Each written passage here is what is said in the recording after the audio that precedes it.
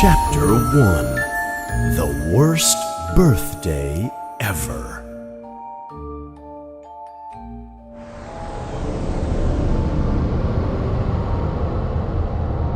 Harry Potter will be 12 years old today, but his birthdays are always terrible at his home at 4 Privet Drive.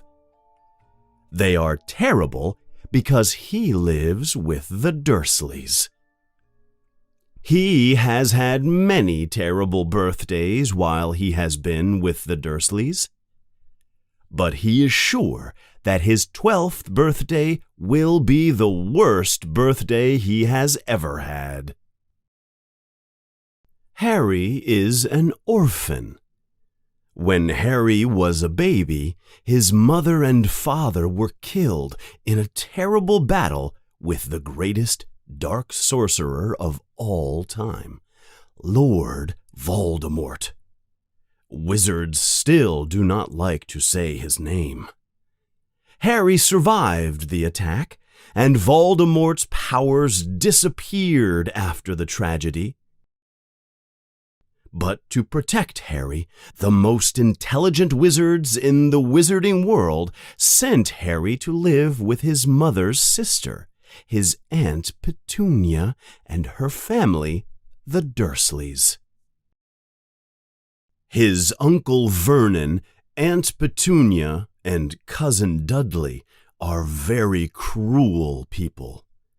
Uncle Vernon and Aunt Petunia have always known that Harry is a wizard, and they hate him for being a wizard.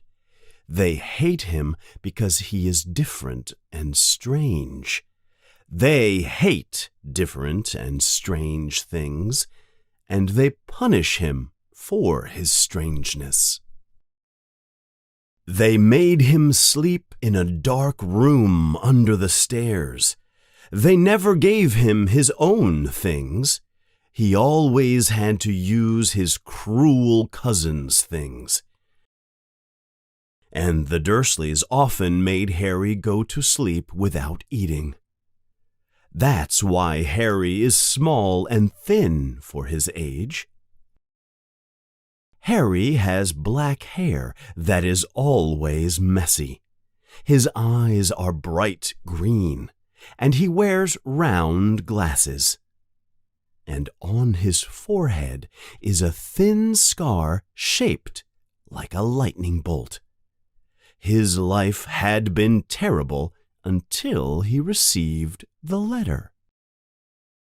You see, Harry never knew he was a wizard until a year before, on his 11th birthday.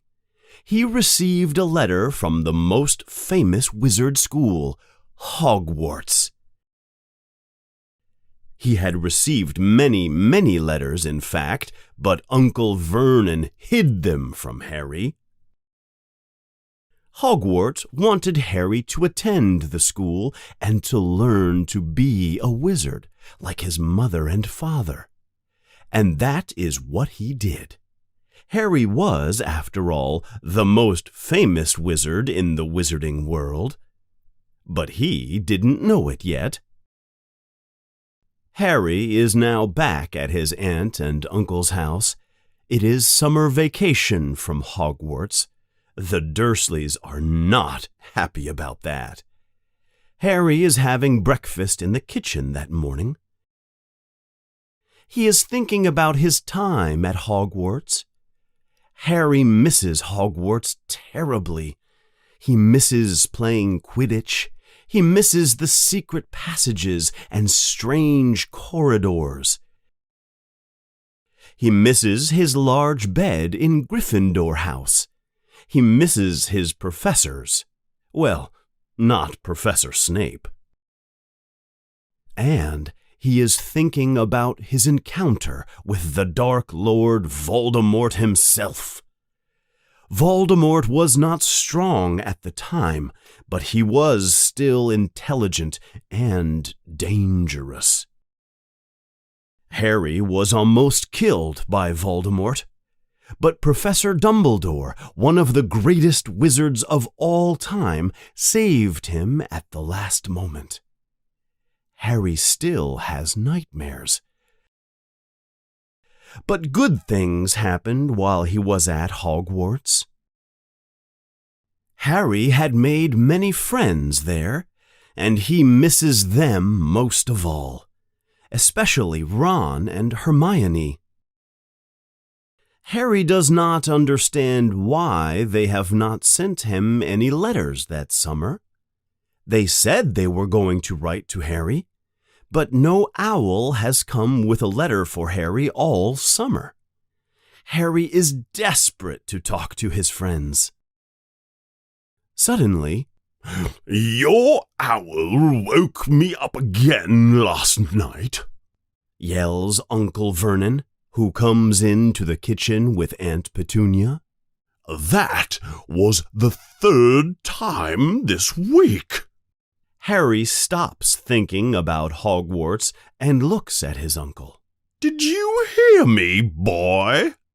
If you can't control your owl, I will kick him out of the house." "He's a she," answers Harry. "Her name is Hedwig. And what do you expect? She's bored. You make her stay in her cage all day. She needs to fly around." "Do you think I'm stupid, boy?" asks Uncle Vernon. "Do you really think he's stupid?" his Aunt Petunia says again. "I know what that owl will do if it gets out of its cage." "He knows what that owl will do if it gets out of its cage," she repeats in an irritated voice.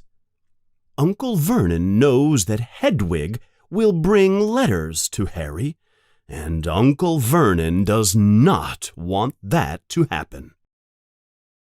"I think I want more bacon," cries Dudley.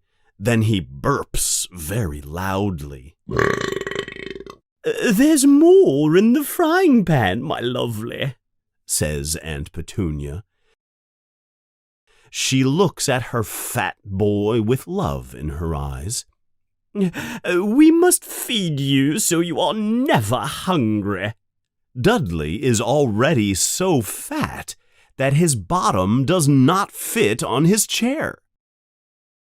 "And don't you forget," Uncle Vernon continues, "tonight is the most important night of my career." "It's important for you, but you forgot my birthday," Harry thinks sadly. I know, says Harry. Uncle Vernon is talking about a stupid dinner party with an important client that night at the house. "You will answer the door," continues Harry. "Aunt Petunia will be in the living room to offer drinks. Dudley will take them into the dining room at 7:15. "And where will you be?" Uncle Vernon asks suspiciously. "I'll be in my bedroom. I will make no noise, and I will pretend that I am not there," says Harry. He is feeling even sadder now. "Good. Don't you forget it," cries Uncle Vernon. "No one knows about you and how strange you are, and I do not want my guests to know either. Now, go finish your chores. I believe the grass in the garden needs to be cut, yes?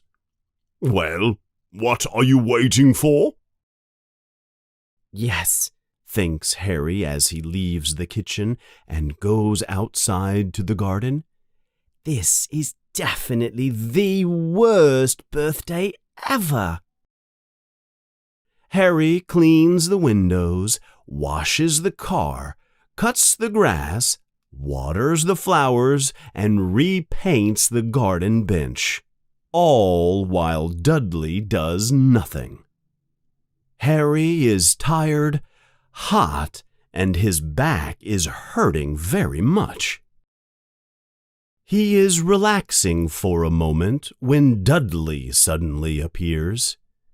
I know what today is, you know. What, you've just learned the days of the week? Says Harry. Dudley ignores him. I know it's your birthday. No one sent you any cards. No one sent you any presents. They forgot about you, Harry. He laughs with a mean laugh. Why aren't you working? He asks with a cruel voice. Because I'm trying to decide what spell to use to turn you into a frog, answers Harry with a mean look in his eyes. You know you're not allowed to use you-know-what at the house, Dudley says, with some fear in his voice. Harry begins to say nonsense words that sound like magic spells. Hocus pocus, squiggly wiggly. Dudley runs towards the house, screaming, Mom, Harry is using you-know-what on me. He says he's going to turn me into a frog. Aunt Petunia punishes Harry for his trick. She knows that Harry did not really use his magic, but she still tries to hit him in the head with her frying pan. Harry jumps to the side and runs into the kitchen to escape. Aunt Petunia yells at Harry to eat something quickly and go to his room. It is late, and it is almost time for the guests to arrive. Harry grabs the food that Aunt Petunia has left for him, 2 slices of bread and a piece of cheese. Harry eats quickly and starts to go upstairs to his room. He passes the living room and he can see Dudley and Uncle Vernon in suits and ties. The doorbell suddenly rings, and Uncle Vernon appears next to the stairs.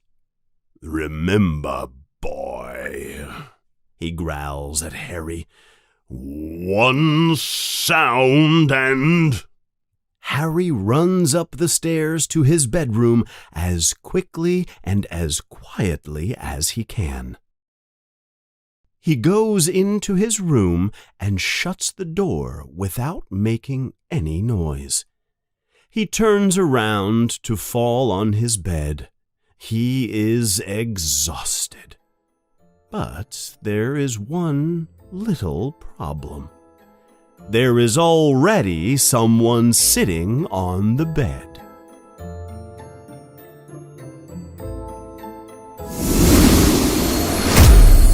Chapter 2. Dobby's Warning.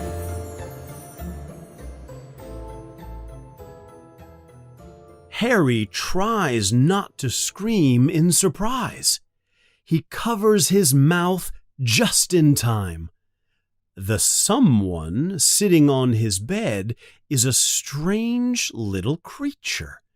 It has huge ears like the wings of a bat and large green eyes that are as big as tennis balls. Downstairs in the living room, Harry can hear Uncle Vernon and Aunt Petunia talking to their guests. The creature jumps off the bed and comes towards Harry. The creature looks like it is wearing an old pillowcase for clothes. There are holes in the pillowcase for its arms and legs. Hello, says Harry nervously. Harry Potter, says the creature. It has a very high voice. It is talking very loudly. The Dursleys are sure to hear. Dobby has been waiting so long to meet you, sir. It is an honour, it is, the creature says. Thank you, I guess, says Harry. Harry wants to ask, "What are you?" But he thinks that is rude. So he asks, "Who are you?" I'm Dobby, sir. Just Dobby. I'm a house elf, says the creature. I don't want to be rude, says Harry, but this is not the best time for you to be here. I'm very happy to meet you, but could you tell me why you're here? The creature looks around as if it is scared. Dobby is in terrible danger being here. He should not have come to see you. Dobby will punish himself for disobeying his master. Dobby will put his head in the oven and close the door on his head. Suddenly, the creature jumps up and begins hitting its head against the wall over and over again. He is making a terrible noise. Harry listens. The conversation downstairs is silent. "Please, what are you doing? Stop that noise!" Harry yells at the creature. Finally, the creature manages to control itself. It climbs back onto the bed and continues. "The wizard family Dobby serves cannot know that I am here." "They sound like pretty terrible people," says Harry. "If they are so terrible, why don't you leave?" "A house elf cannot escape," says the creature.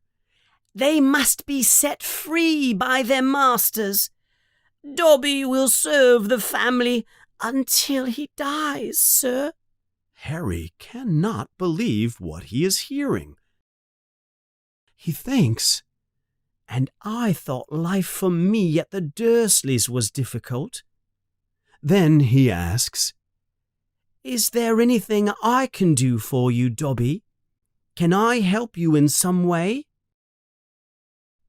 Harry wishes he hadn't said anything. The creature begins to cry loudly and say, "Dobby has heard of your greatness, but he did not know you were so kind. Dobby knows about your battle with he who must not be named." "You mean Voldemort?" asks Harry. The creature suddenly begins screeching in a high voice. "Do not say that name! You must not say his name!" "I'm sorry," Harry says quietly. "Please stop screaming." Dobby continues to cry, but he is quieter now. "Dobby has come to protect Harry Potter, to warn him. Even if Dobby must punish himself, he must tell Harry Potter, 'You must not go back to Hogwarts.'" "What?" Harry almost cannot speak. "But I have to go back. I can't stay here any more. Hogwarts is the only thing that makes me happy. You don't know how I suffer here. I don't belong here. I belong in the wizarding world. I belong at Hogwarts." "No, no, no," replies Dobby. "Harry Potter must stay where he is safe. He is too important. He is too good to lose. If Harry Potter goes back to Hogwarts, he will be in mortal danger. But why? Asks Harry.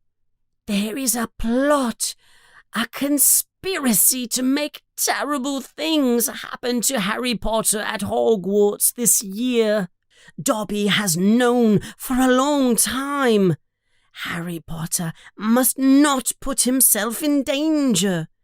He is too important, sir. What terrible things? Asks Harry. Who wants to hurt me? Dobby begins making a strange sound in his throat, and then jumps up and begins hitting his head against the wall again. Okay, says Harry desperately. I understand you can't tell me, but why are you warning me? Does this have something to do with you know who? You don't have to answer. Just shake your head no or nod your head yes. Slowly, Dobby shakes his head from side to side, no. I can't think of anyone who wants to hurt me at Hogwarts, especially because Professor Dumbledore is there, says Harry. Yes, Dobby knows how powerful Albus Dumbledore is. But there are powers that are greater than Dumbledore's, cries Dobby. Dobby runs to the wall again and begins screaming and banging his head against the wall. Suddenly, Harry can hear the silence downstairs. They have heard the noise in Harry's room. Then Harry can hear the footsteps of Uncle Vernon. He is coming up the stairs. Harry quickly pushes Dobby into the closet to hide him. Suddenly, the door opens quickly and Uncle Vernon comes into the room. His face is red with anger. What the devil is going on in here? He asks. If you make one more noise, you will wish you had never been born. Uncle Vernon turns quickly and leaves the room. Dobby comes out of the closet. Do you see what it's like for me to live here, Dobby?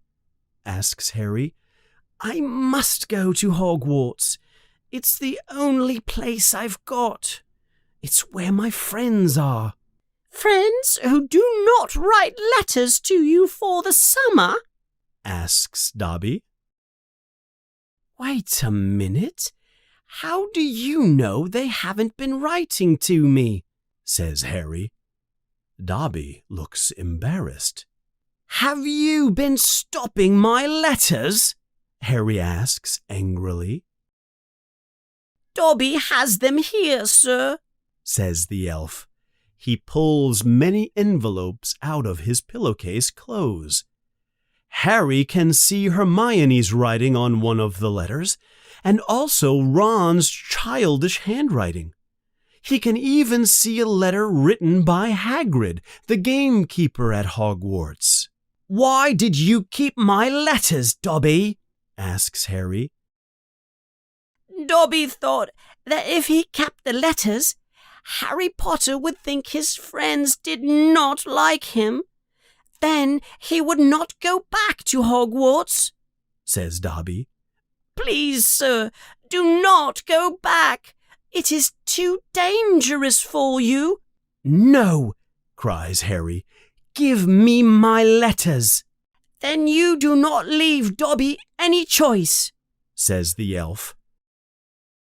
He quickly runs to the door, opens it, and runs loudly down the stairs and into the kitchen where Aunt Petunia's beautiful chocolate mousse dessert is. Harry runs quickly after Dobby and goes into the kitchen. He sees Aunt Petunia's dessert floating high in the air. "Please don't, Dobby. They will kill me if you do," says Harry desperately. "Harry must not go back to Hogwarts," says Dobby. Harry says nothing. "Say you will not go back, sir," cries Dobby again. "I can't," says Harry. "Then I must do it, sir, to protect Harry Potter." The chocolate mousse falls to the floor. The glass bowl it is in shatters into many sugary pieces all over the kitchen. Uncle Vernon comes angrily into the kitchen. He sees Harry covered in Aunt Petunia's chocolate mousse. Standing behind Uncle Vernon are his dinner guests, with a shocked look on their faces. I think it's time for us to go now, Vernon," says Uncle Vernon's guest. Perhaps we will talk next week about your project." He turns around and walks out of the house with his wife. "That was your last chance, Potter," yells Uncle Vernon. "You've ruined my chances at a promotion." Uncle Vernon grabs Harry by the back of the neck and pushes him up the stairs and into his room. The next day, he puts a strong lock on the door, and he puts bars on Harry's windows so he cannot escape. Harry is only allowed to leave to go to the bathroom in the morning and in the evening. Besides that, he is trapped in his room all day. Many days pass. Aunt Petunia comes in from time to time to give him some cold soup and bread, but he is often hungry. The Dursleys are never going to let him go. Harry is sad and depressed. One night, Harry has a dream that he is in a cage in a zoo. Many people come to look at him. He sees Dobby in the crowd, and he calls out for help. But Dobby answers, "Harry Potter is safe in there, sir." And then he disappears. In the dream, Dudley and the Dursleys appear. They shake and rattle the bars of his cage, and they laugh at him. "Stop it! Leave me alone!" Harry cries in his dream. He opens his eyes suddenly. He is awake. The moonlight is coming through the bars in his window. Harry sits up quickly in bed. There is someone outside his window, looking through the bars. It is a face with red hair and covered in freckles. It is Ron Weasley outside Harry's window.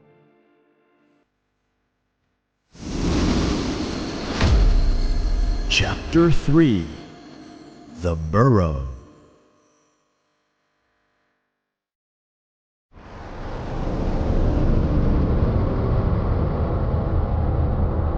"Ron!" yells Harry. "What are you? How did you?"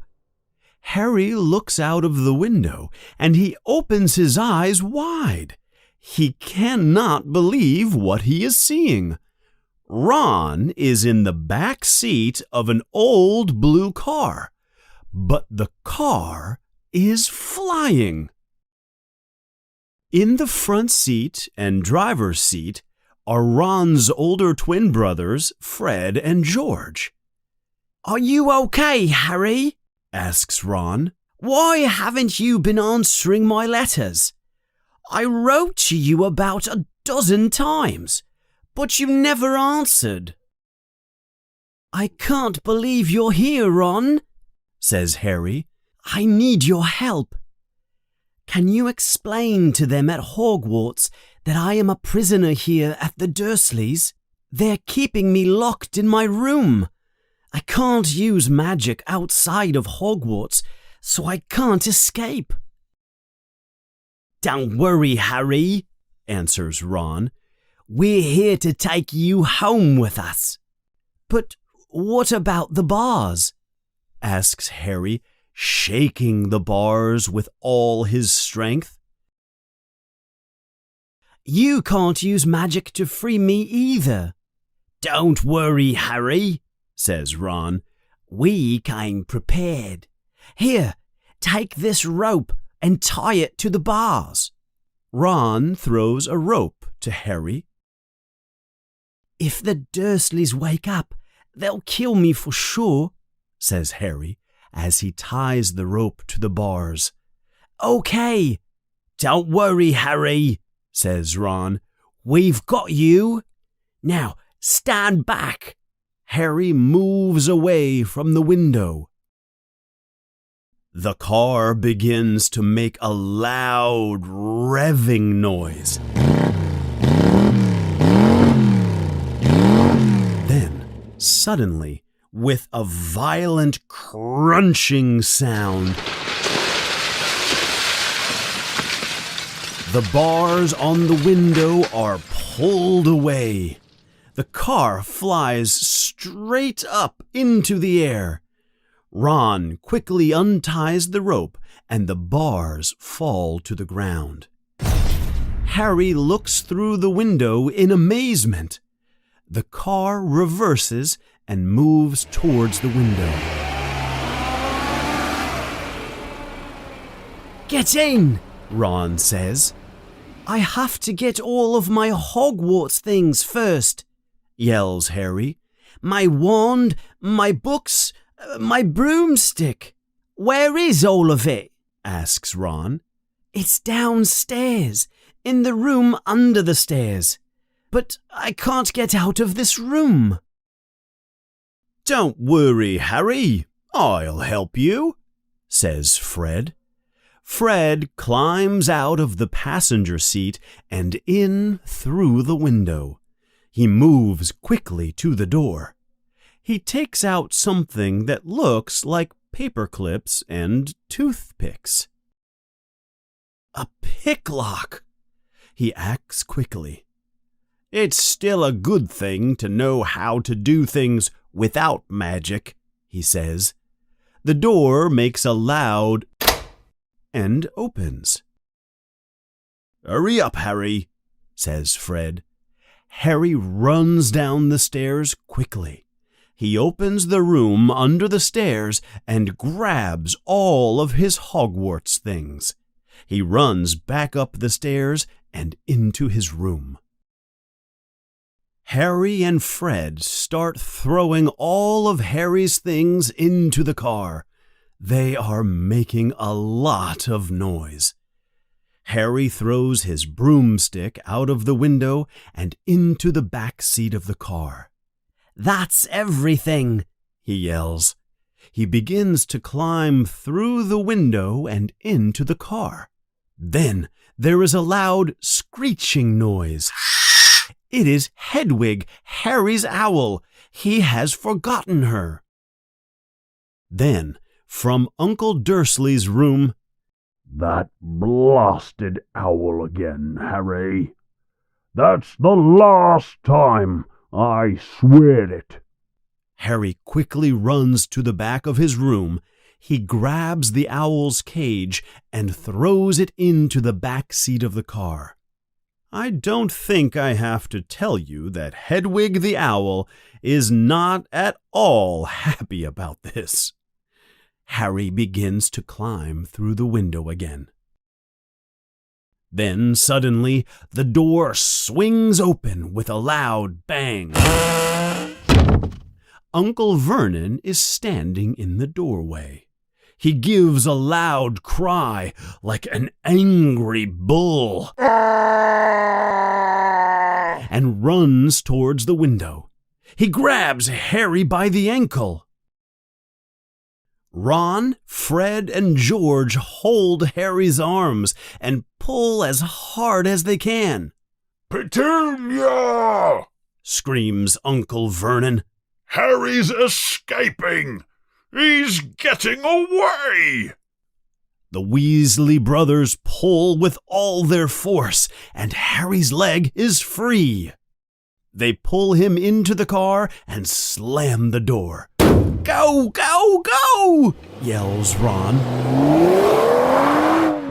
The car shoots up into the night sky, straight towards the moon. Harry is free. He cannot believe it.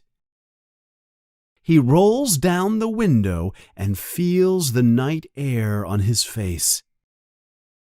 He looks back and laughs.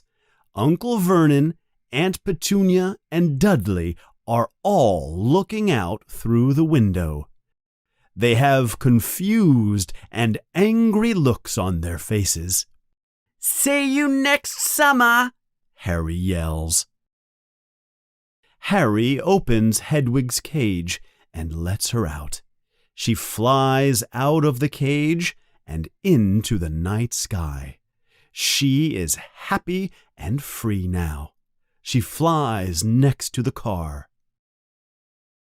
Finally safe, Ron turns to Harry and asks, "Why didn't you answer my letters, Harry? What's been going on?"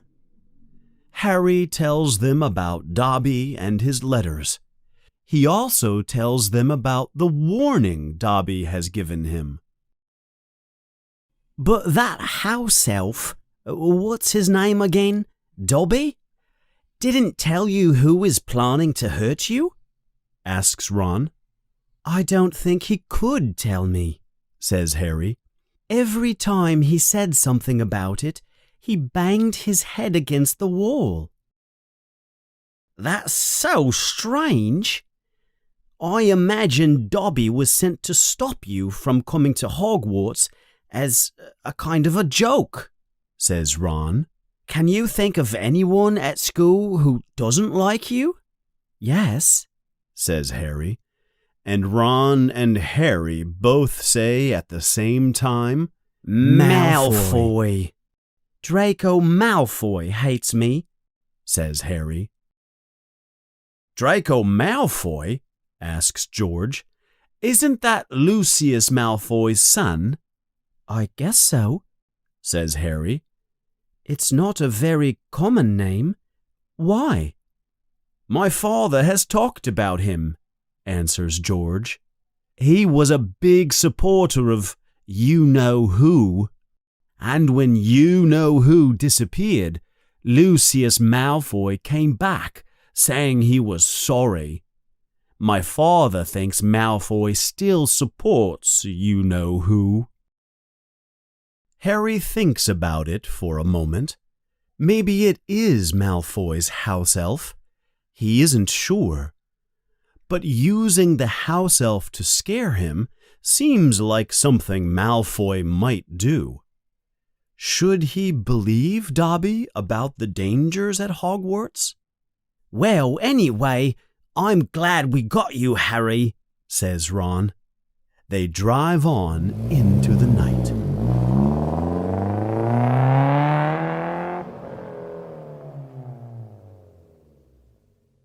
"Look!"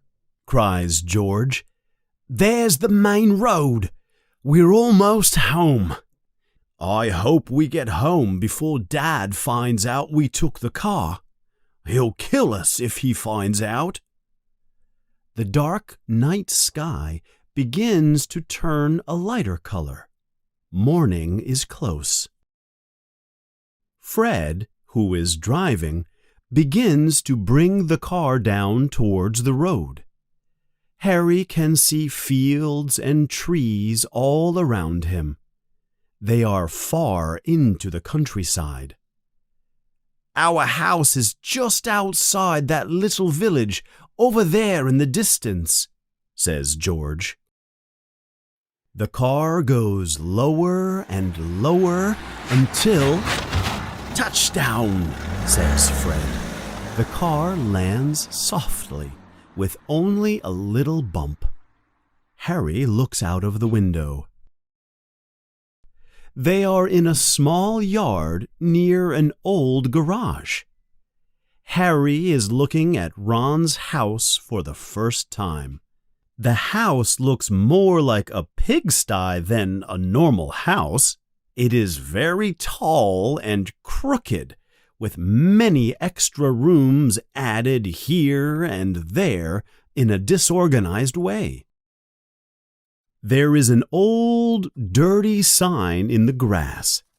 The words, "The Burrow," are written on it. There are many fat, brown chickens in the yard. They are clucking as they look for food. "It's not much," says Ron, "but we call it home." "It's amazing," says Harry happily. He is comparing Ron's house to Privet Drive. They all get out of the car. "Come on, everyone," says Fred. "Let's try not to wake up Mother. Upstairs, all of you. We'll think of a story that explains what Harry is doing here."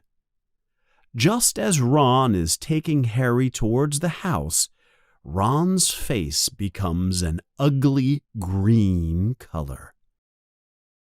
Mrs. Weasley is coming out of the house. She is a short, round woman with a kind face, but she looks angry right now. "So, how do you explain yourselves?"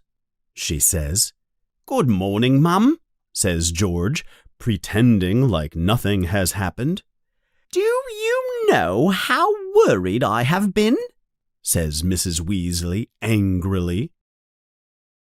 "Sorry, Mum," says George, "but we had to—" "Your beds were empty," she continues. "There was no note. The car was gone. You could have been in a terrible accident. Or worse, you could have been seen by the Muggles. You wait until your father gets home," she screams.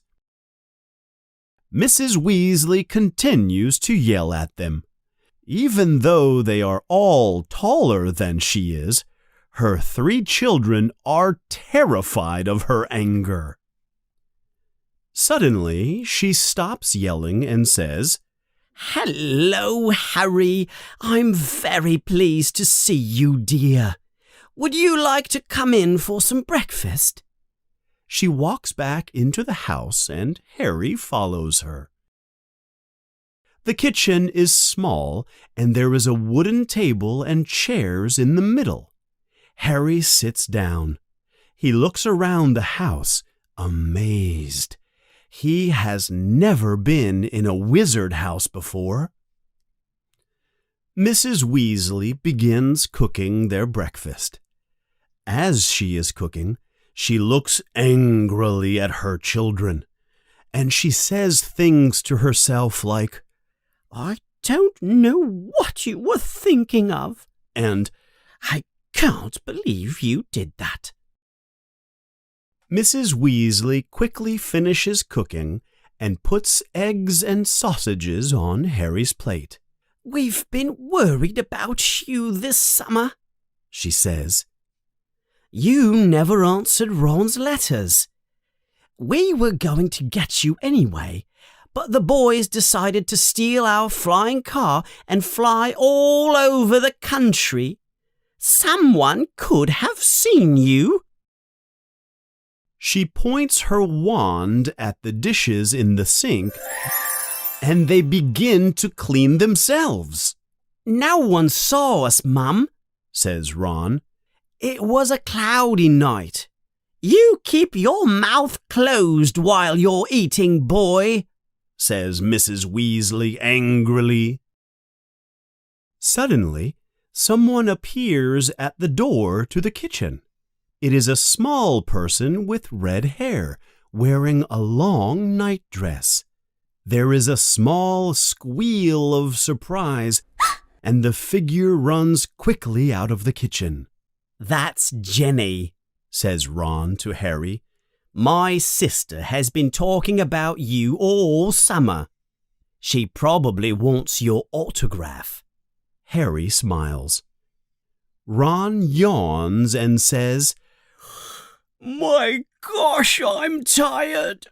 I think it's time we go to bed, Harry." "You will do no such thing," yells Mrs. Weasley. "Before you go anywhere, you are going to remove all the gnomes from the garden. They are getting out of control again." "Oh, Mum," complains Ron.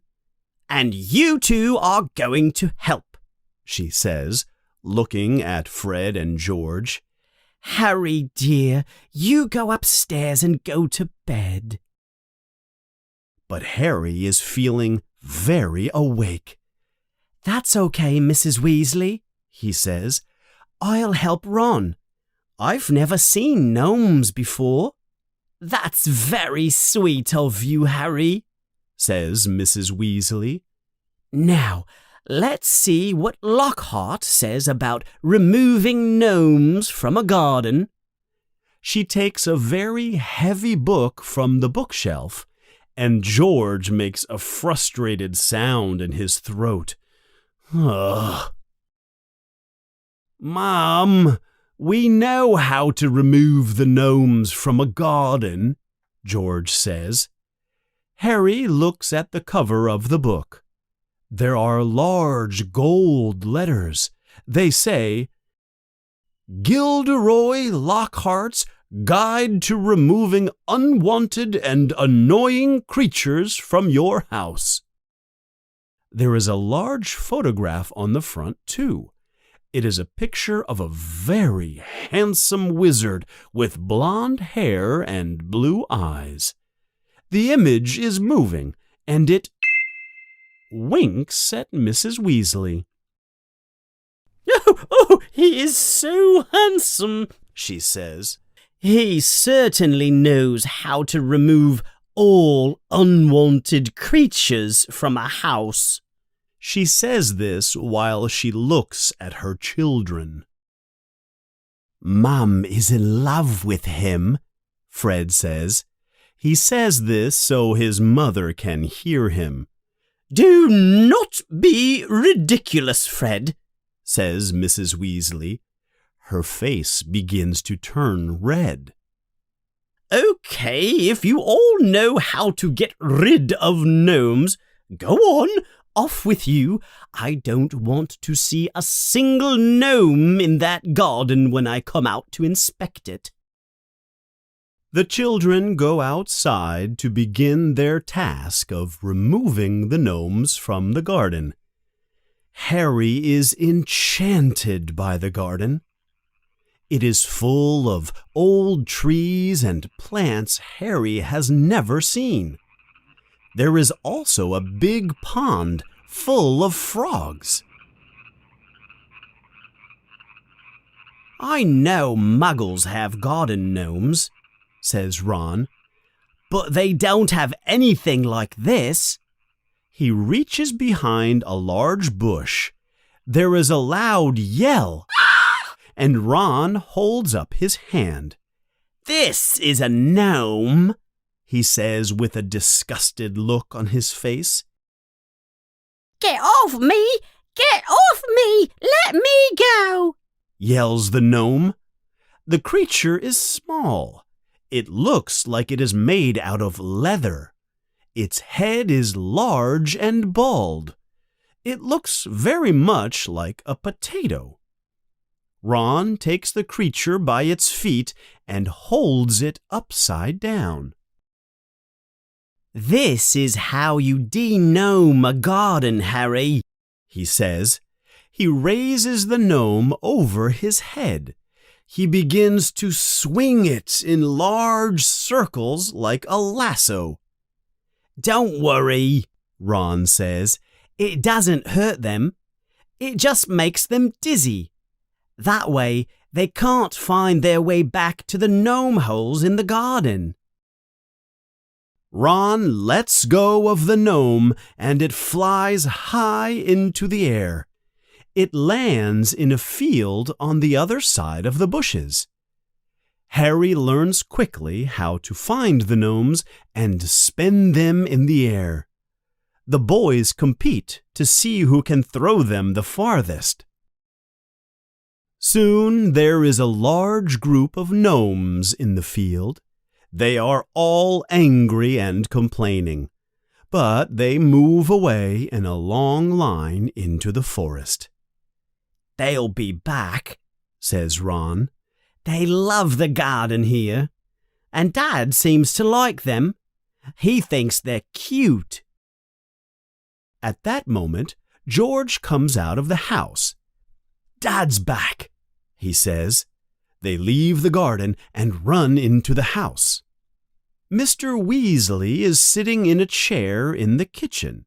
He looks tired. He is a thin man, and he is going bald. His hair is as red as fire. He is wearing long green robes that are dirty from traveling. "What a difficult night," he says tiredly. What happened? Asks Ron. "Oh, just the usual. Wizards trying to trick muggles with magic. There were 9 incidents tonight." Mr. Weasley works at the Ministry of Magic in the Misuse of Magic department. Before he can continue, Mrs. Weasley comes into the kitchen. Do you know what your children did last night? She asks. Before he can even speak, she continues. They took your silly, rusty old car for a joyride. They flew to Harry's house and rescued him. They could have been killed. "Harry?" he says. "Harry who?" Mr. Weasley looks around and sees Harry.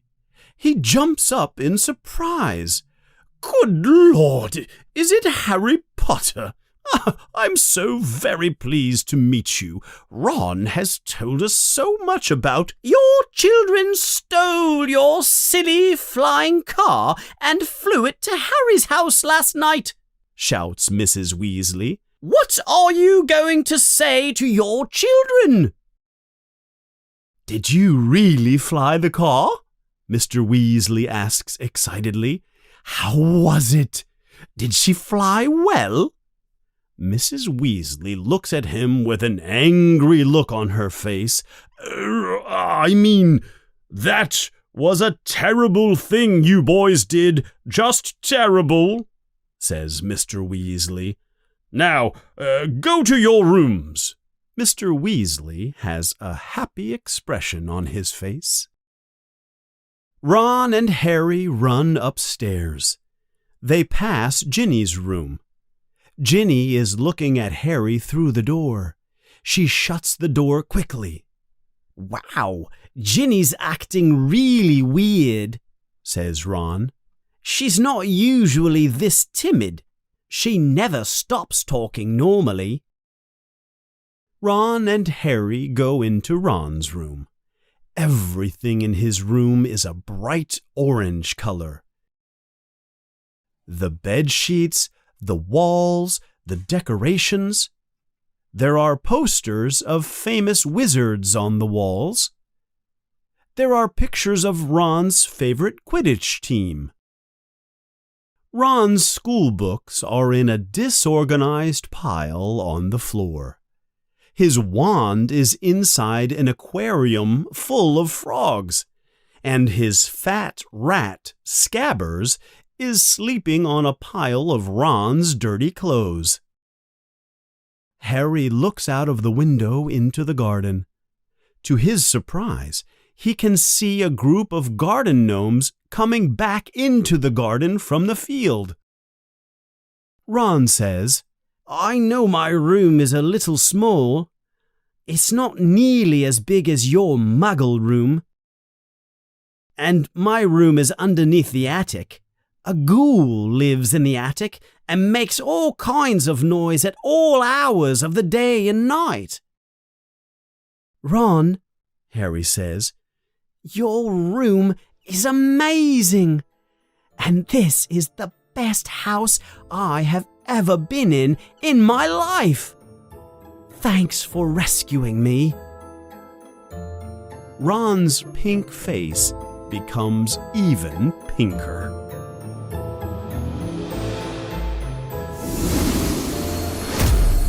Chapter 4: Flu Powder.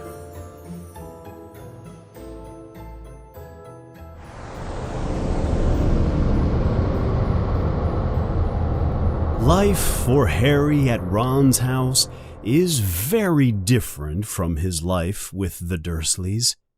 The Dursleys like everything organized and neat. The Weasleys' house is filled with strange and unexpected things. There is one thing that Harry thinks is unusual about life with Ron's family. It is the fact that everyone there seems to like Harry. Mrs. Weasley makes Harry eat as much food as possible, 4 servings at each meal. Mr. Weasley wants Harry to sit next to him during dinner. He likes to ask Harry questions about life with the Muggles. Mr. Weasley thinks the most amazing thing is how Muggles use telephones. One day, about a week after Harry arrives at Ron's house, Harry and the whole Weasley family are having breakfast in the kitchen. Here you go, children, says Mrs. Weasley happily. Your Hogwarts letters have arrived. The children open the letters. They give instructions on how to get to Hogwarts. They must take the train, platform 9 3/4, of course. Also in the letter is this year's book list. Wow, says Ron. Look at all the books by Gilderoy Lockhart that we have to read. How many are there? 1, 2, 5 Gilderoy Lockhart books. Mrs. Weasley makes a small cry when she hears Gilderoy Lockhart's name. Then she tries to pretend that her cheeks are not turning bright red. Lockhart's books are pretty expensive, says Fred. Well, don't you worry. We'll find a way to buy all the books for you, says Mrs. Weasley. But she looks worried. The Weasleys are not a rich family. Oh, and Ron, says Mrs. Weasley, your owl Errol also delivered this letter. Ron takes the letter. It is from Hermione. Ron reads Hermione's letter out loud. Dear Ron, I hope everything is okay with you. I hope you were able to rescue Harry, without doing anything illegal, of course, because that would be bad for Harry too. I've been really worried about him. Please let him know that I hope he is okay, and do not send your owl to tell him. I do not think he will survive another delivery. I'm very busy with schoolwork, of course. How can she be busy with schoolwork? Cries Ron. We're on summer vacation. He continues reading. And my family and I are going to London next week to buy my new books. Would you like to meet in Diagon Alley? Let me know what's happening as soon as you can. Love from Hermione. After breakfast, Harry, Ron, and his brothers decide to go out into the field to practice Quidditch. On their way there, Ron says to Harry, I don't know how my parents are going to be able to buy all my school materials this year. 5 sets of Lockhart books. And Jenny needs robes and a wand and everything else. Harry says nothing. He remembers that he has a lot of money in the Goblin Bank, Gringotts, on Diagon Alley. His parents left him the money before they died. He knows that he cannot use the money in the Muggle world, but he does not know if he should help Ron's family. The next day is an exciting day for Harry and the Weasleys. They are all going to Diagon Alley to buy their school materials. When Harry went for the first time, he went to Diagon Alley by subway with Hagrid. He's not sure how they will go there today, but Mrs. Weasley explains. Mrs. Weasley picks up a flower pot and takes a little bit of powder from inside. This is flu powder, Harry, she says. The powder is like glitter on her fingers. We use it to travel quickly from one place to another. Fred takes a pinch of the powder. Then he stands in front of the fireplace. He throws the powder into the flames. The fire turns green and becomes brighter and hotter and taller than Fred. Fred then steps into the flames. He shouts, "Diagon Alley!" and then he disappears. You must say the destination very clearly, Harry, says Mrs. Weasley. He'll be fine, Molly, says Mr. Weasley. Don't worry about Harry. But, dear, if he gets lost, how do we explain that to his aunt and uncle? I'm sure they wouldn't mind, says Harry. Dudley would probably be happy. Well, okay then, says Mrs. Weasley. You go after George. When you step into the fire, say your destination very clearly and keep your eyes closed, says Ron. And don't panic, says George, or you might exit at the wrong fireplace. Harry is not sure he can remember all the instructions. He takes a pinch of flu powder and walks to the fire. He takes a deep breath and steps forward. He opens his mouth to speak, and hot air from the fire goes into his mouth. He coughs and says, "Diagon Alley!" The sensation he feels is very scary. It is like falling into a deep hole. It feels like he is spinning very fast. The noise in his ears is very loud. He tries to keep his eyes closed, but the spinning and flames make him dizzy. Then, suddenly, he falls forward onto a cold stone floor. He is dizzy and his knees hurt. He is covered in black ash from the fire. He is completely alone. But he does not know where he is. He appears to be in a wizard's shop. It is dark and scary. It does not look like the bookstore on Diagon Alley that he wants to go to. The shop is filled with strange and dark things. There are evil masks on the walls. There are human bones on the table. He can see through the front window of the shop. There is a narrow, dark street. It is definitely not Diagon Alley. Harry is lost. Harry decides he must leave immediately. He moves towards the front door, but through the big front window he can see two people. One of them is the last person he wants to meet. It is Draco Malfoy. Draco is coming into the store. Harry acts fast. He jumps quickly into a large cabinet. He closes the doors, but leaves one door open, just a little bit. Suddenly, there is the sound of a bell, and the door to the shop opens. Malfoy comes into the shop. The man who is with him must be his father. He has the same pale skin and cold eyes. "Do not touch anything, Draco," says the man.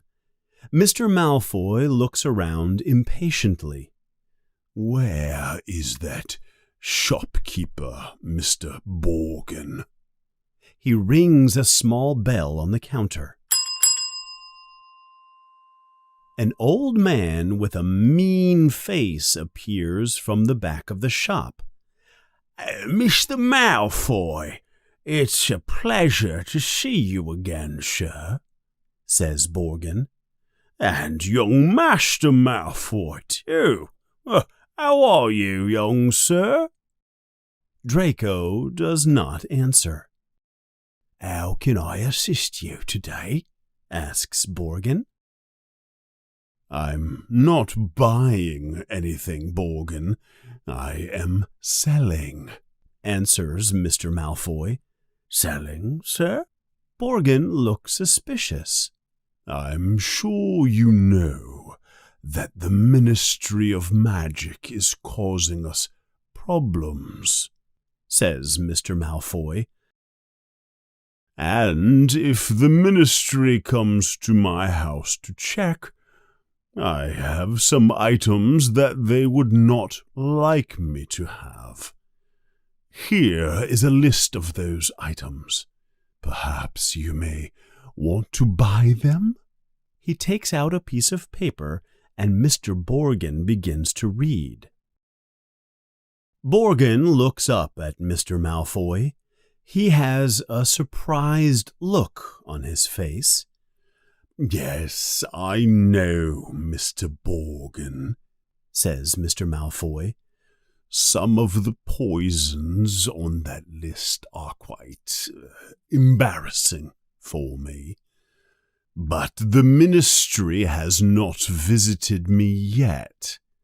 But they are beginning to put more pressure on me.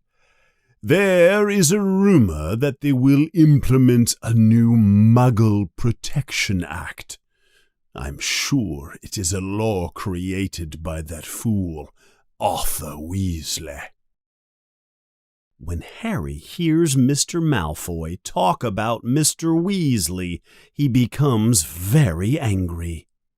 "I understand, Mr. Malfoy," says Borgin.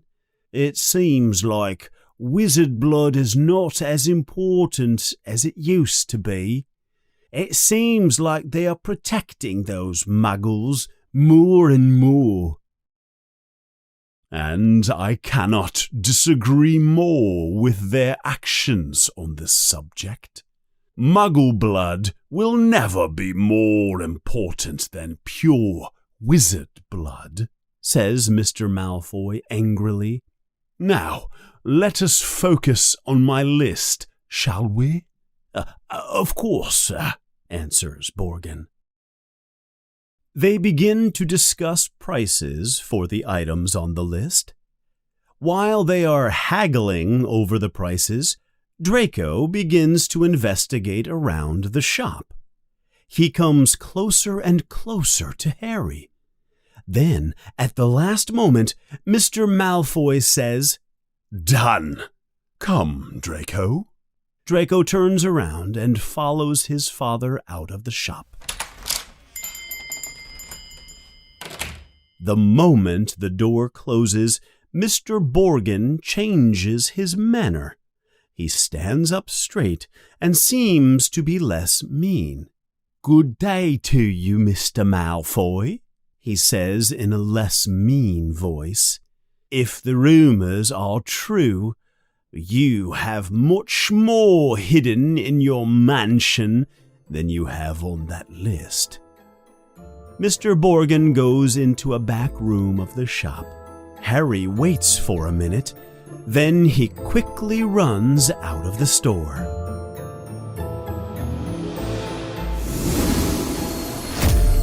Chapter 5 At Flourish and Blotts.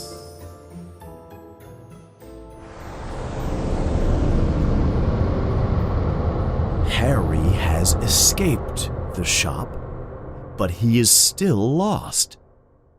All the shops on this dark street seem to be only for the dark arts. There are some shops with shrunken heads in the front window and big black spiders. There are shops selling poisons and potions. And there are strange wizards and witches walking the street. Harry begins to feel scared and desperate. Suddenly, from behind him, Harry hears, "Harry, what are you doing down here?" Harry is surprised and very happy. It is Hagrid. The gamekeeper of Hogwarts walks towards Harry. His eyes are bright and his beard is massive and bushy. "Hagrid," Harry yells, "I was lost. The flu powder—" "You can tell me your story later. Let's get out of here first." Hagrid picks Harry up and carries him along the dark street until they come out into the bright sunlight. Harry sees a familiar building in the distance, Gringotts Bank. It is very white in the sunlight. Hagrid has brought him to Diagon Alley.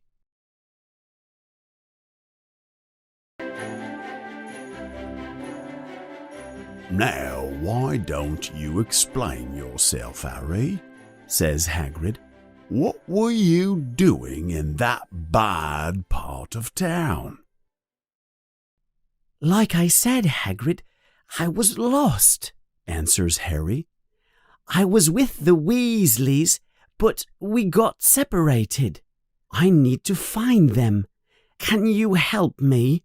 "Of course. Let's go," says Hagrid. They walk down the street for some time. Then Hagrid says, "Harry, I sent you many letters this summer. Why didn't you ever write back to me?" Harry explains Dobby and the letters and the warnings and the Dursleys to Hagrid. Hagrid begins to look very angry. "Muggles," growls Hagrid. Then suddenly, "Harry! Harry! Over here!" Harry looks up and sees Hermione Granger. She is standing on the steps of Gringotts Bank. She runs to meet them. "Oh, it's wonderful to see you, Harry. Hello, Hagrid," she says excitedly. Harry quickly explains to Hermione the situation he is in, about the Weasleys and how he is lost. Then she says, "You don't have to worry, Harry. Look!" Harry looks behind him. There are the Weasleys. They are running up the street towards him. They all greet each other happily. They were very worried about Harry. "Well, now that you are safe and all together, I have to go," says Hagrid. I will see you all soon at Hogwarts. They all say goodbye to Hagrid as he walks down the street. He is much taller than everyone around him. Harry tells Ron and the other Weasleys about his encounter with the Malfoys in the magic shop. "Did Lucius Malfoy buy anything?" asks Mr. Weasley. He looks very concerned. "No," answers Harry. "he was selling something." Says Mr. Weasley. "He's worried about something. I would like to know what was on that list." "Oh, please be careful, Arthur," says Mrs. Weasley. "The Malfoy family is very powerful and dangerous. They can cause trouble for you." "Do you not think I can deal with Lucius Malfoy?" Mr. Weasley asks. He seems upset that his wife does not believe in him. Then suddenly he is distracted when he sees Hermione's parents. "Oh, but you're Muggles!" he says excitedly. "How wonderful to meet you!" Mr. Weasley really does like Muggles. They all walk into Gringotts Bank, talking and laughing together. While Hermione and her Muggle family exchange Muggle money for wizarding money, Ron and Harry go underground to their vaults to get their money. They follow a Gringotts goblin on a crazy train ride. Mrs. Weasley enters her vault and quickly gets the small amount of money that is there. Harry notices this. He feels very bad when they go to his vault. There is a lot of money in his vault. He does not want the Weasleys to see it. He fills a bag and leaves quickly.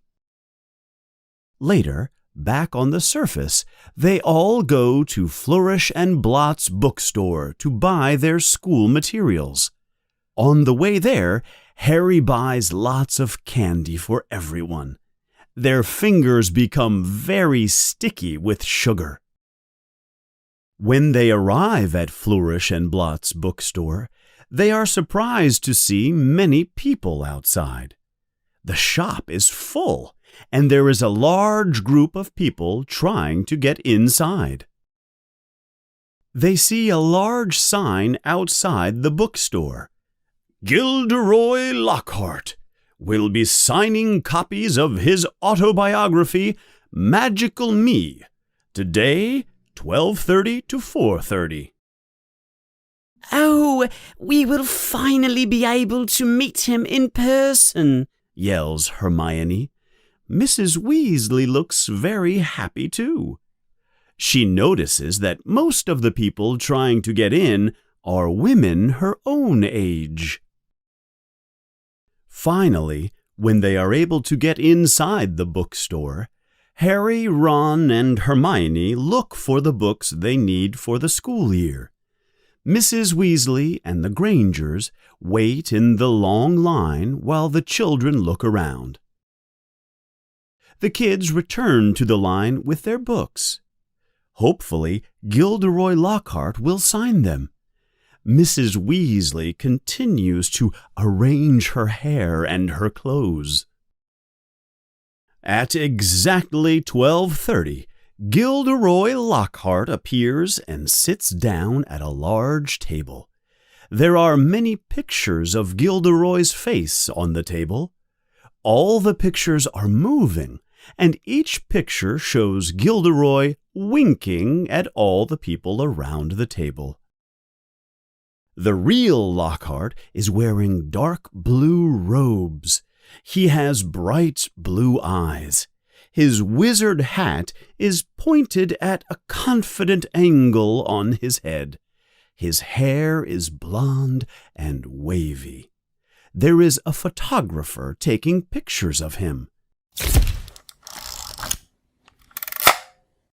As he looks at the crowd and smiles, he notices Harry. His eyes open wide. He jumps up and yells, "It can't be! Harry Potter!" Lockhart moves forward and takes Harry by the arm. He pulls Harry to the front of the crowd. Everyone claps their hands and cheers. Harry is very embarrassed. Lockhart shakes Harry's hand for the photographer. "Ladies and gentlemen," says Lockhart, "please, everyone, quiet.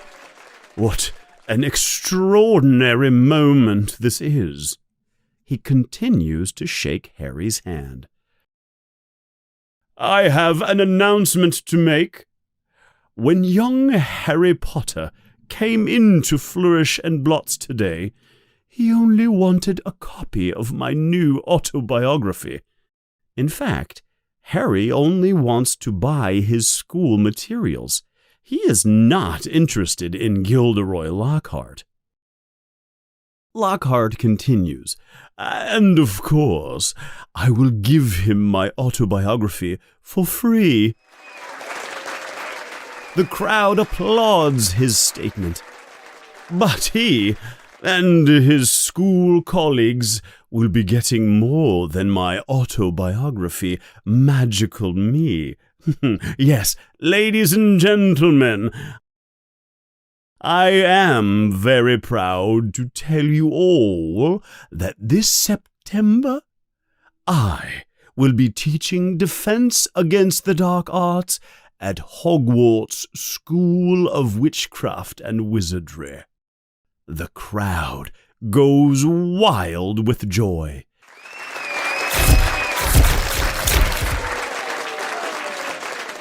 Harry finally escapes Lockhart and moves away into the crowd. He moves past the people and he finds a place in the corner of the bookstore. "I'm sure you loved all that attention, Potter," says a voice that Harry recognizes immediately. Harry turns around and sees Draco Malfoy there. He has a mean smile on his face. "Famous Harry Potter," he says. "You can't even go into a bookshop without appearing on the front page of the newspaper."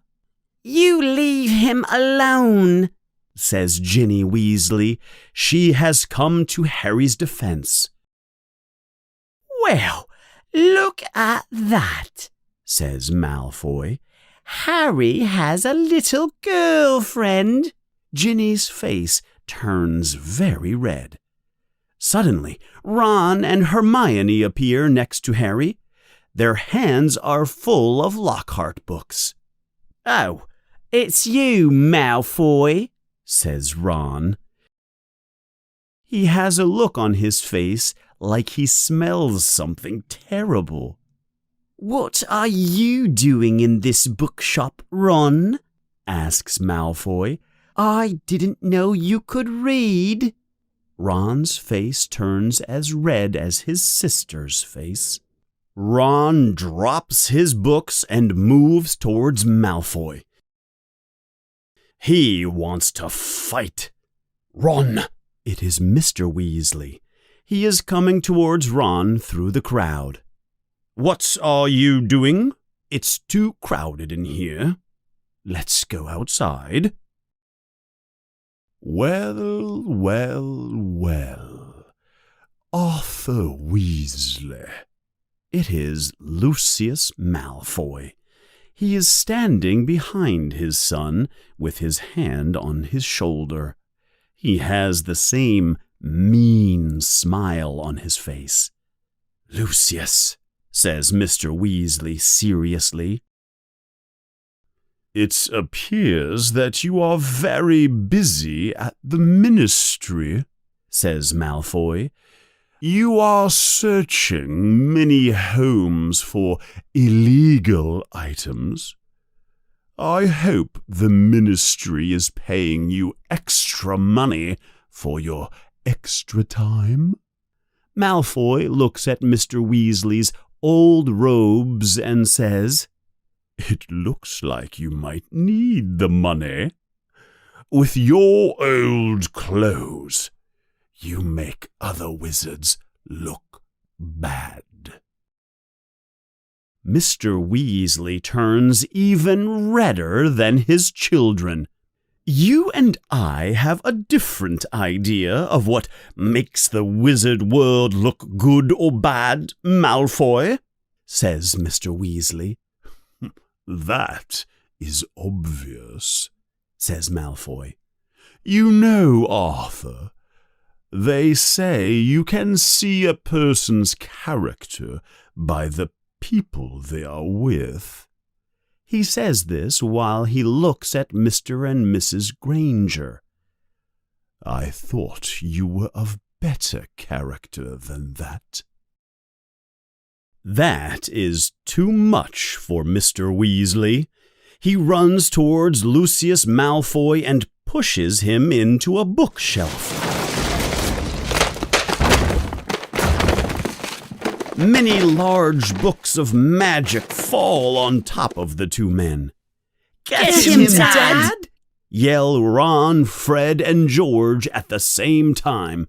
Mrs. Weasley yells, "No, Arthur, no!" The crowd in the bookshop begin to move away from the men, and they cause bookshelves to fall over. There is chaos inside Flourish and Blots. Then there is a loud voice. "Break it up there, gentlemen! Break it up! That's enough of that!" It is Hagrid. He is coming through the crowd. He separates the two men with his big hands. Mr. Weasley has a cut on his lip, and Malfoy's eye is turning black. Malfoy pulls away from Hagrid and calls to his son, "Come, Draco. This is no place for us wizards." They walk quickly out of the shop. "You should have ignored him, Mr. Weasley," says Hagrid. "Everyone knows the Malfoys are a bad family. They are not worth the trouble. Come on, all of you. Let's get out of here." "Well, Arthur," says Mrs. Weasley, "that was a fine example you set for your children, fighting in public like that. I can't imagine what Gilderoy Lockhart thinks of us now." Mr. and Mrs. Granger are very scared after the encounter. They all walk back together to the Leaky Cauldron, the bar where the Weasleys arrived through the fireplace. They will be returning to the burrow using the flu powder. They say goodbye to the Grangers. Harry takes off his glasses for the return trip. Traveling by flu powder is definitely not his favorite way to travel.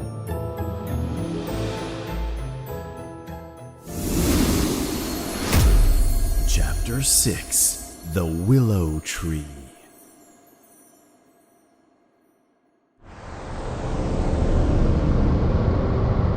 Summer is almost over.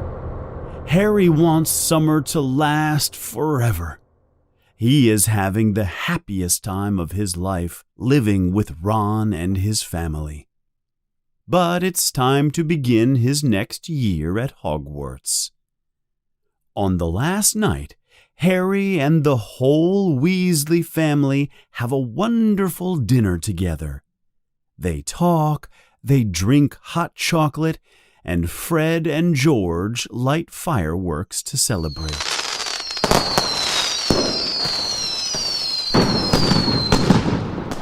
The next morning is an adventure. Everyone wakes up very early. It is difficult for Mr. and Mrs. Weasley to organize all the children. Finally, all 8 people, 6 large trunks, 2 owls, and an old fat rat fit into the tiny blue car. Mr. Weasley starts the car and drives down the street. Suddenly, George yells, "Oh no! I've forgotten my fireworks!" Mr. Weasley drives the car back to the house. George gets his box of fireworks, and they drive down the road again towards London. 5 minutes later, "Wait!" cries Fred. "I forgot my broomstick." Mr. Weasley turns around and drives back to the house. Fred collects his broomstick, and the family drives back down the road towards London. 30 minutes later, Ginny screams, My diary! My diary! I can't go to Hogwarts without my diary! Mr. Weasley drives back to the house one more time. They finally arrive at the train station, but they are very late. The train is about to leave the station. The children put all their bags on carts. They push them towards the secret entrance between platforms 9 and 10. The difficult part is getting to platform 9 3/4 without being seen by the Muggles. There are only 5 minutes left before the train leaves. Percy, you go first, says Mrs. Weasley. Percy walks quickly towards the barrier between platforms 9 and 10. Then he disappears. Mr. Weasley follows him, then Fred, and then George. I'll go with Jenny, then you two follow us, says Mrs. Weasley to Ron and Harry. She takes Jenny's hand, and in a blink of an eye, they disappear. We only have 1 minute before the train leaves, says Ron. Are you ready, Harry? Harry makes sure Hedwig's cage is secured on the cart. Ready, he says. They begin to push their carts towards the barrier. A short distance from the barrier, they begin to run and crash! Both carts hit the barrier. Harry falls to the ground. Hedwig's cage crashes to the ground too, and she shrieks in fear. People all around them begin to look at them, and a platform guard yells, "Hey, what do you think you're doing?" Sorry, sir, says Harry. We lost control of the carts. Be more careful, says the guard. Then he continues walking down the corridor. It's closed, Harry, says Ron in surprise. The barrier is closed. We missed the train. What do we do, Harry? Harry looks very worried. I think we should wait for your mum and dad to come back for us, answers Harry. Let's wait by the car. We're attracting too much attention. In fact, there are many people who are still looking at Harry and Ron curiously. Ron, cries Harry. He is very excited. The car! What about the car? Asks Ron, confused. Well, says Harry, we missed the train and we have to get to school, right? And young wizards are allowed to use magic if it's a real emergency. Ron begins to feel excitement. Are you saying, says Ron, that we should fly the car to Hogwarts? Do you know how to fly it, Ron? Asks Harry. No problem, Harry, says Ron. So come on. If we hurry, we can follow the train to Hogwarts. Ron and Harry run back to the car, pushing their carts full of bags and trunks, an owl and a rat. The crowd of muggles watches them with curiosity. They get to the car, and Ron opens the trunk with his wand. They push all their baggage into the trunk and put Hedwig in the back seat. Ron sits in the driver's seat, and Harry sits in the passenger seat. Make sure no one's watching, says Ron. He turns on the car and revs the engine. Harry puts his head out the window. There are many cars on the main street, but the street their car is on is empty. There are no people nearby. All clear, says Harry. Ron presses a silver button on the panel, and the car rises quickly into the air.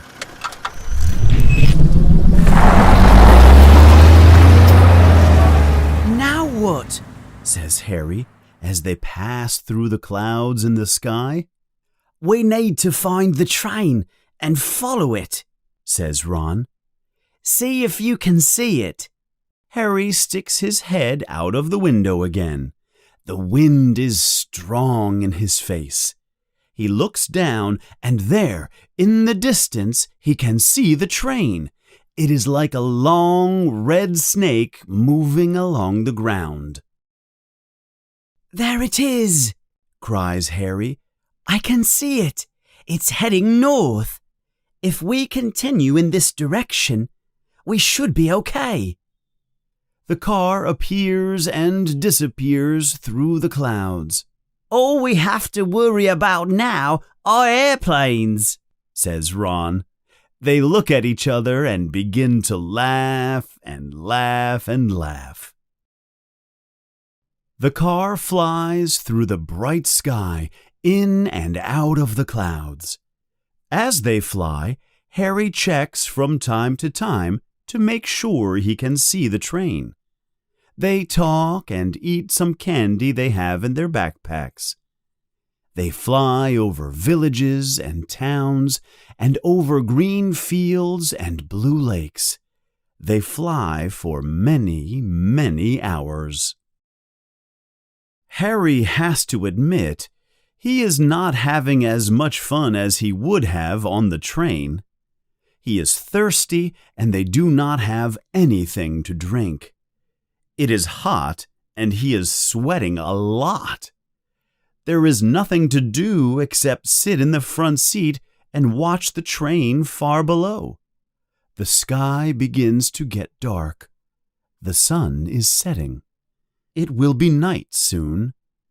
Harry can see lights in the houses far below.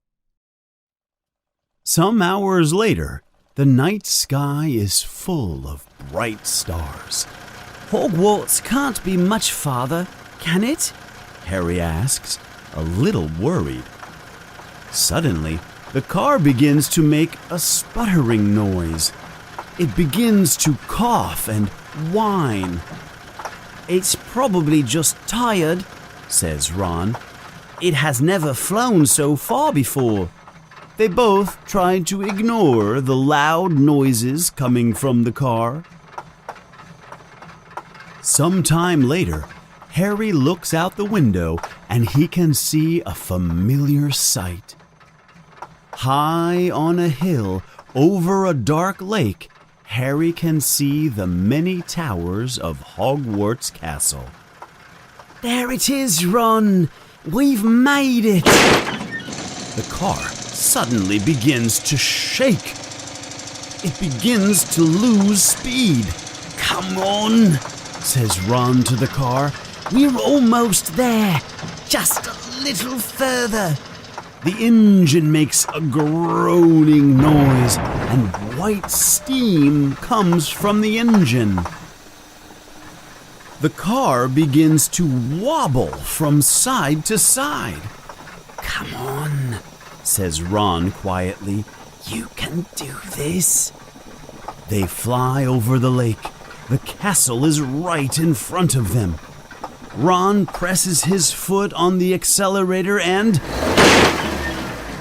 there is a loud clunk and splutter, and the engine dies completely. Uh-oh, says Ron. The car begins to fall from the sky. They are falling straight towards the stone wall of the castle. Ron turns the steering wheel in a panic. The car makes a large arc and just passes the wall. It flies over the greenhouse and then over the fields and continues to fall. Ron desperately takes out his wand and yells, "Stop! Stop! Stop!" He hits the steering wheel and the dashboard and the window with his wand. But they continue to fall. "Look out for that tree!" yells Harry, but it is too late. There is a loud sound of metal hitting wood, and they crash into a large tree near the castle.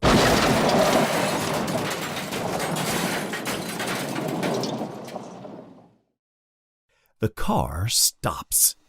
There is steam coming from under the hood of the car. Hedwig is screaming in fear. There is a large lump on Harry's head where he bumped it against the window. "Are you okay, Ron?" asks Harry urgently. "My wand," says Ron. "Look at my wand." His wand is almost broken in 2 pieces. Harry is about to say something when there is a powerful crash against the car. Something very big has hit it. Harry is pushed hard into Ron. Then, suddenly, there is another loud crash on the top of the car. Harry looks through the front window. He can see a large branch of the tree crash into the car. The tree that Ron and Harry have hit with the car is attacking them. All of the tree's branches are bending and hitting the car. "Ah!" screams Ron as another branch smashes into the window. "Run! Run! Run!" shouts Ron. He tries to open his door to get out of the car, but another branch comes from below the car. Harry and Ron fly up and hit the ceiling of the car. "We're going to die!" screams Ron. Suddenly, the car's engine comes on again. Harry reacts quickly.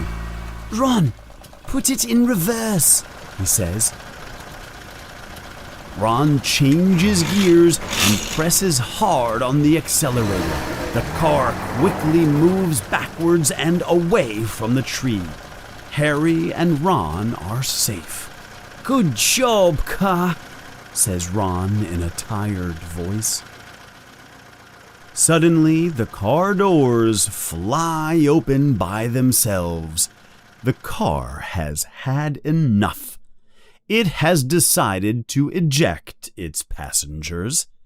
The seats turn sideways and push Harry and Ron out of the car and onto the ground.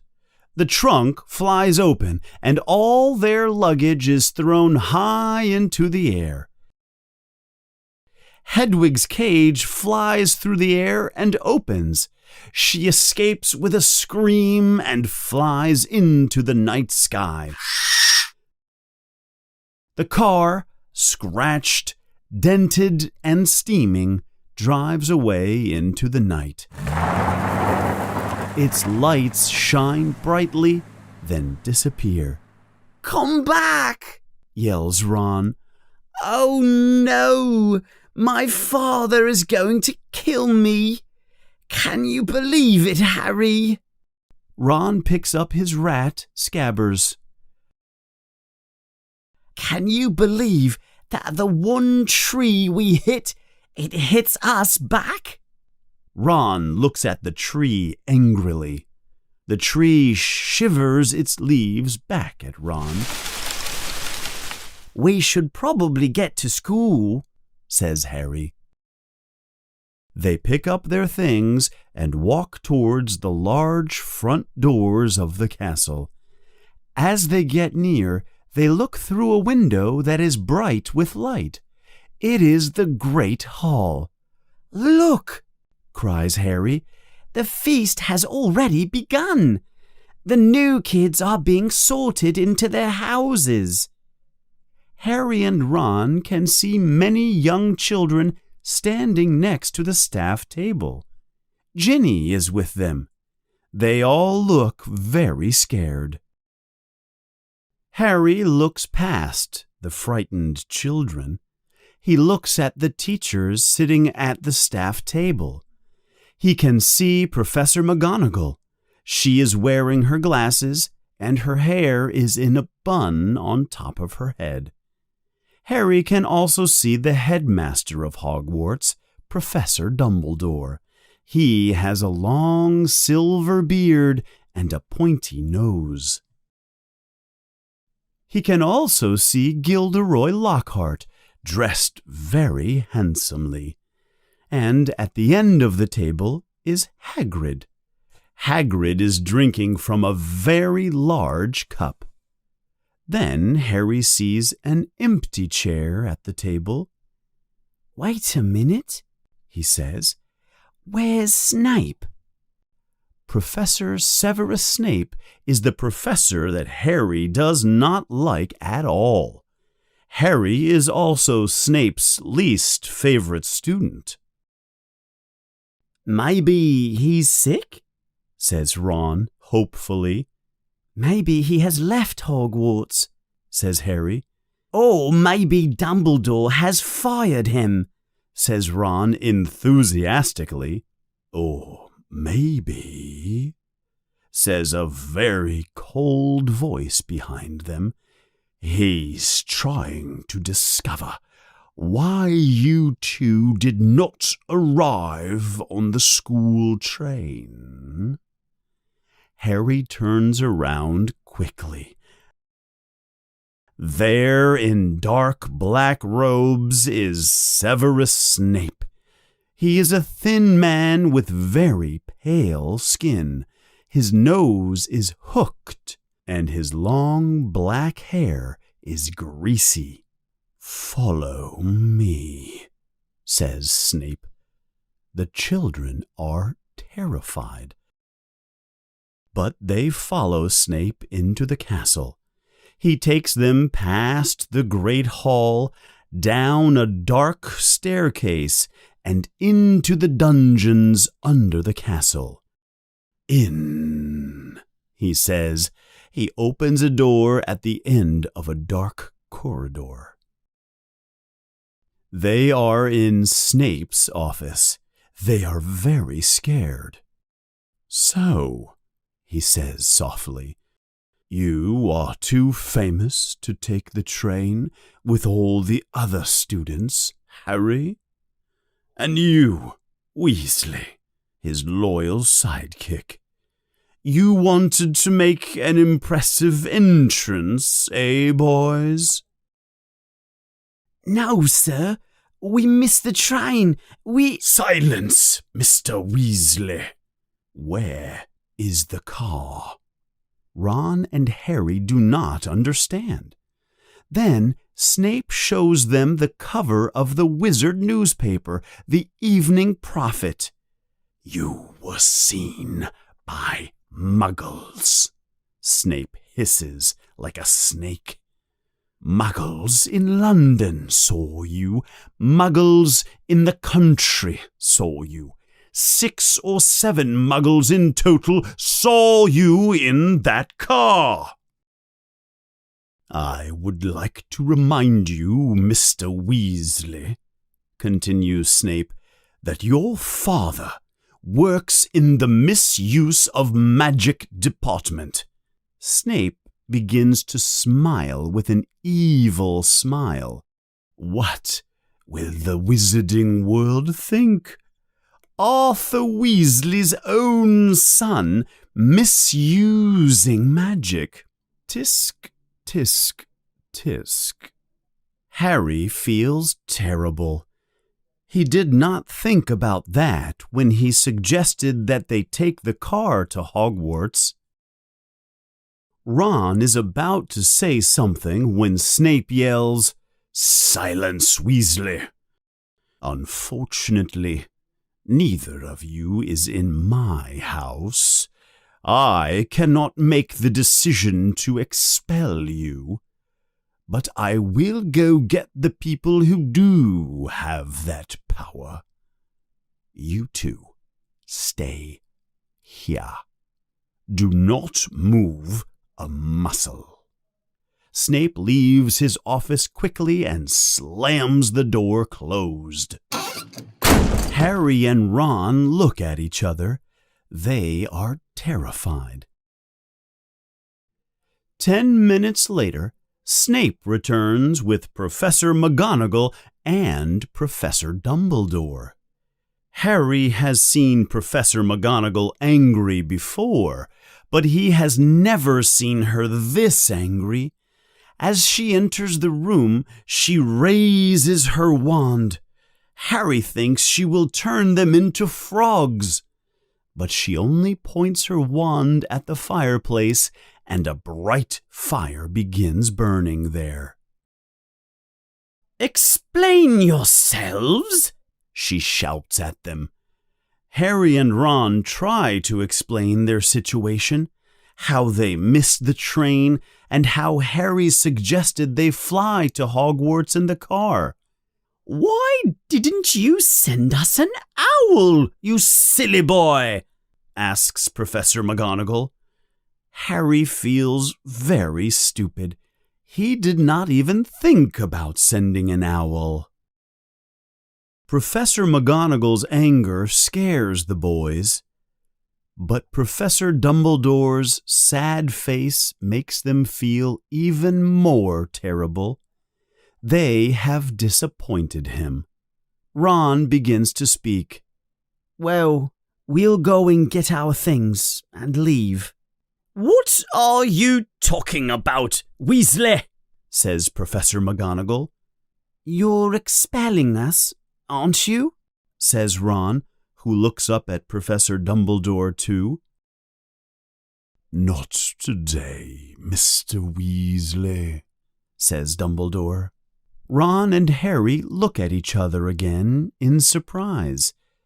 They begin to smile. "Do not get too excited.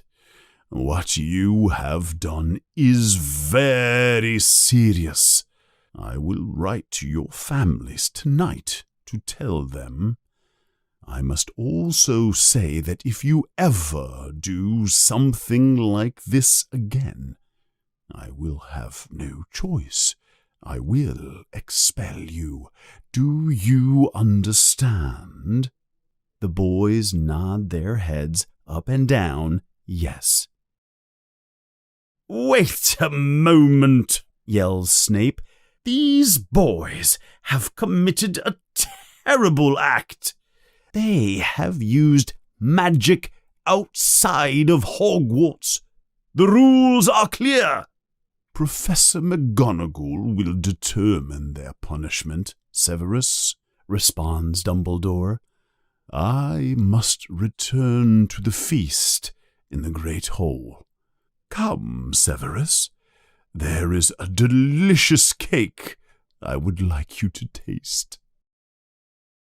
Snape looks at Harry and Ron with a look of evil and malice. He leaves his office, following Professor Dumbledore. Professor McGonagall looks at them with a different look on her face: anger, rage, and disappointment. "Well, the sorting ceremony is over. Go now, both of you. Weasley, go to the hospital wing. You are bleeding. Harry, go to Gryffindor House." "Professor," asks Harry as he is leaving, "when we took the car, the new year at Hogwarts had not started yet. Please don't take away points from Gryffindor because of us." McGonagall looks into Harry's eyes. "I will not take away any points from Gryffindor," she says. Harry's heart feels much better. "But," she continues, "I will give both of you detention." Then Professor McGonagall leaves the room and leaves Harry and Ron alone. "I can't believe how lucky we are," says Harry. "We only got detention. I thought we were going to be expelled for sure," says Ron. "We have to be very careful from now on, Harry." They leave the office and walk towards Gryffindor Tower. They pass the many strange paintings and corridors. They take the moving stairs up to the 3rd floor. There is a large painting of the fat woman in a pink dress. She asks them in a loud voice, "Password?" But Harry and Ron do not know the new password to the Gryffindor common room. But before they have time to think, help arrives. "There you are! Where have you been?" They turn around. It is Hermione. "I heard the strangest rumor. They said you were expelled because you flew a flying car and crashed into a tree." Harry and Ron look at each other. They smile. "Well," says Ron, "we weren't expelled." "So you did fly here? I can't believe it. You two are lucky you were not killed." Yes, we know," says Ron impatiently. "Tell us what the password is." "It's Wattlebird," says Hermione. Suddenly, the painting of the fat lady swings open, and there is the loud sound of clapping.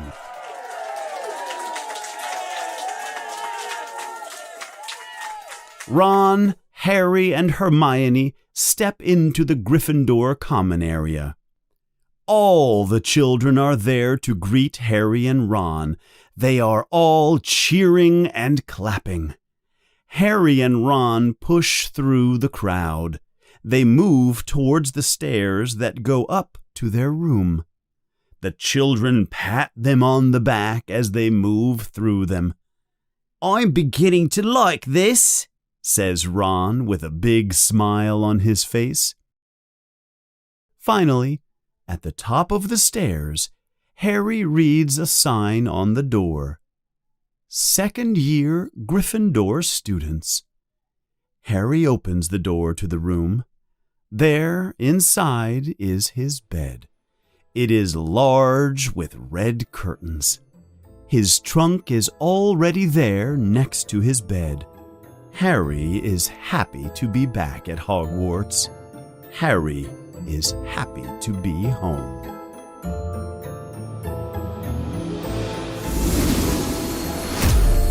Chapter 7. Gilderoy Lockhart.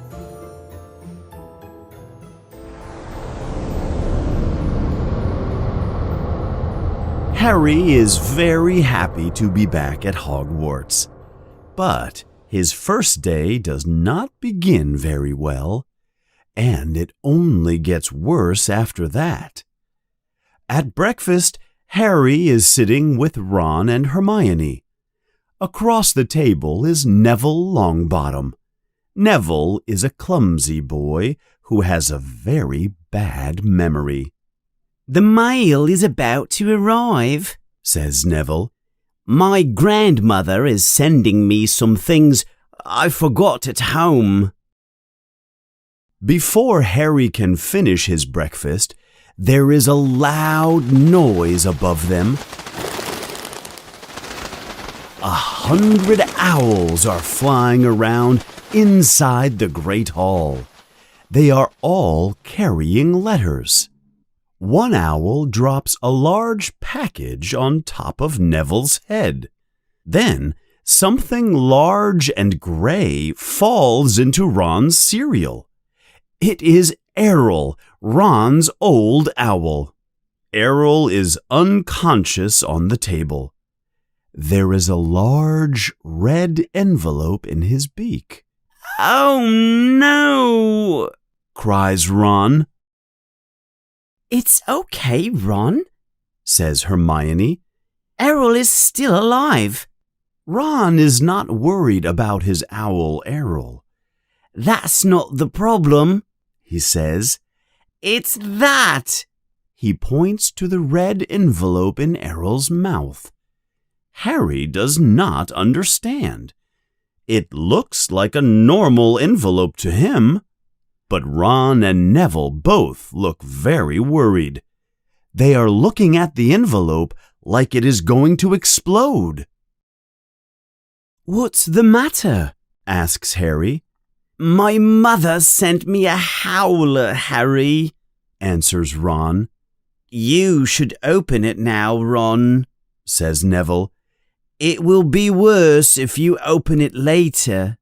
I ignored one from my gran. It was terrible. Harry looks at both of their faces. They are as white as paper. What's a howler? He asks. Open it, Neville insists. It will all be over in a few moments. Ron takes the letter from Errol's beak. He opens it with a butter knife he finds on the table. Instantly, Harry understands why everyone is so nervous. For a moment, Harry thinks there is an explosion. A terrible roar comes from the envelope. The sound fills the great hall and shakes the walls. The children cover their ears. I can't believe you stole the car. I will not be surprised if you are expelled from Hogwarts. My own son, a car thief. Did you think for one moment how your actions might affect your father and me? It is Mrs. Weasley's voice coming from the envelope. It is louder than Harry can imagine. Mrs. Weasley's voice is howling at Ron. People in the great hall turn around to see what is happening. Ron tries to hide under the table. He is very embarrassed. We received a letter from Dumbledore last night. I thought your father was going to die from shame. You and Harry both could have died. Harry is waiting for Mrs. Weasley to talk about him, too. He pretends to ignore the loud voice, but he feels terrible. We are absolutely disgusted. Your father's office is going to talk to him tomorrow. If you step 1 foot out of line and break the rules again, we will come get you and bring you home. Then there is silence. The red envelope falls to the ground and bursts into flames. Ron and Harry are very embarrassed. A few people in the great hall laugh at them. Hermione closes the book she is reading, Voyages with Vampires by Gilderoy Lockhart, and she looks at the boys. Well, what did you expect, Ron? She asks. You don't have to tell me, Hermione. I know I made a mistake, Ron answers. Harry feels very guilty. He is responsible for Mr. Weasley getting into trouble at work, and the Weasleys were so nice to Harry during the summer. But Harry and the other children do not have time to worry. A loud bell rings. Classes are about to begin. Their first class of the new year is herbology with Professor Sprout. Professor Sprout is a short, round witch who is always covered in dirt. The children walk to the greenhouse together. The magical plants are kept in the greenhouse. Professor Sprout arrives at the greenhouse with Gilderoy Lockhart. There is not a single piece of dirt or dust on Lockhart's clothes. He is perfectly clean. His blonde hair shines in the sunlight. "Oh, hello there, children," he says to all the students waiting outside the greenhouse. Today's class is Greenhouse 3, children, yells Professor Sprout. Things will get very interesting and dangerous now. Let's go inside, all of you. She begins to push the children into the greenhouse. The children look excited. Harry is about to enter, but Lockhart grabs his arm. "Harry, I would like to talk to you for a moment. Professor Sprout, you don't mind if he is a few minutes late, do you?" Professor Sprout does mind, but she nods yes, and takes the other children into the greenhouse. "Harry," begins Lockhart. Harry is very confused. "I did not believe it when I heard you arrived here in a flying car," he continues. "I see you like to attract a lot of attention to yourself. Harry.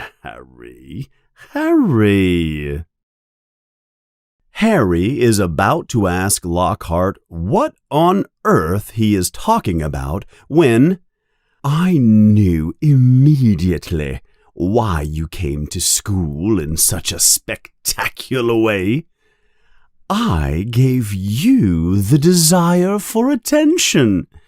You were on the cover of the newspaper with me at the bookshop, and now you want all the attention. You want to be on the front pages again, don't you?" "Oh, no, Professor," says Harry. "You see—" Harry, says Lockhart, interrupting him. "I understand. It's only natural to want attention, especially after I gave you your first taste of it. It's all my fault, really. I should have known that you were going to look for more fame." "I know what you're thinking, Harry," continues Lockhart. "It's okay for him to look for fame. He's an internationally famous wizard already. But when I was 12, I was a nobody, like you are now. In fact, I was probably even more of a nobody. Some people know who you are, don't they? All that silliness with he who must not be named." He says this as he looks at Harry's scar. I know what you're thinking, Harry. Your scar is not as good as winning the award for Most Charming Smile in Which Weekly Magazine 5 times in a row.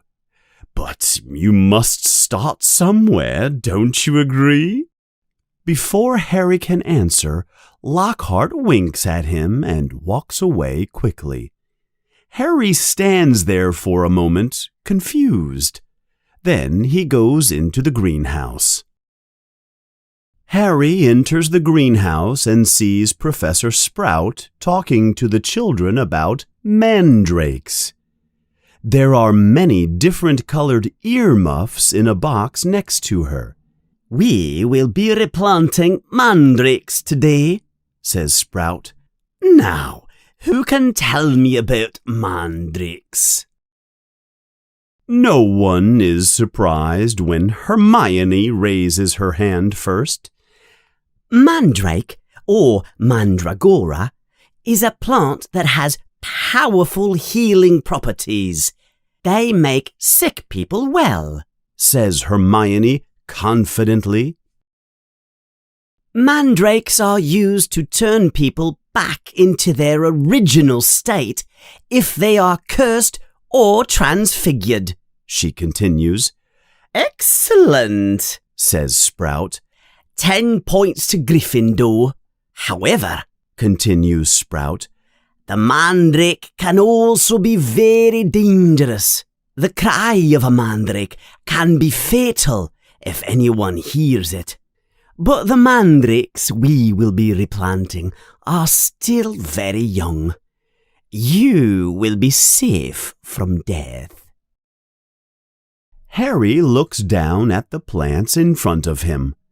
There are about 100 tiny little plants. Their leaves are a purple-green color. They look like normal plants. He does not understand what the cry of a mandrake means. Everyone, take a pair of earmuffs, says Professor Sprout. Make sure they cover your ears completely. Earmuffs on. Harry puts his earmuffs over his ears. They block the sound completely. Professor Sprout picks up one of the pots and pulls hard on the leaves. Harry gasps in surprise, a gasp that no one can hear. Instead of roots under the leaves of the plant, there is a small, dirty, extremely ugly baby. The leaves are growing out of its head. Its skin is a green-brown color. He cannot hear it, but the creature is crying very loudly.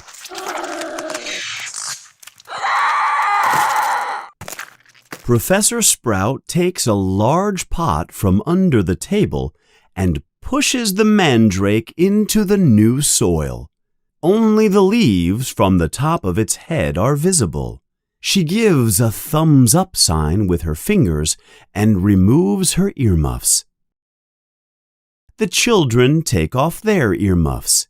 Because our mandrakes are still very young, their cries will not kill you yet, she says calmly, but they will make you unconscious for many hours. The work is much harder than they expected. The mandrakes do not like to come out of their pots, and they do not want to go into their new pots. By the end of the class, all the children are tired and dirty. After class, they all go back to their houses and get clean. Their next class is Transfiguration with Professor McGonagall. McGonagall's classes are always difficult. But today's class is especially hard for Ron. He is having a great deal of difficulty. His wand is still broken.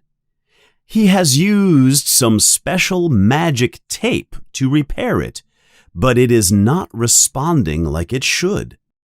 Every time he tries to transmogrify a beetle into a button, his wand begins to smoke like a cigar. The lunch bell finally rings, and the children go to eat. After lunch, Harry, Ron, and Hermione go into the courtyard to wait for the next class. Defense Against the Dark Arts with Professor Lockhart. While they wait, Hermione continues to read her Lockhart book, Voyages with Vampires, and Ron and Harry talk about Quidditch. Suddenly, Harry sees a small, skinny, first-year boy staring at him. The boy is holding a Muggle camera. The boy turns red with embarrassment when Harry looks at him. "Hello, Harry," the boy says when he comes towards Harry. "I'm Colin Creevy." He is very nervous. "I'm in Gryffindor too. Can I take a picture of you?" He shows Harry his camera. "Why do you want to take a picture of me, Colin?" Harry asks. "I know all about you. About how you survived when you-know-who tried to kill you, and how he disappeared, and how you still have the scar on your forehead." Colin is talking very excitedly. "I come from a Muggle family, and I am taking a lot of pictures to show my mom and dad back home.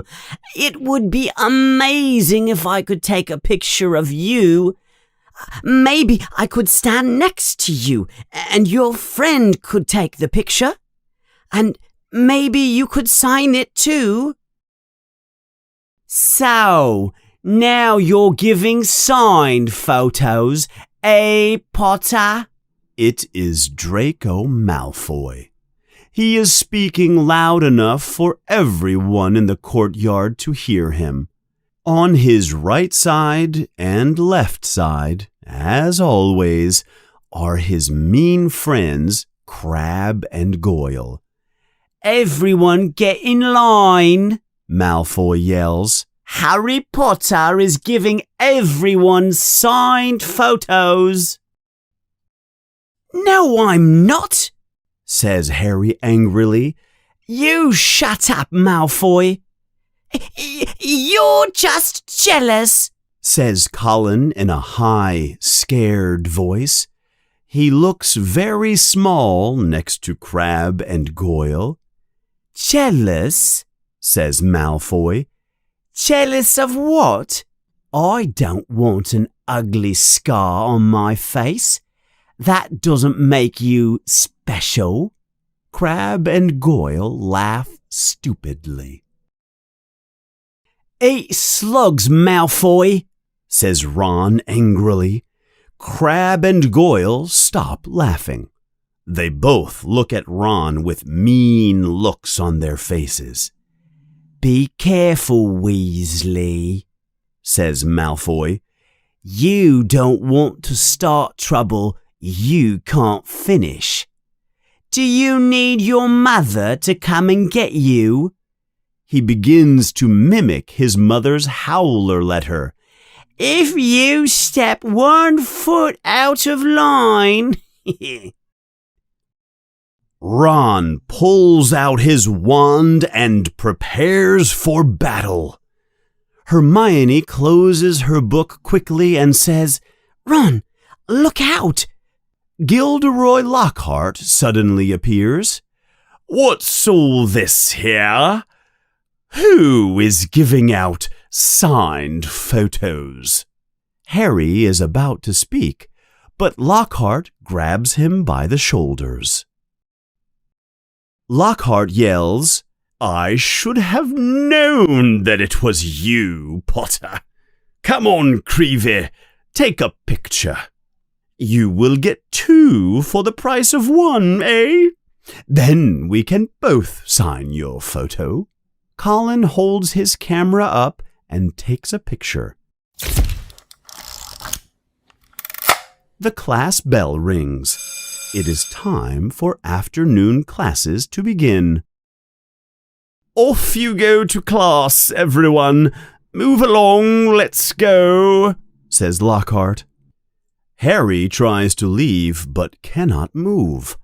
Lockhart is still holding him tightly next to him.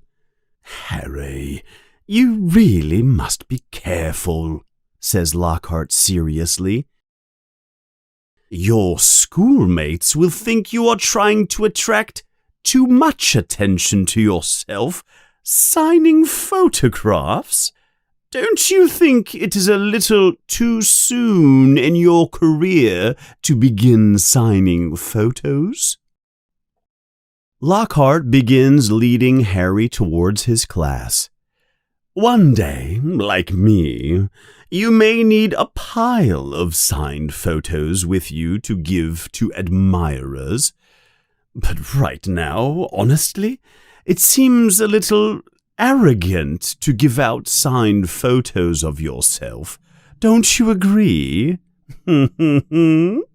He laughs sarcastically.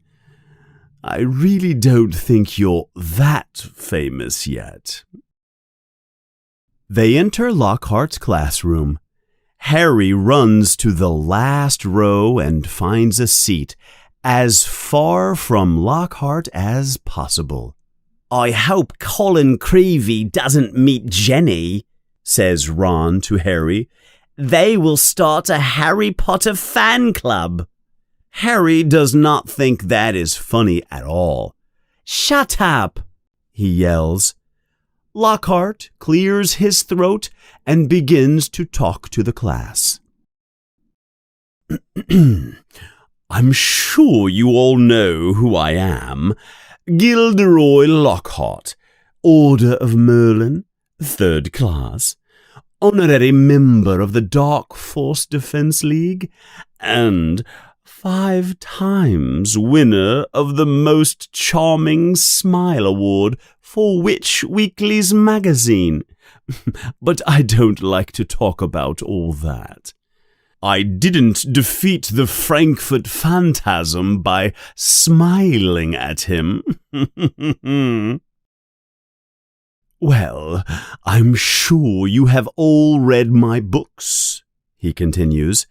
So we are going to begin class with a little test. He hands out papers to all the students. You have 30 minutes to complete all the answers. Harry looks at the paper. He reads, 1. What is Gilderoy Lockhart's favorite color? 2. What is Gilderoy Lockhart's secret ambition? 3.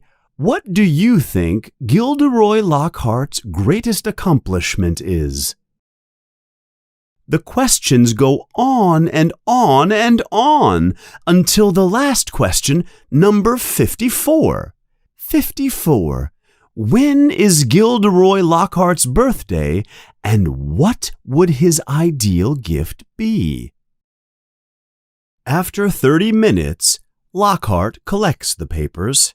Tisk, tisk, tisk. Not many of you remembered that my favorite color is lilac. It is in my book, Year with a Yeti. And if you had read Walking with Werewolves, you would have known my ideal birthday gift is harmony and peace between all magic and non-magic peoples. But Miss Hermione Granger knew my secret ambition is to remove all evil from the world and to create my own line of hair care products. Well done, Miss Granger. 10 points for Gryffindor. Now, let's begin class.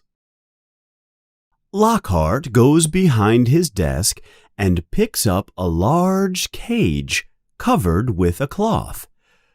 Remember, children, It is my job to teach you how to protect yourselves from the evil creatures in the wizarding world.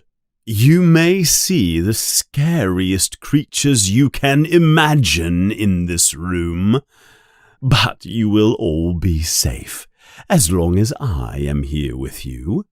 Now, I ask you to remain calm. I must ask you not to scream, says Lockhart. Your screams may provoke them. Harry and the other children are very curious now. Lockhart takes the cloth and pulls it away quickly. See here, he says dramatically. Wild Cornish pixies! Many children begin to laugh. The pixies do not look scary or dangerous at all. The pixies are bright blue and about 20 centimeters tall. Their faces are pointed. They have very high voices, like chirping birds arguing.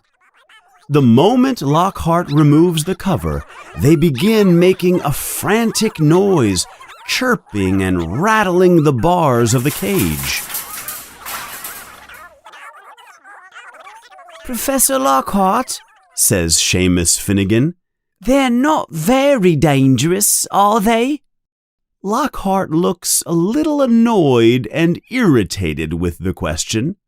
I would not be so sure if I were you. Let's find out how dangerous they really are, shall we? And he opens the cage. Many pixies fly out of the cage and fly out of the classroom window and into freedom. The rest of the pixies begin to cause chaos in the room.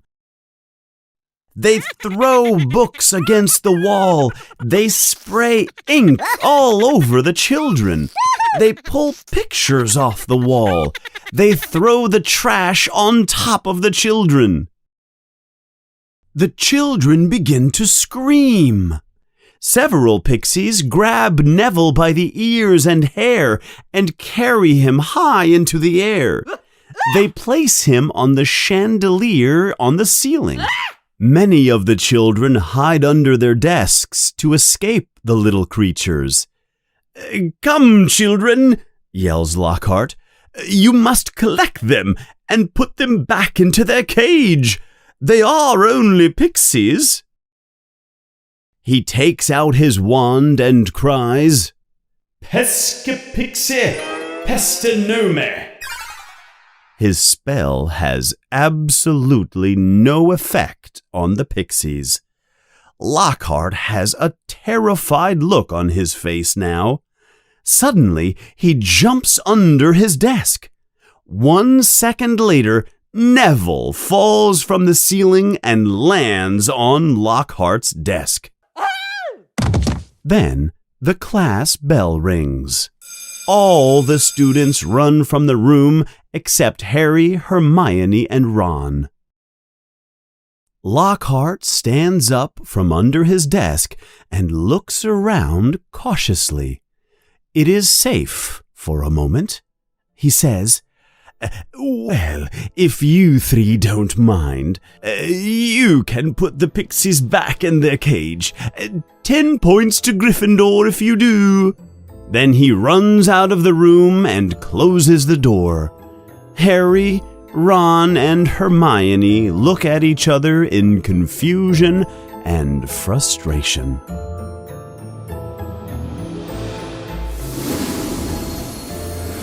Chapter 8: Mudbloods and Rumors.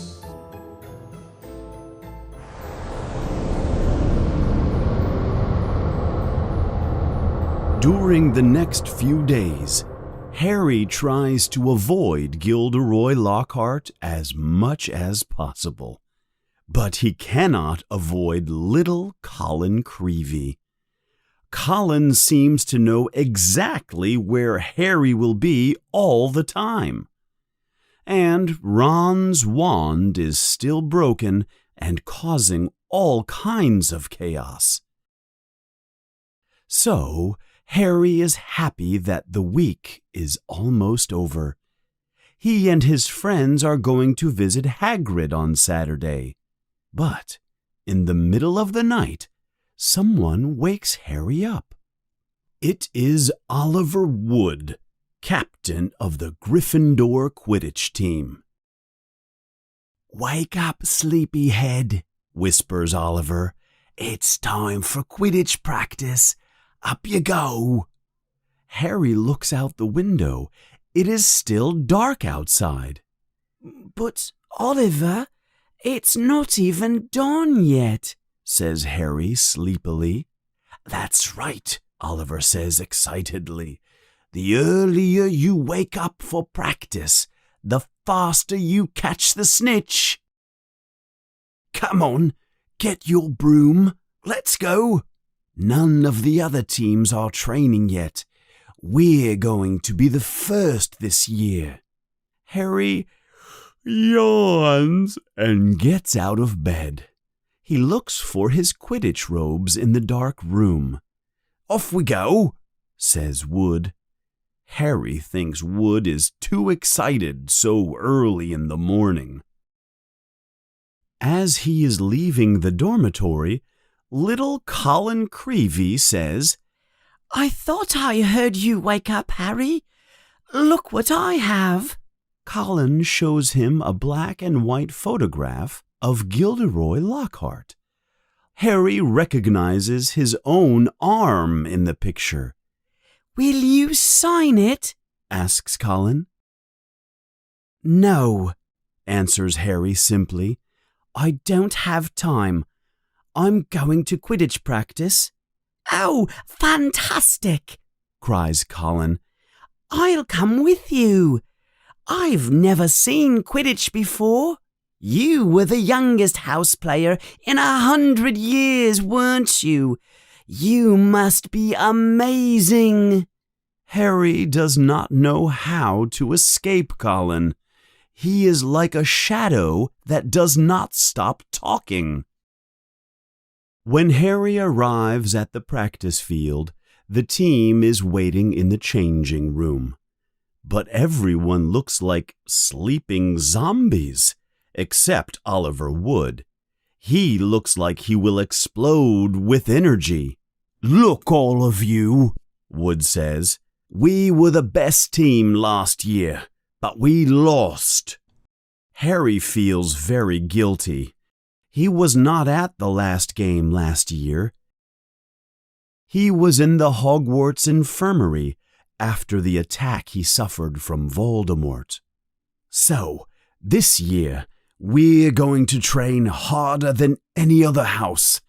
Let's get out there and get to work." As Harry practices with his team, he can see Ron and Hermione in the stands. He can see Colin, too. Colin is taking many pictures of the practice. Oliver thinks Colin is a spy for Slytherin, but Harry explains that Colin is just a big fan from Gryffindor House. Oliver looks down and says, "Well, we don't need spies from Slytherin. Look, they're already here." Harry looks down at the field. There are several children in green robes on the field. They have broomsticks in their hands. "I don't believe it," Wood yells. "I reserved the field for us today. I'm going to see what's going on here." He flies quickly down to the grass. Harry, Fred, and George follow him. "What's going on here, Flint?" says Oliver Wood to the Slytherin captain, Marcus Flint. Flint is bigger than Oliver and looks very much like a troll. The entire Slytherin team forms a wall next to Flint. "I have special permission from Professor Snape. He says we have to train our new seeker," says Flint. "You have a new seeker?" says Oliver. Who? A small boy behind Flint walks forward. He has a mean smile on his pale face. It is Draco Malfoy. "You're Lucius Malfoy's son," says Oliver. "That's right," says Flint. "And he gave us these." All the Slytherin players hold up their broomsticks. They are brand new, shiny racing broomsticks with gold letters that say Nimbus 2001. "This is the newest model," says Flint. "They're the fastest broomsticks on the market." The Gryffindor team is silent. They have nothing to say. Ron and Hermione appear suddenly from the stands. They have come to see what the problem is. "What are you doing here?" Ron says to Malfoy. "I'm the new Seeker, Weasley," says Malfoy. "You Gryffindors are just jealous of the new broomsticks my father bought for the team." Ron is impressed with the broomsticks. Hermione is not. At least no one on Gryffindor had to pay to be on the team, she says angrily. They are on the team because of their talent. No one asked your opinion, you dirty little mudblood, Malfoy says angrily. Harry does not know what a mudblood is, but he understands immediately that it means something very bad. There is chaos on the field. The Gryffindor players want to attack the Slytherin players. Flint has to jump in front of Malfoy to protect him from Fred and George. Then Ron takes out his broken wand and points it at Malfoy. There is a terrible bang, and a bright green flash of light comes from the wrong end of Ron's wand. The flash pushes Ron hard to the ground. Ron, are you all right? Cries Hermione. Ron opens his mouth to speak, but instead of words, Ron lets out a giant and many disgusting slugs fall out of his mouth. The Slytherin team laughs and laughs. The Gryffindors protect Ron. Ron keeps burping out large, sticky slugs.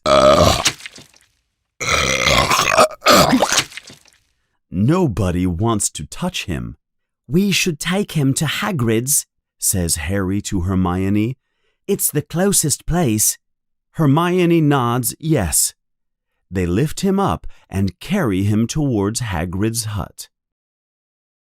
As they carry him across the field, little Colin Creevey arrives. He is jumping up and down in excitement. What happened? Is he sick? Will he be like this forever? Can you cure him? Ron burps again, and more green slugs spill out of his mouth. Ew, that's disgusting. Wait, hold him still, Harry. I want to take a picture of him. Harry is not happy. "Get out of the way, Colin," he yells.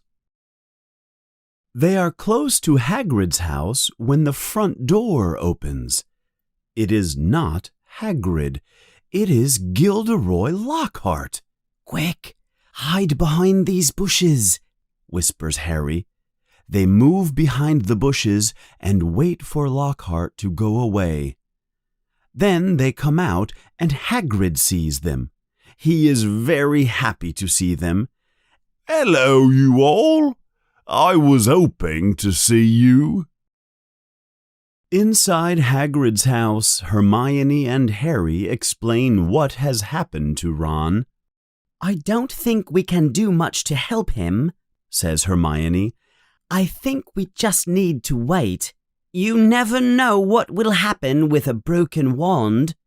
Harry is curious. Hagrid, he says, why was Lockhart here?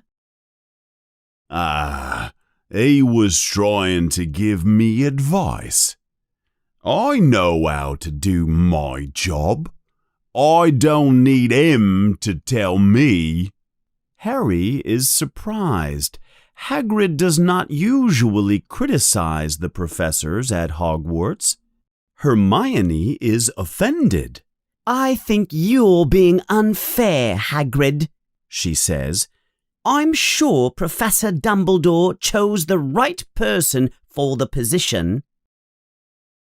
He was the only person for the position, says Hagrid.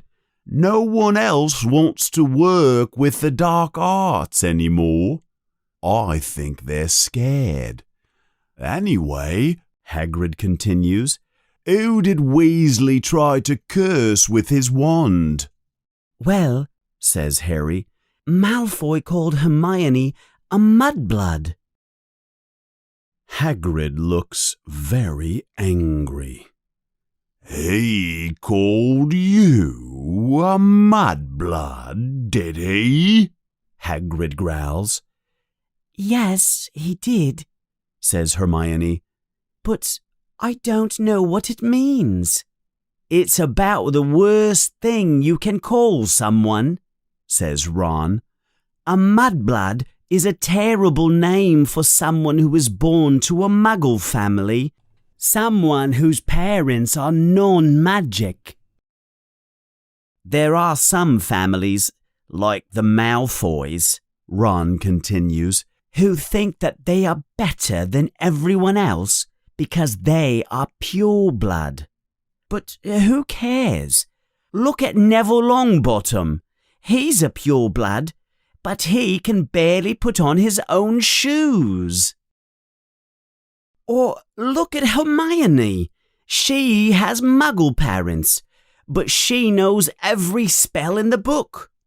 Mudblood is a terrible thing to call someone, and most wizards are half-blood anyway. There would be no wizards without muggles. He burps loudly, and several slugs slime out of his mouth. The children leave soon after. The moment they enter Hogwarts, they hear a voice. There you are, Potter, Weasley. It is Professor McGonagall. You will both have your detentions tonight. Weasley will polish the trophies in the trophy room. And no magic, only hard work. Mr. Filch will make sure you do a good job. Potter, you will help Professor Lockhart with his fan mail. Oh, no, says Harry. Can I help Ron in the trophy room instead? Certainly not. Professor Lockhart asked for you specifically. 8 o'clock tonight, both of you. At 8 o'clock that night, Harry knocks on Lockhart's door only once, and the door flies open. There you are, Potter. Just the chap I wanted to see. Come in, come in. There are pictures of Lockhart all over the office. Some are signed already. You can put the addresses on the envelopes, Potter. Make it legible, make it legible. Harry sits down and begins to write the addresses on the fan mail envelopes. As Harry writes, Lockhart talks and talks about himself. Harry tries to ignore him. A long time passes. Harry is miserable. It must be time to leave soon, he thinks. Then, suddenly, While Lockhart talks about his favorite fans, Harry hears something. It is a voice, not Lockhart's. It is a cold voice, a terrifying voice, full of venom. Come to me. Let me rip you. Let me tear you. Let me kill you. Harry jumps in surprise. "What?" he says loudly. "I know," says Lockhart. "Can you believe it? 6 months on the bestseller list. I broke all the records." No, says Harry in fear. that voice. Did you hear that voice? "What voice?" That voice that said, you didn't hear it? Lockhart is looking at Harry as if he were a little crazy. "What on earth are you talking about, Potter? You must be getting tired. Oh, good gracious, look at the time. We've been here for almost 4 hours. Time really does fly when you are having fun, doesn't it, Potter?" Harry does not answer. He is trying to hear the voice again, but there is no sound except for Lockhart talking. Harry finally leaves Lockhart's office. When he gets back to Gryffindor, it is very late. Ron is not back yet. Harry gets into his pajamas and climbs into bed. Ron finally walks into the room. He is groaning. Oh, my arm. I can't lift it anymore. He burps suddenly, but only one slug comes out of his mouth. Talking very softly, Harry tells Ron all about the voice. You say Lockhart couldn't hear the voice, says Ron. Maybe someone was in the room with you and you didn't see him. It doesn't make much sense to me. Harry looks confused. "I know," he says. He puts his head on his pillow. "I don't understand anything about this either." Harry closes his eyes and tries to fall asleep.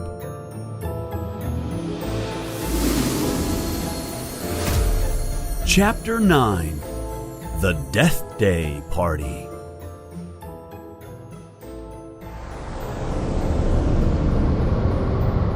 The seasons are changing. Autumn has arrived. Halloween is soon. The weather is cold and rainy. Many of the children are catching the flu. But Oliver Wood, captain of the Gryffindor Quidditch team, continues practices. To make matters worse, Fred Weasley has seen the new Slytherin broomsticks. They are faster than all of the Gryffindor broomsticks.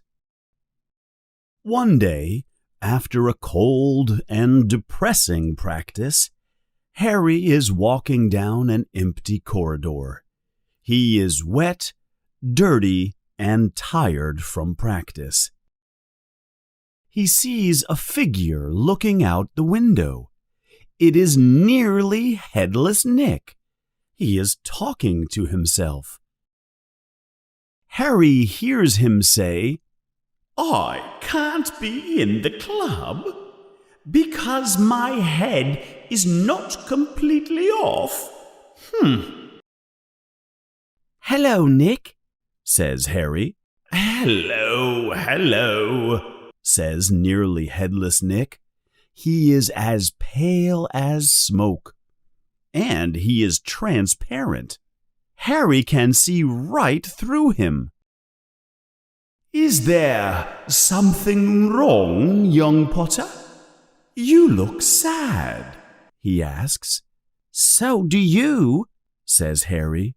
Oh, it's nothing.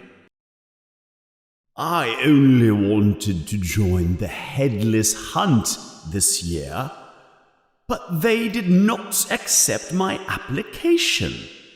I am not completely headless, you see. He pulls down his collar. Harry can see the cut on his neck. It goes almost all the way through, but not completely. Really?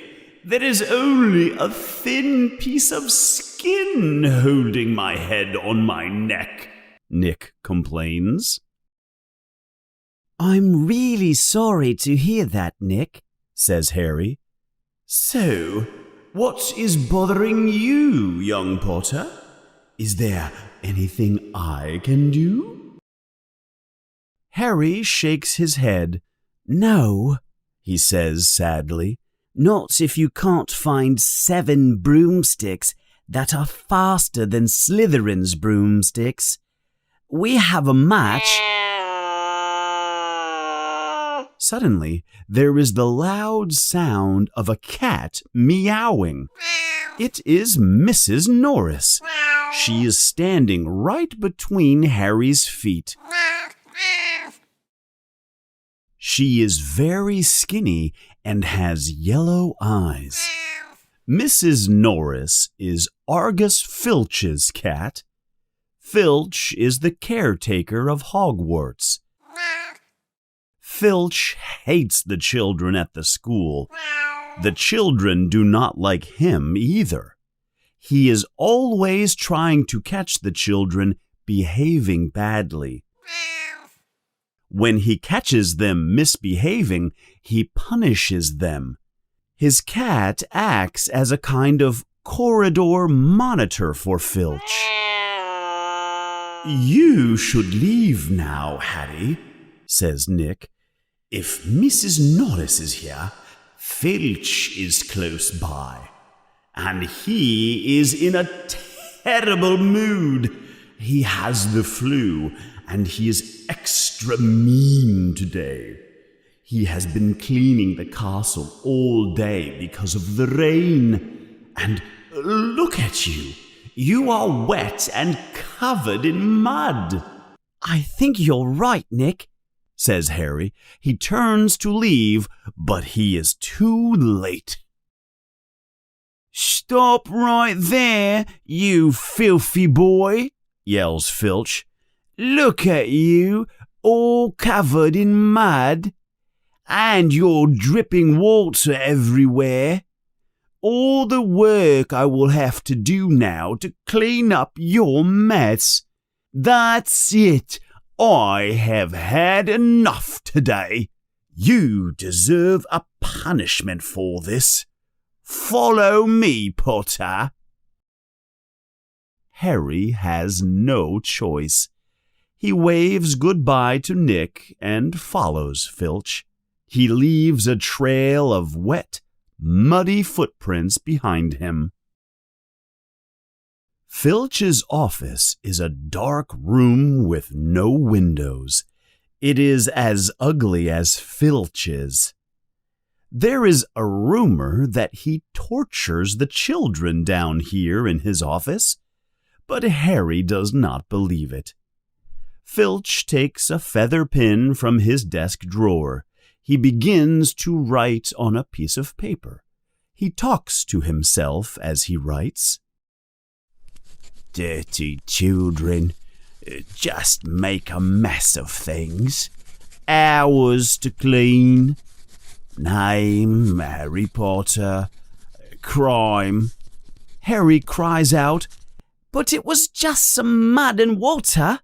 Filch looks at him angrily. Mud and water to you, boy. I have to clean it up, don't I? I clean up all your messes. He continues to write and talk to himself. Crime, destruction of castle property, punishment. Filch is about to write Harry's punishment when, suddenly, there is a loud bang from the floor above. The ceiling in Filch's office trembles from the impact. "Peeves!" screams Filch. He drops the pen. "That's it, Peeves, you foolish phantasm. That's it. I'm coming to get you." Filch leaves the room quickly to find and punish Peeves. He does not even look at Harry. Peeves is the school poltergeist. He is a ghost that causes chaos at the school. Harry does not like Peeves, but he appreciates the distraction. Harry must wait for Filch to return. He begins to look around the office. He notices something on the desk. It is a large purple envelope. Harry reads what is on the envelope. "Quick spell. A long-distance course in magic for beginners." Harry is very curious. He opens the envelope and begins reading the paper inside. "Do you feel like your magic is not very strong? Is it difficult for you to cast simple spells? We have the answer for you. Quick Spell is a new and safe course to help you learn magic. Hundreds of wizards and witches have used the Quick Spell method." Harry puts down the letter. He is fascinated. Why is Filch using the Quick Spell course? Does this mean Filch is not a real wizard? Suddenly, Harry hears footsteps outside. Filch is returning. Harry drops the envelope with the letter onto the desk. Then the door opens. Filch enters. He looks happy. Filch walks over towards Harry and is about to say something. He sees that the envelope with the Quick Spell course is not where he left it. Filch's white face turns very red. He is embarrassed. He walks quickly towards the desk and quickly picks up the envelope. He throws it into a desk drawer. "Did you read my letter, Potter?" he asks suspiciously. Harry lies quickly. "No." Filch looks angrier and meaner than ever. His eyes are open very wide. Harry is scared. "If you read my letter..." "Well, it's not mine. It's for a friend, you know." Filch turns even redder. "Very well. Go on. Off with you. And don't say a word about the letter that you didn't read." Harry cannot believe his luck. He runs out of the room quickly to escape Filch. In the corridor, he hears a voice. Harry, did it work?" It is nearly Headless Nick. "I convinced Peeves to create a distraction for you." "That was you?" says Harry. He is very grateful. Yes, it worked. No punishment at all. Thank you, Nick. I really appreciate your help. I wish there was something I could do to help you, Nick. You know, about your application to the Headless Hunt." Nick stops suddenly. Harry continues walking and walks right through Nick. It feels like he is walking through a cloud of ice. "There is something you can do for me, Harry." Harry looks very happy. What is it? Anything? Well, this Halloween, I'm celebrating my 500th death day, says nearly headless Nick. Oh, says Harry. He is not sure if he should be happy or sorry about this. Death Day, right. I am having a big party in one of the castle dungeons. My friends from all over the country will come. It would be an honor if you could come. Of course, you can invite Mr. Weasley and Miss Granger.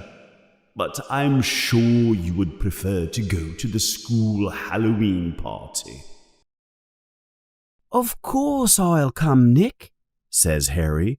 Oh, I'm so happy, my dear boy, says Nick. Harry Potter will be at my death day party. I must go immediately and prepare. Nearly headless Nick turns and flies straight through the wall of the castle and disappears. Harry walks back to Gryffindor House. He is not sure if he should tell Ron and Hermione about Filch and the Quickspell course. When Halloween finally arrives, Harry begins to regret his decision to go to Nick's Death Day party. All the children are excited about the school Halloween party and feast. There will be music and dancing skeletons and Hagrid's giant jack-o'-lanterns. But Hermione helps Harry decide. You made a promise, Harry, and you have to keep it, says Hermione. But don't worry, we will come with you. This makes Harry much happier. So, at 7 o'clock on Halloween night, Harry, Ron, and Hermione walk past the Great Hall. The hall is filled with happy children. They continue and go down many stairs to the dungeon under the castle. There are tall blue candles lighting the corridor to the party. The children are a little scared. It is very cold down in the dungeons. The closer they get to the party, the colder it gets. They can see their breath when they breathe out. Then they hear something very strange. Is that music? asks Ron quietly. They turn the corner and they see nearly headless Nick. He is standing at the door to the dungeon room. Hello, my dear friends, Nick says in a very sad and somber voice. I am so pleased you could come to my Death Day celebration. The children cannot believe what they see. The dungeon is full of hundreds of transparent white ghosts floating all over the room. There are many ghosts moving on the dance floor. They are dancing to the terrible music. The lights in the room are a deep blue, like the color of midnight. It is like a freezer in the room. They walk around the room. They look at the ghosts and they talk to some of them. As they walk through the crowd of ghosts, Hermione says quickly, Oh no, we have to leave. I see Moaning Myrtle. I don't want to talk to her. Who's Moaning Myrtle? asks Harry. She's a very irritating ghost who haunts the girls' bathroom on the first floor, says Hermione. She haunts a bathroom? Ron asks in surprise. Yes, The bathroom is out of service because she always scares the children who use it. It's very difficult to use the bathroom when she is crying and moaning with you there. Really, Harry, can we leave? I think it's okay for us to leave, Hermione, says Harry. Maybe we can go to the hall and see the end of the Halloween party. They turn and walk towards the exit of the dungeon. Before they leave, there is a quick movement in front of the children. There is a little man in front of them. He is wearing a bright orange hat. He is also wearing a bow tie that spins.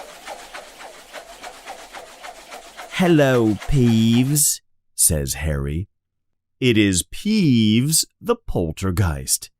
You are leaving already? Asks Peeves suspiciously. I heard you talking about poor Myrtle, he says. What you said about Myrtle was very rude. He turns around quickly and yells loudly, Oi, Myrtle! Oh no, yells Hermione.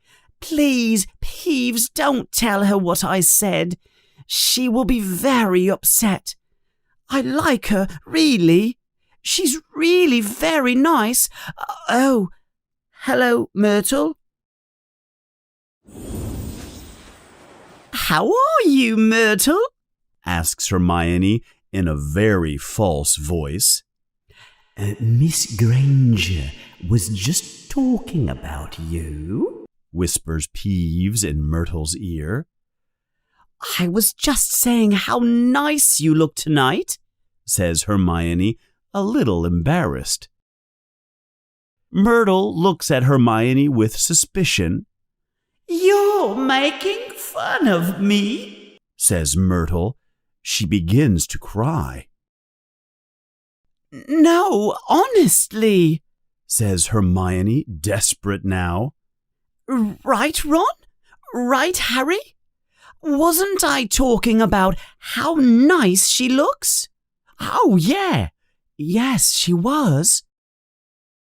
Don't lie to me, Myrtle says, crying harder now.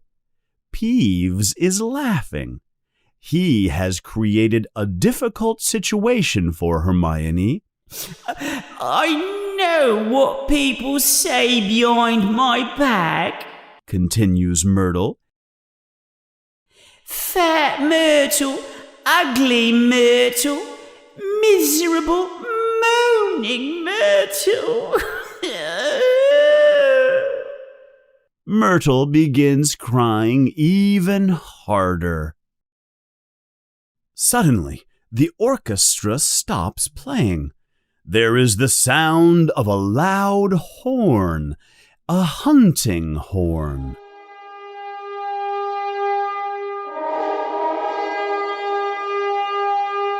Then, dramatically, a group of 12 ghosts comes floating through the wall of the dungeon. They are all riding ghost horses. The hunters on the horses are all headless. It is the Headless Hunters. The leader of the Headless Hunters stops in front of nearly headless Nick. Nick is not happy. He wants to be in the group, but he is not completely headless. The leader yells loudly with a big voice, Nick, how are you? I see your head is still on your neck. He laughs loudly. He is enjoying making fun of Nick. Welcome, Patrick, says Nick unhappily. Nick turns away from Patrick and says, My lords and ladies, your attention, please. I would like to make my Death Day speech now. But no one is really paying attention to Nick. The crowd is more interested in Patrick and the headless huntsman. Nick looks very sad and depressed. Harry is very cold now and very hungry. Ron, Hermione, he says, let's get out of here. They walk towards the exit of the dungeon. Maybe there is still some cake in the Great Hall, says Ron as they leave the dungeon. Then Harry hears it. Rip, tear, kill. It is that voice, that cold, evil, murderous voice that Harry heard before in Lockhart's office. Harry stops and listens carefully. Harry, what's wrong? asks Hermione. It's that voice again. Be quiet for a moment. So hungry for so long. Kill. Time to kill. The voice becomes lower and lower. Can you hear it? asks Harry desperately. The voice is moving upwards, moving through the ceiling like a ghost. Follow me, shouts Harry. He begins to run up the stairs and into the large entrance hall. But there is too much noise here from the Great Hall. The party is still going on. Harry continues up the marble stairs to the first floor. Harry, please. Shh. Harry listens carefully. I smell blood. I smell blood. Harry feels sick in his stomach. It's going to kill someone, yells Harry. Ron and Hermione are very confused. Harry ignores his friends. He runs quickly up to the next floor. Harry runs along the corridor on the second floor. He disappears around a corner. Ron and Hermione are behind him. They turn the corner and Ron yells, Harry, what is going on? We can't hear anything. But Hermione gives a cry of fear. She is pointing at the wall of the corridor. Look! There is something written on the wall. There are large words written with a shiny red substance. It looks like wet blood. The Chamber of Secrets has been opened. Enemies of the air, beware. What's that? Hanging underneath? Yells Ron. They move closer. All three of them realize what it is at the same time. They jump backwards in fear and surprise. It is Mrs. Norris, Caretaker Filch's cat. She is hanging by her tail from a torch in the wall. She is rigid like a piece of wood. Her eyes are open, but they see nothing. For a few moments, the children do not move. Should we try to help? asks Harry, unsure. Trust me, says Ron. We need to leave now before someone finds us. But it is too late. The Halloween party has already ended. all the children are coming up the stairs to their rooms. Hundreds of children are coming down the corridor towards Harry, Ron, and Hermione. All the noise stops suddenly as the children see the words on the wall. They also see the cat hanging from the torch.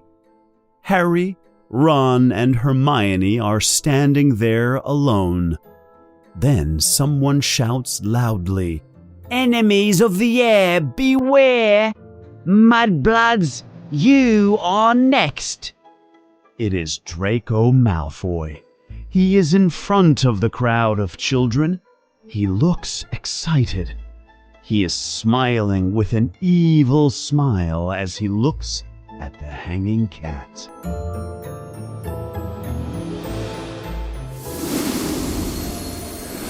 Chapter 10. The Writing on the Wall.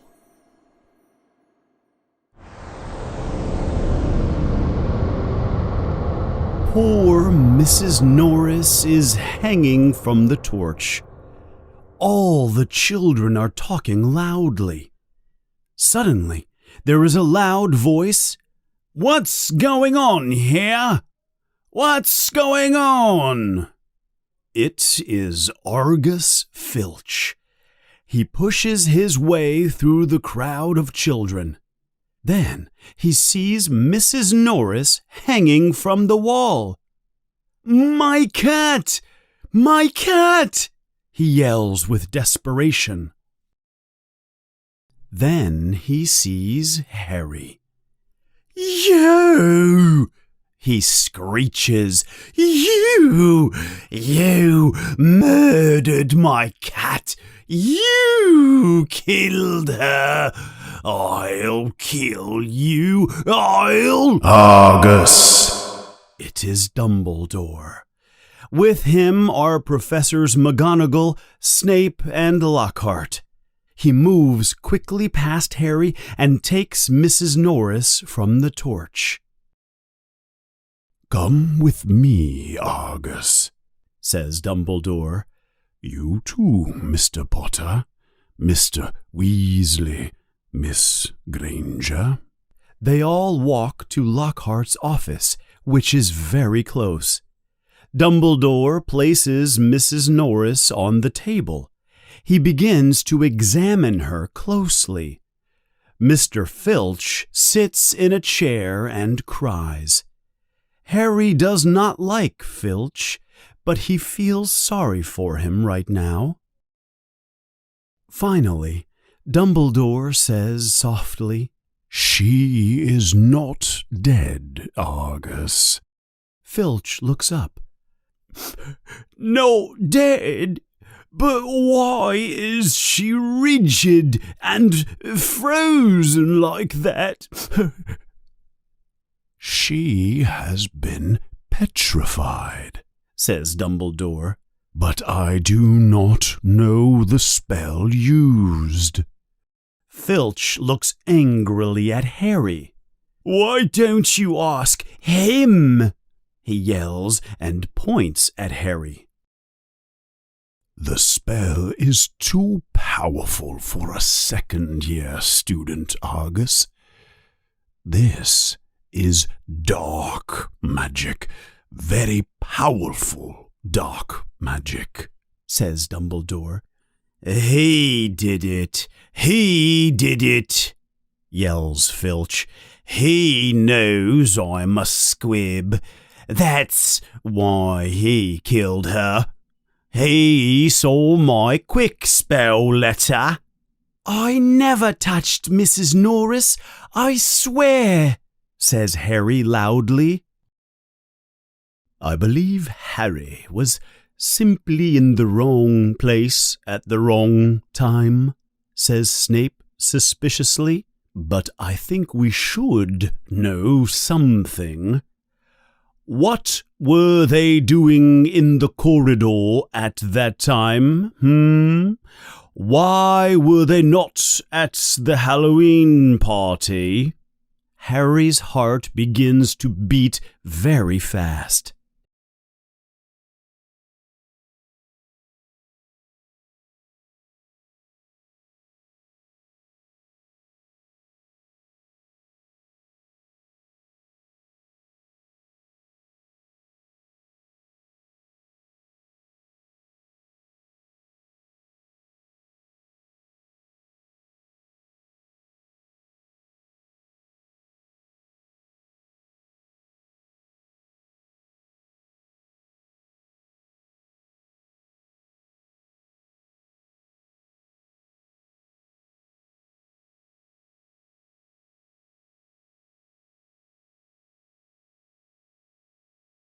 Really, Severus, says Professor McGonagall angrily, there is no reason to prevent Harry from playing Quidditch. This cat was not hit with a broomstick. There is no evidence that Harry has done anything wrong. Dumbledore looks closely at Harry. Harry feels very uncomfortable. Harry is innocent until proven guilty, Severus. They may leave, says Dumbledore. The children leave as fast as they can, without running. When they are far away from Lockhart's office, Harry asks, Do you think I should have said something about the voice? Ron answers quickly, No. When you hear voices that no one else hears, people begin to think strange things about you. Harry looks at Ron. But you believe me about the voices, don't you? He asks. Of course I do, says Ron quickly. But you have to agree, it's strange. I know it's strange, says Harry. This whole thing is strange. Whose voice is that? What does the writing on the wall mean? The chamber has been opened. What does that mean? Ron makes a strange face. He is thinking hard. You know, I think I have heard of the story before, about a secret room at Hogwarts, but I don't remember anything about it. Then Harry asks, And what is a squib? Filch said he was a squib. Ron laughs. Well, says Ron, it's not really funny. A squib is someone who was born into a wizarding family, but they don't have magic powers. But squibs are not very common. If Filch is trying to learn magic from the quick spell course, maybe he is a squib. That explains a lot about him, especially why he hates wizard students so much. He's very bitter about not being a wizard. A clock chimes somewhere. It's midnight, says Harry. We should go to bed before Snape finds us and punishes us.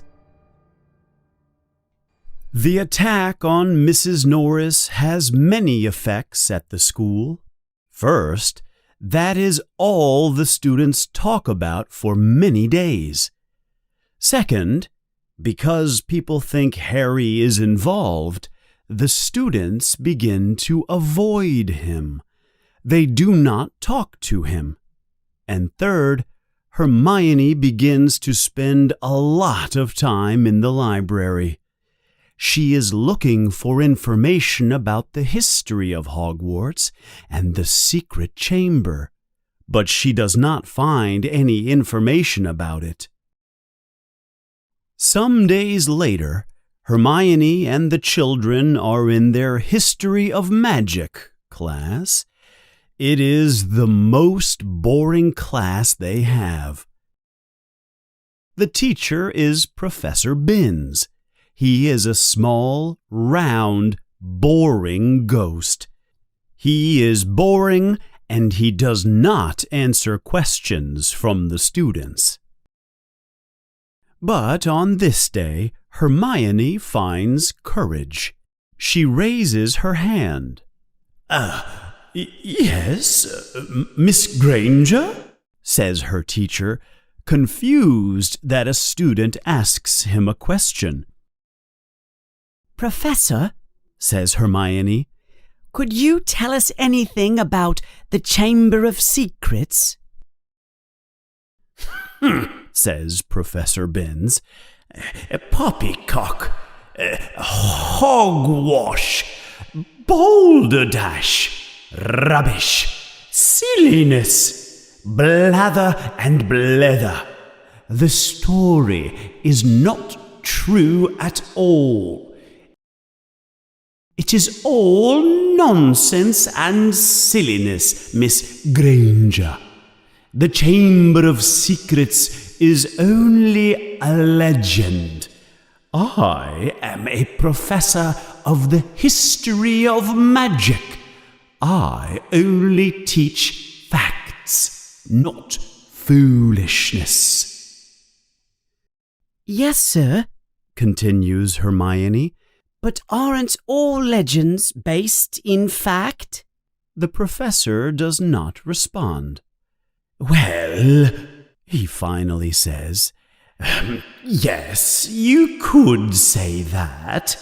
Now all the students are interested in what the professor has to say. They are very curious. However, the legend you are talking about is very sensational. It is difficult to believe. The professor looks at all the children in the class. For the first time, he sees that they are really interested in what he has to say. Oh, very well, he says. The Chamber of Secrets. Where do I begin? The children are very excited now. They are finally paying attention to Professor Binns. Professor Binns begins his story. He tells the children that Hogwarts was founded over 1,000 years ago. It is ancient. There were 4 founders, all of them very powerful witches and wizards. There was Godric Gryffindor, Rowena Ravenclaw, Helga Hufflepuff, and Salazar Slytherin. They built Hogwarts far away from Muggles. They wanted to teach magic to wizarding people in safety. At that time, common people were afraid of magic. They persecuted wizards and witches. It was dangerous for them to practice magic. In the beginning, Professor Binns explains, the founders worked together. They cooperated with each other. They looked for children with magic powers and brought them to Hogwarts to teach them and protect them. But soon after, the founders began to disagree about important things. Slytherin wanted to prevent some students from coming to the school. He thought that only children of magical families should be taught magic. He did not want the children of Muggle families to enter Hogwarts. He did not trust these children. Soon the founders began to dislike each other and argue. Slytherin and Gryffindor had a terrible disagreement, and Slytherin left Hogwarts. But, explains Professor Binns, according to the legend, before Slytherin left, he built the Chamber of Secrets.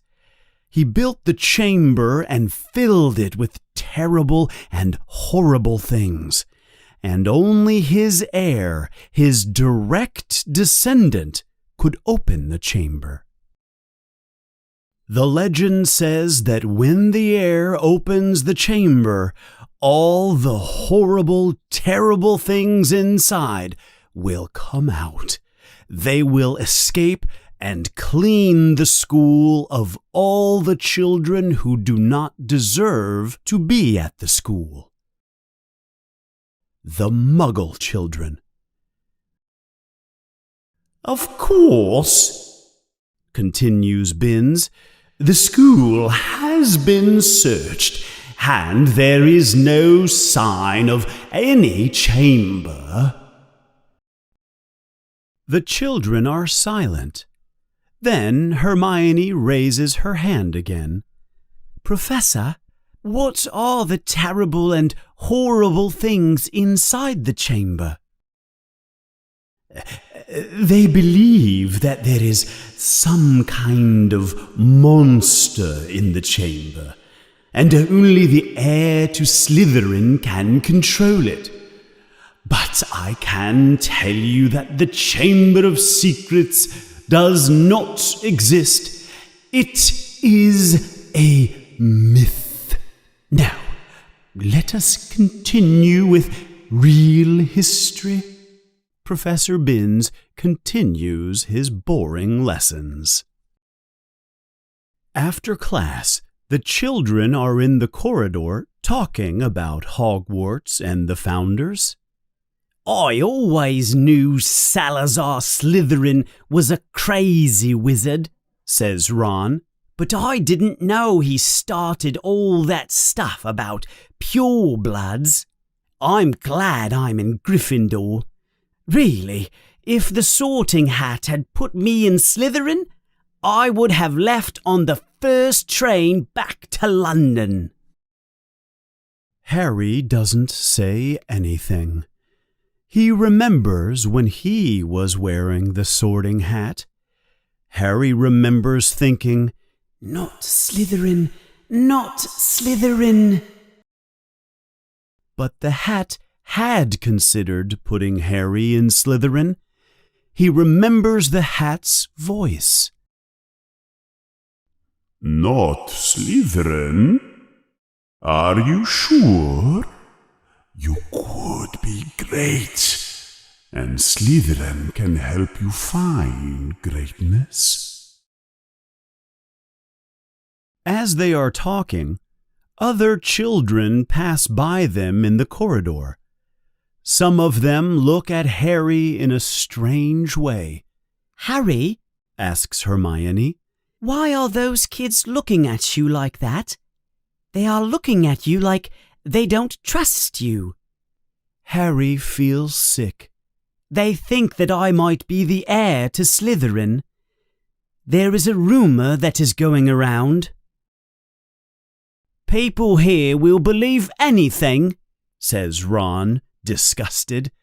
"But," he continues, "do you really think there's a Chamber of Secrets, Hermione?"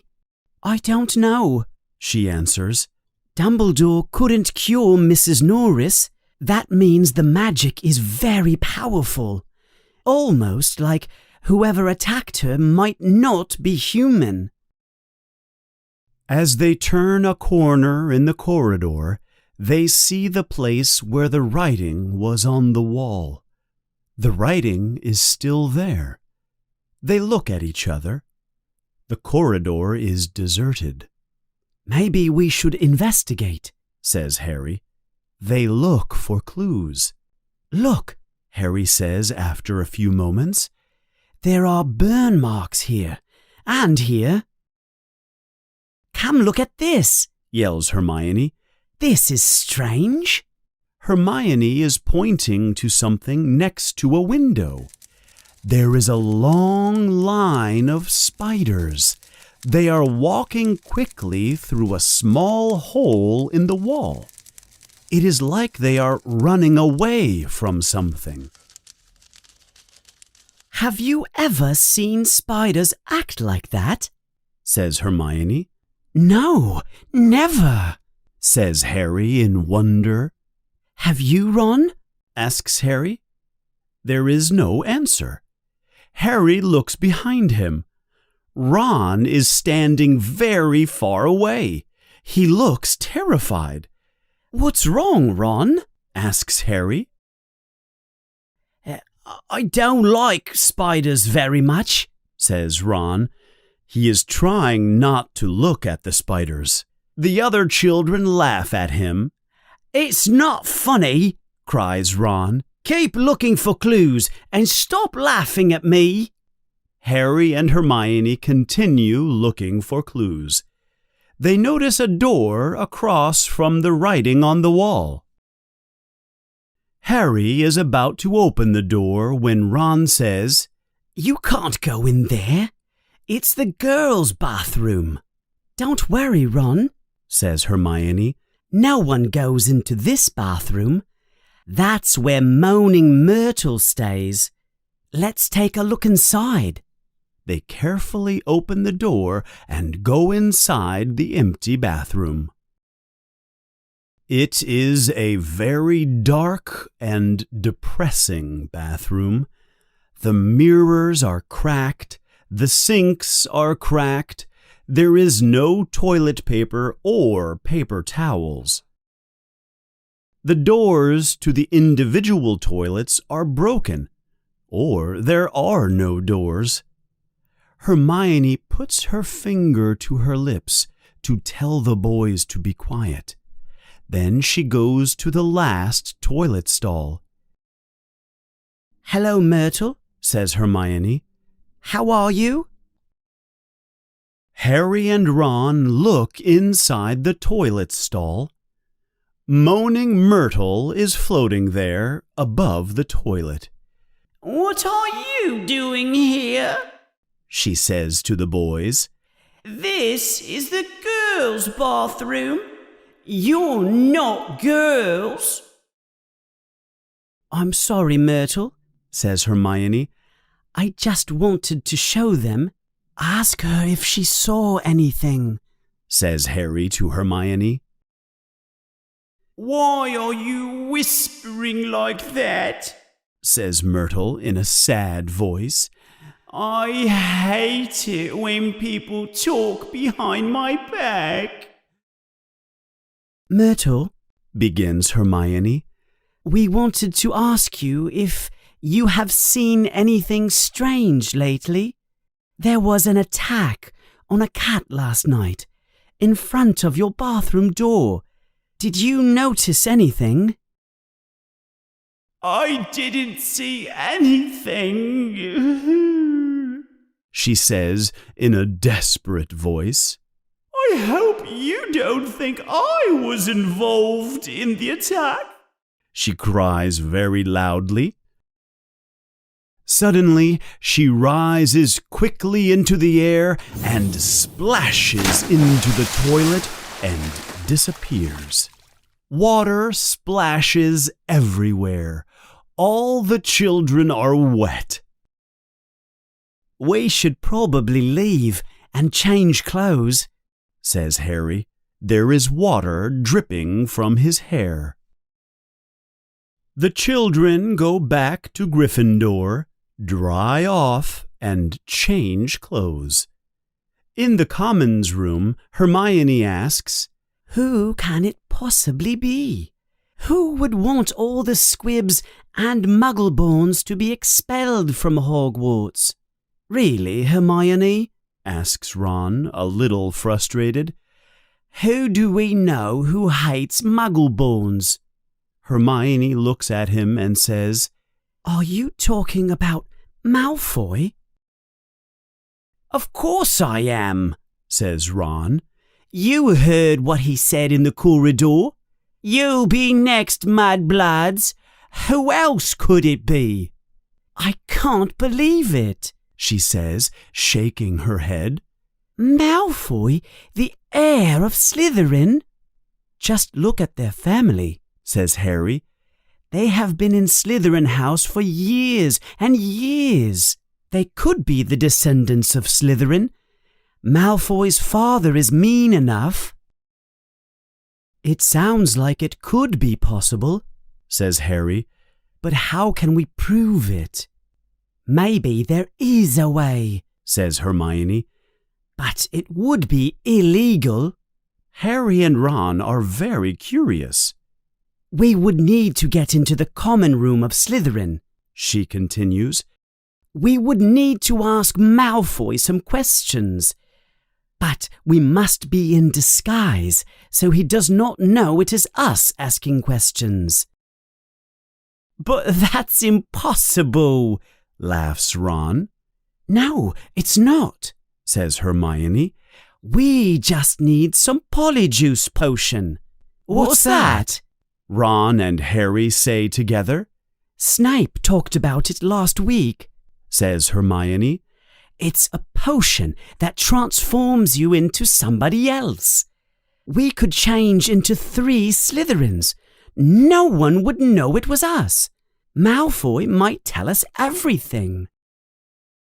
I don't know about this polyjuice, says Ron. What if we are stuck forever as a Slytherin? Don't worry, says Hermione. The effects don't last very long, but it might be difficult to get the recipe. There's a book, but it's in the restricted part of the library. We need a signed note from a teacher to enter the restricted area. Maybe we can convince one of the teachers. Good luck with that, Ron says.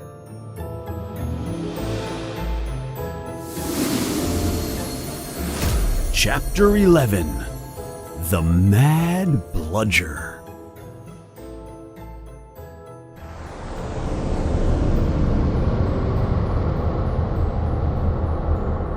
The children have a plan. They will change their appearance and enter the Slytherin house. They will ask Malfoy questions. They want to discover if he is the heir of Slytherin. But to change their appearance, they need a special potion. The Polyjuice potion. They know where the recipe for the potion is. It is in a special book in the library. But there is a problem. The book that they need is in the restricted area of the library.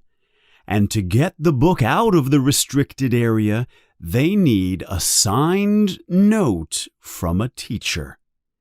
Harry, Ron, and Hermione know only one teacher who might be able to help them, Professor Lockhart. The clever part of the plan is that Lockhart does not need to know that he is helping them. The next day, Lockhart's class is about to end. Before you all go, yells Lockhart, you have homework for tomorrow. Write a paper about how I defeated the Waggle Waggle werewolf. 10 points for the best paper. The bell rings and the children begin to leave. Harry, Ron, and Hermione wait until all the children leave. Hermione walks to Lockhart's desk. She is holding a piece of paper. She seems nervous. Professor Lockhart? She asks. I'm doing a book report on your book, Grooving with Goblins. Oh, really? Interrupts Lockhart. Please, Miss Granger, tell me more. Well, continues Hermione, I wanted to take a book out of the library for research. She shows Lockhart the piece of paper she is holding. But the book I want is in the restricted section of the library. I need a teacher's signature for permission. The book is about powerful potions, you see. Please, Miss Granger, say no more. Of course I will help my best student understand one of my books better. Where do I sign? Lockhart picks up a giant feather pen from his desk. Hermione puts the paper in front of him. He does not even look at the paper. He begins to make an enormous, loopy signature on the paper. So, Harry, says Lockhart as he is signing the paper, tomorrow is your first Quidditch game? Gryffindor versus Slytherin? I hear you're a very good player. I was a seeker too when I was a student here. They asked me to join the national team, but I wanted to dedicate my life to fighting the dark forces. Come see me if you want some private lessons. Lockhart gives Hermione the paper. She folds it and puts it in her backpack. Thank you, Professor Lockhart, she says. The children leave the room quickly. When they are far away, Ron says with excitement, I can't believe it! He didn't even look at the paper. Now we have what we need, says Harry happily. They run to the library. The librarian, Madame Pince, is an old, thin, impatient woman. She looks a little like a vulture. What book would you like to take out, young lady? She asks Hermione when they arrive at the library. Most Pente potions, answers Hermione. That is a restricted book, says Madame Pince in a suspicious voice. We have permission, says Hermione too loudly. She gives Madame Pince the signed paper. Madame Pince holds the paper to the light. She thinks it might be fake, but the signed note passes the test. She walks away towards the restricted section and returns after a few moments. She gives Hermione a large, ancient book. Hermione puts the book in her bag. They thank Madame Pince, and then they leave quickly and quietly. They run to the girls' bathroom where Moaning Myrtle lives. It's the best place to read the book, explains Hermione. No one goes in there because of Moaning Myrtle. As they open the book, they can hear Myrtle moaning in her toilet stall. She ignores them, and they try to ignore her.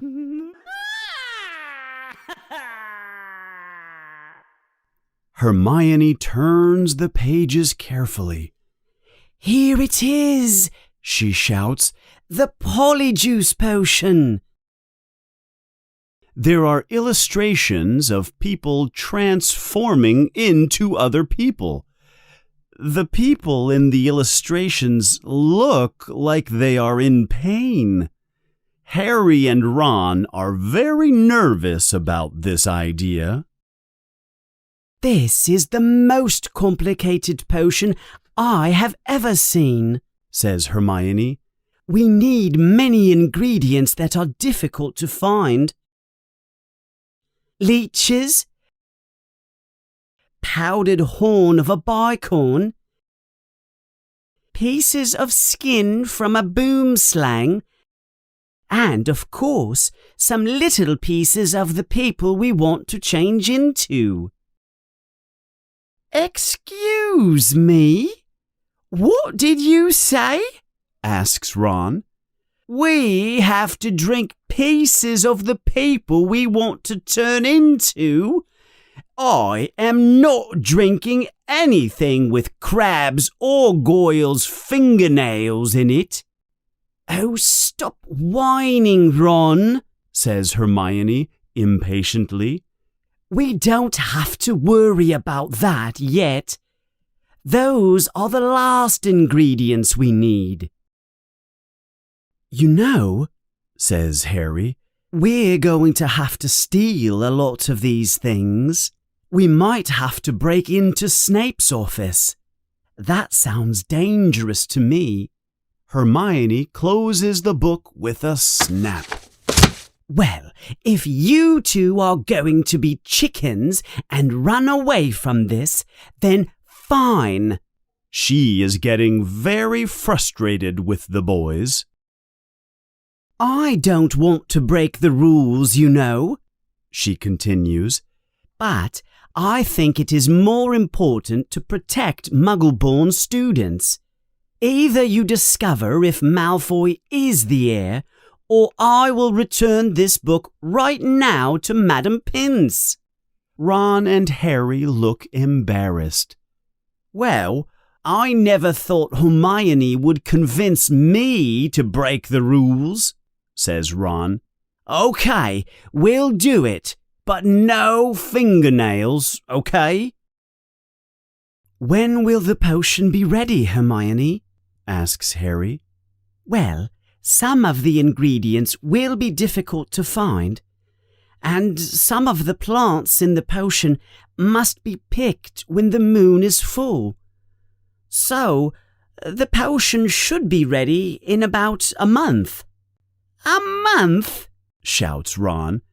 Malfoy can attack many of the Muggle-borns in the school by then. The children leave the bathroom and walk towards Gryffindor House.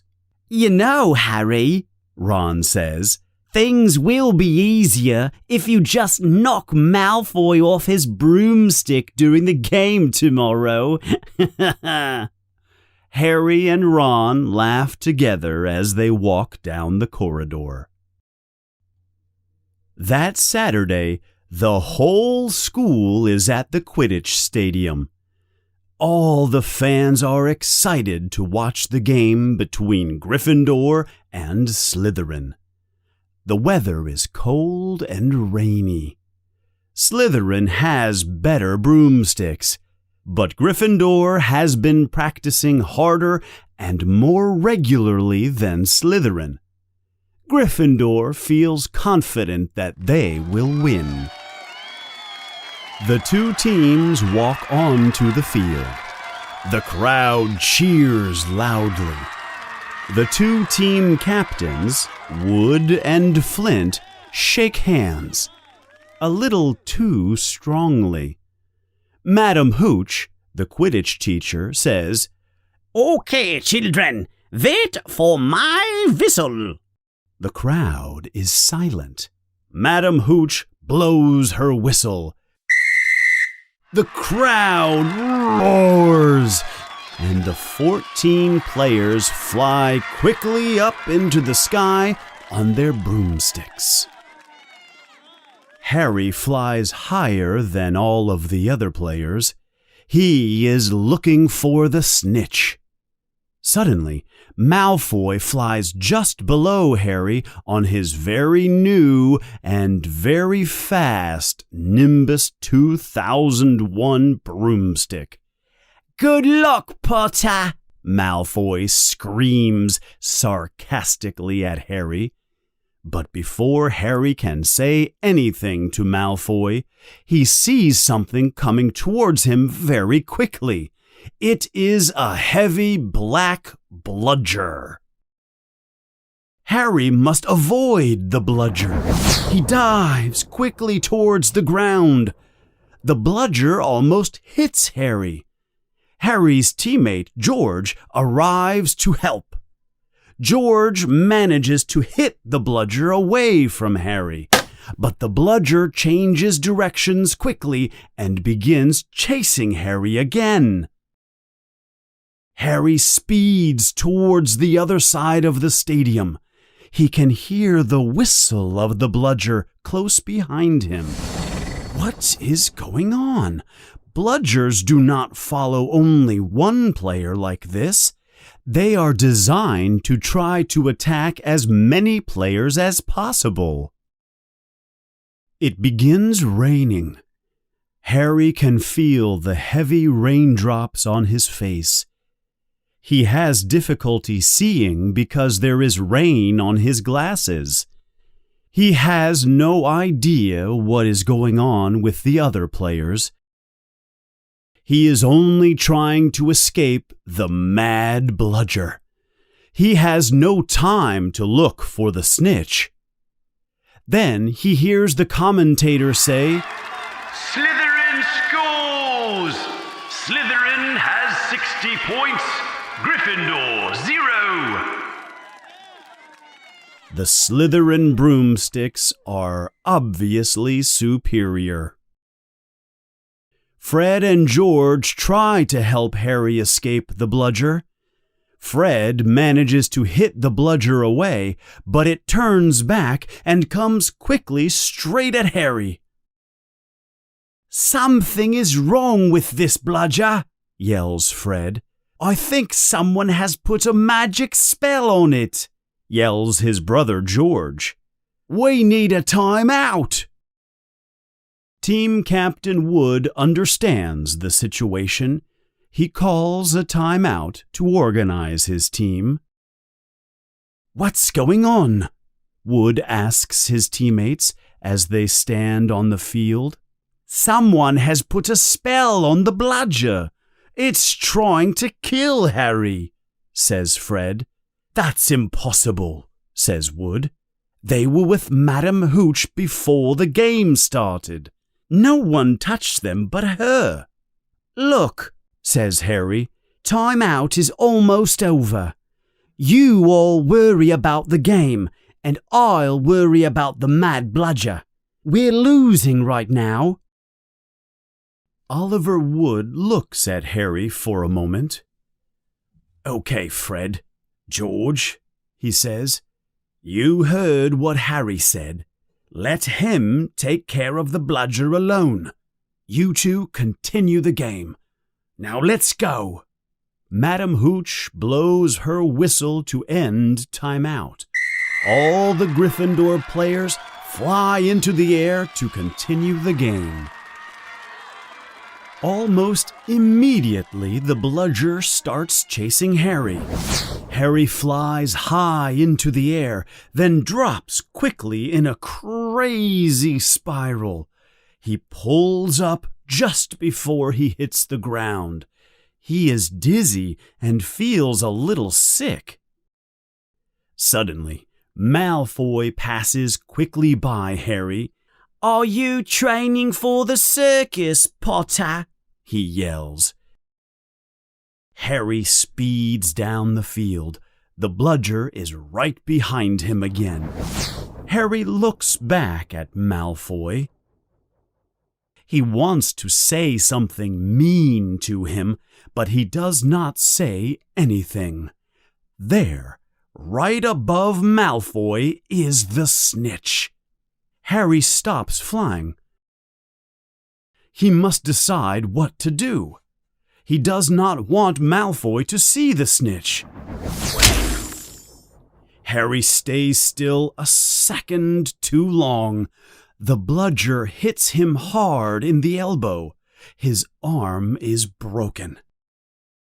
The pain is terrible. Now he is holding his broomstick with only one hand. His broken arm is useless now. He looks up and sees the bludger coming back at him. He has only one idea: get close to Malfoy. Harry flies straight at Malfoy. Malfoy thinks Harry is going to crash into him. He makes a high scream of fear and closes his eyes. Malfoy rolls over to escape Harry. Harry flies quickly over Malfoy. He takes his good hand off the broomstick and reaches for the snitch. His fingers close around the snitch, but he is only holding his broomstick with his legs. Harry begins to fall. With a loud thud, Harry hits the wet ground. His broken arm is bent at an unnatural angle. He is in terrible pain, but he can hear the cheering and shouting from the crowd. The snitch is in his good hand. In terrible pain, he says, "Oh, we won." Then he loses consciousness. Everything goes black. Harry finally opens his eyes a moment later. The rain falls onto his face. Someone is standing over him. "Oh, no, not you," Harry says. "Do not worry, Harry," yells Professor Lockhart. "I will fix your arm." "No!" yells Harry. Harry tries to sit up, but the pain is too much. Then he hears a clicking noise. It is Colin Creevy taking pictures of him. "No, Colin," says Harry. "no pictures of this." "I will perform a simple spell," says Lockhart to the crowd of people around Harry. "I have done this many times." "Just take me to the hospital," says Harry, a little desperate. "Stand back, everyone," yells Lockhart. Lockhart raises his wand and points it at Harry's arm. Harry feels a very strange and uncomfortable sensation. It feels like his whole arm is being deflated.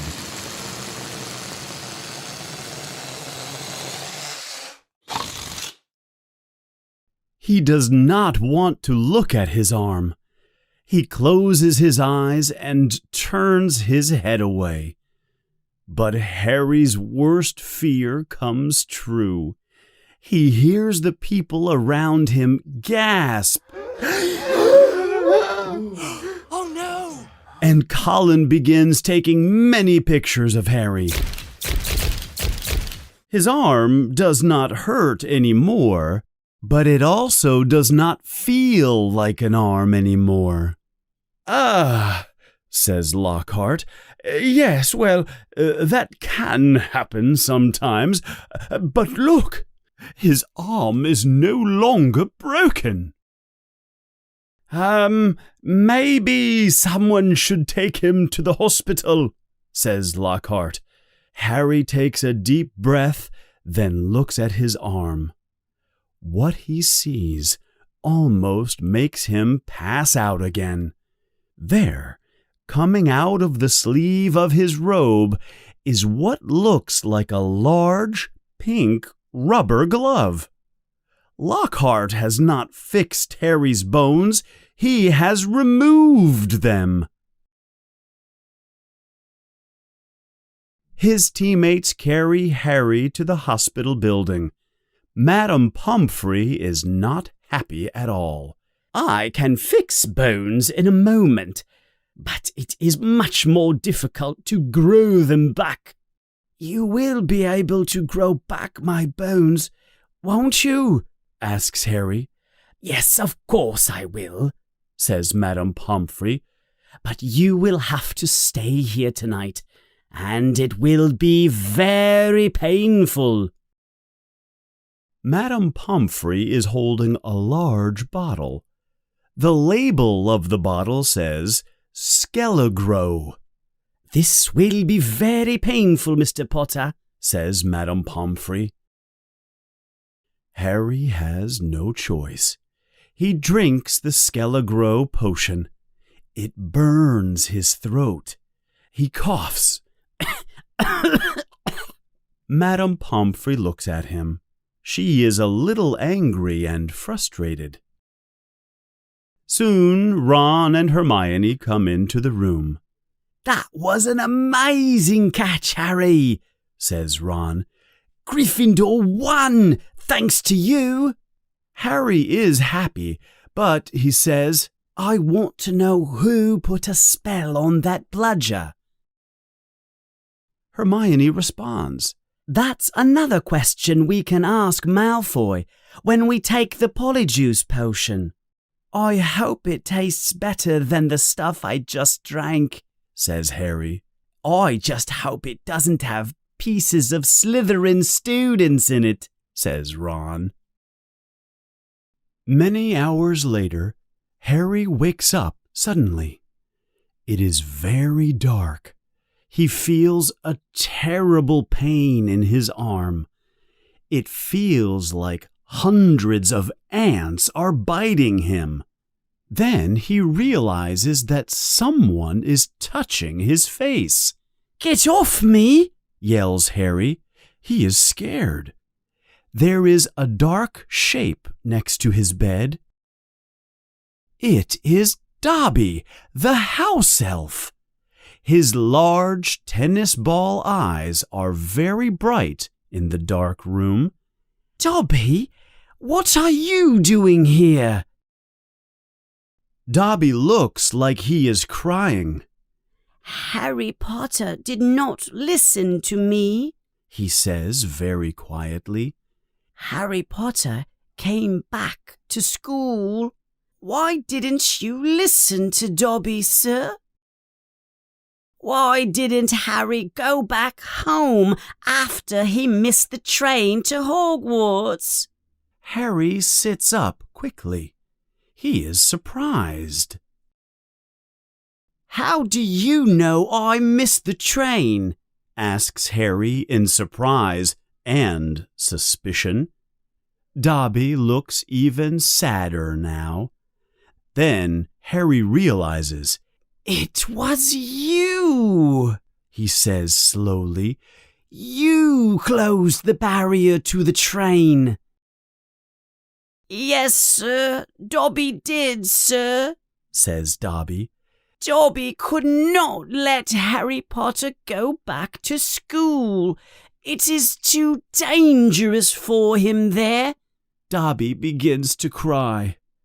Then suddenly he blows his nose loudly into his pillowcase clothes. Why do you wear that dirty thing, Dobby? Asks Harry. Harry is curious about it. This dirty bag that I wear is the uniform of a house elf. Dobby is a slave, and slaves wear dirty rags like this. Dobby can only be free if his master gives him real clothes to wear. My cruel family does not even give me a sock to wear. If they did, Dobby would be free to leave their house. Dobby would be free forever. Dobby continues. Harry Potter must go home. Dobby thought the bludger would scare you, and then you would leave Hogwarts.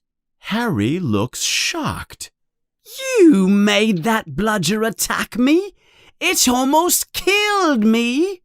Dobby shakes his head. No, never kill Harry, he says. Dobby wanted the bludger to hurt Harry Potter very much, so Harry Potter would go home. Why did you want to hurt me, Dobby? Harry asks. He is very angry now. Oh, if Harry only knew how important Harry Potter is to us slaves. Dobby remembers how terrible life was when he, who must not be named, was powerful. We house elves were treated like insects, sir. We are still treated like rats, but life is better now for us because you defeated the Dark Lord. His power was broken. Harry Potter gave us hope for a better future. And now at Hogwarts, terrible things are happening. Dobby cannot let Harry Potter stay here. Harry Potter must leave. The Chamber of Secrets is open again. Dobby stops talking. He realizes he has said too much. He jumps off the bed suddenly. He picks up a glass of water on the table next to the bed. He crashes the glass over his head. He climbs slowly back onto the bed.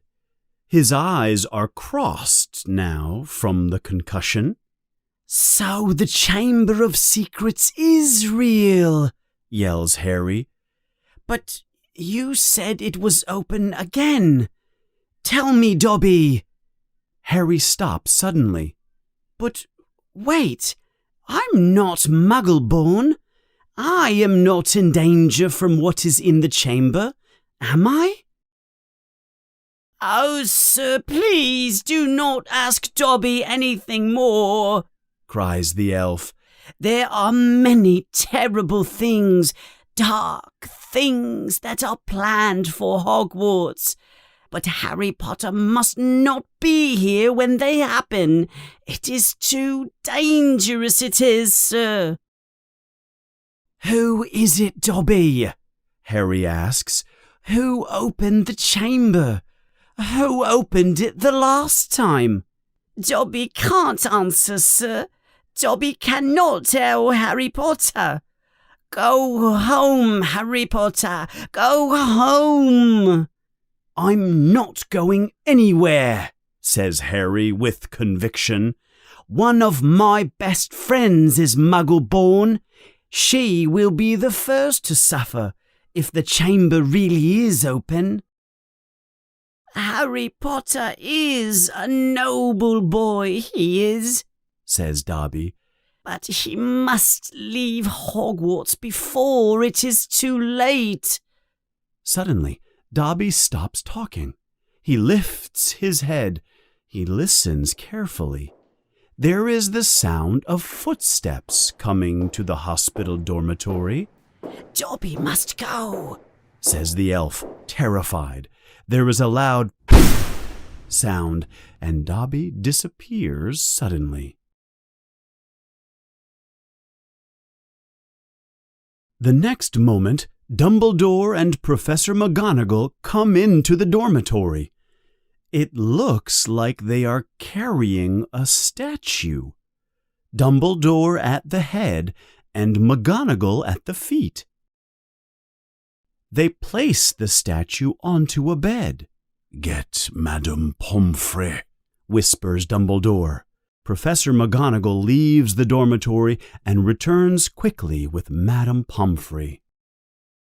What happened? asks Madame Pomfrey quietly. She is looking at the statue on the bed. "There was another attack," answers Dumbledore.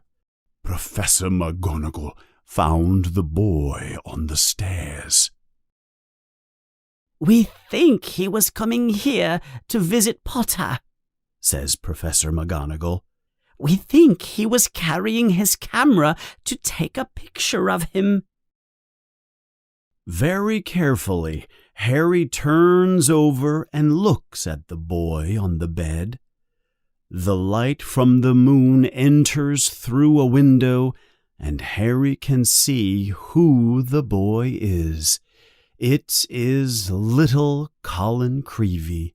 His eyes are wide open. His hands are out in front of him. They are holding his camera. Is he petrified? asks Madame Pomfrey.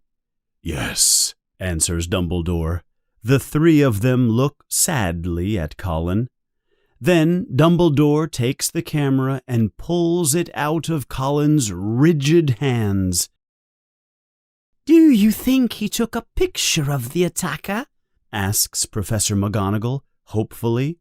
Dumbledore does not answer. He pulls the back of the camera open.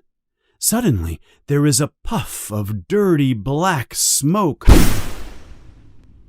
The smell is terrible. Oh, no, cries Professor McGonagall. Melted! The film has all melted! Oh, Albus, what does this mean? She says urgently. "It means," says Dumbledore, "that the Chamber of Secrets is open again." Madame Pomfrey and Professor McGonagall both cover their mouths with their hands in surprise. But who did this, Albus? asks McGonagall. The question is not who, answers Dumbledore. the question is how.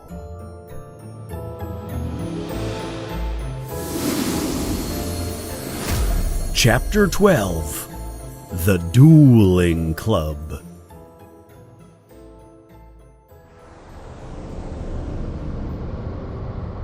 Harry wakes up the next morning. His arm does not hurt anymore. His bones have regrown. He looks over at Colin's bed, but there is a curtain blocking him. Harry gets out of bed. He wants to find Ron and Hermione and tell them about Colin and Dobby. Harry decides to go to Myrtle's bathroom. That's where they will be. He enters the bathroom and finds Ron and Hermione. They are already working on the polyjuice potion. There is a small cauldron on the floor. The liquid inside is steaming and bubbling.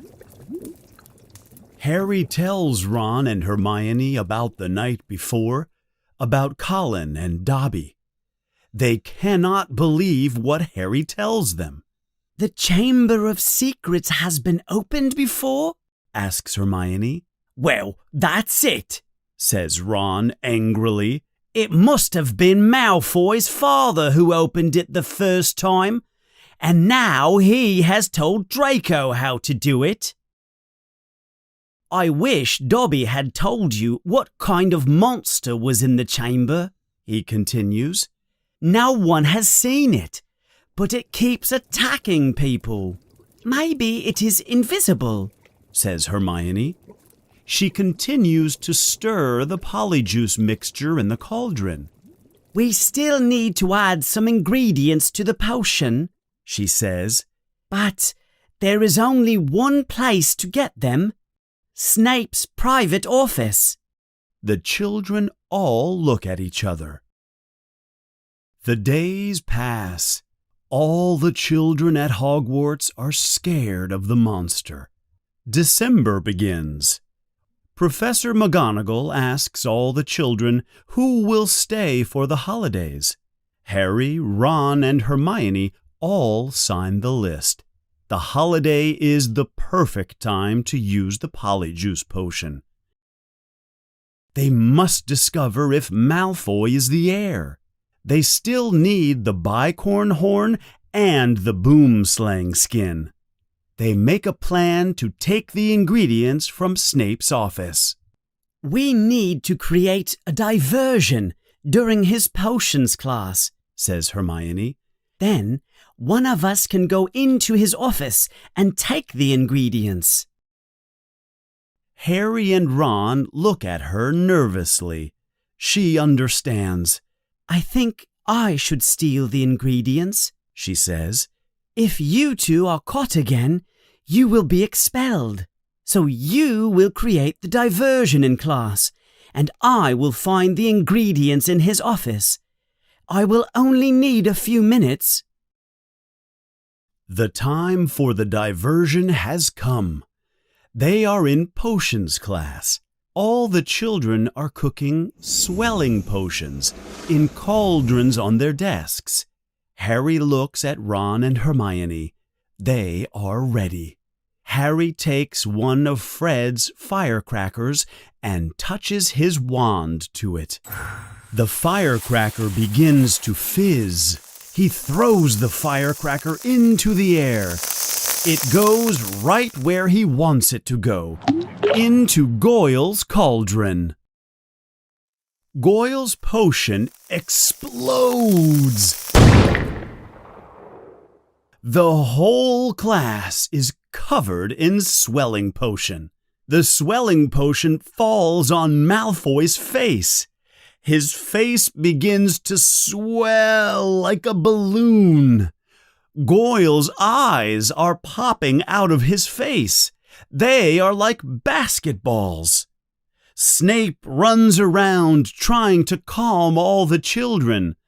With all the chaos in the class, Hermione quietly leaves the room. A few moments later, Snape begins to give the children the antidote to the potion. Harry laughs at Malfoy. His face is the size of a pumpkin. Harry sees Hermione enter the room a few moments later. She has something under her robes. Snape finds the pieces of the firecracker in Goyle's cauldron. "If I discover who did this, I will expel them," says Snape. He looks right at Harry when he says this. Suddenly, the bell rings. Class is over. Harry, Ron, and Hermione leave together. "I'm sure Snape knows I caused the explosion," Harry says. They are rushing to Moaning Myrtle's bathroom. Hermione takes the stolen ingredients and throws them into the cauldron. "Okay," she says happily. "The potion will be ready in 2 weeks." "Snape can't prove it was you, Harry," Ron says. "And what can he do to you anyway? If I know Snape, he can do something terrible to me." The potion bubbles and plops. A week later, Harry, Ron, and Hermione are walking across the entrance hall. There is a group of children standing in front of the message board. They are reading a piece of paper that is pinned to the wall. "They're starting a dueling club," says one of the kids. "The first meeting is tonight," says another excitedly. "Wizard dueling might be useful," says a third kid. Harry, Ron, and Hermione love the idea of the dueling club. That night they run to the Great Hall, where the dueling classes will take place. All the dining tables in the Great Hall are gone. In their place is a large golden stage. Thousands of candles float in the air above the children's heads. "I wonder who our teacher will be," says Hermione. "As long as it is not—" "Oh, no," Harry says. Gilderoy Lockhart walks onto the stage. He is wearing magnificent robes. And with him, as his dueling opponent, is Professor Snape. Snape is wearing black robes as usual. Lockhart waves his arms for silence. "Come, children, come closer. Can you all see me well? Can you all hear me clearly? Excellent. Professor Dumbledore has given me permission to start this dueling club. I will teach you how to defend yourselves against charms and spells. You will find more information about my skills in my books. They are in the library, of course. I would like to introduce my assistant, Professor Snape. He has agreed to help me with a demonstration before we begin. Do not worry, children. You will still have your potions master after this demonstration." Snape is not happy with what Lockhart has said. "Wouldn't it be great if they turned each other into frogs?" says Ron quietly to Harry. "Let us begin the demonstration," says Lockhart. Lockhart and Snape take positions on opposite sides of the long stage. As you can see, we are holding our wands in the correct combat position, continues Lockhart. On the count of 3, we will cast our first spells. Neither of us will try to kill the other, of course. I hope Snape knows that, says Harry quietly to Ron. They both laugh. 1, 2, 3. Both professors swing their wands up and over their heads. Snape cries, Expelliarmus! There is a bright flash of red light, and Lockhart is knocked off his feet. He flies backwards off the stage and onto the stone floor.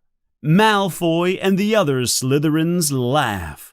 Hermione is angry. She still likes Lockhart very much. Lockhart stands up. He looks a little dizzy. Well, children, he says, that was a disarming spell. As you can see, I have lost my wand. Thank you, Miss Brown. Yes, Professor Snape, that was a good choice to show the students. Of course, it was very obvious what you were going to do. If I wanted to stop you, it would be very easy. Snape has a face of pure evil. Well, enough demonstrating, says Lockhart with a worried look on his face.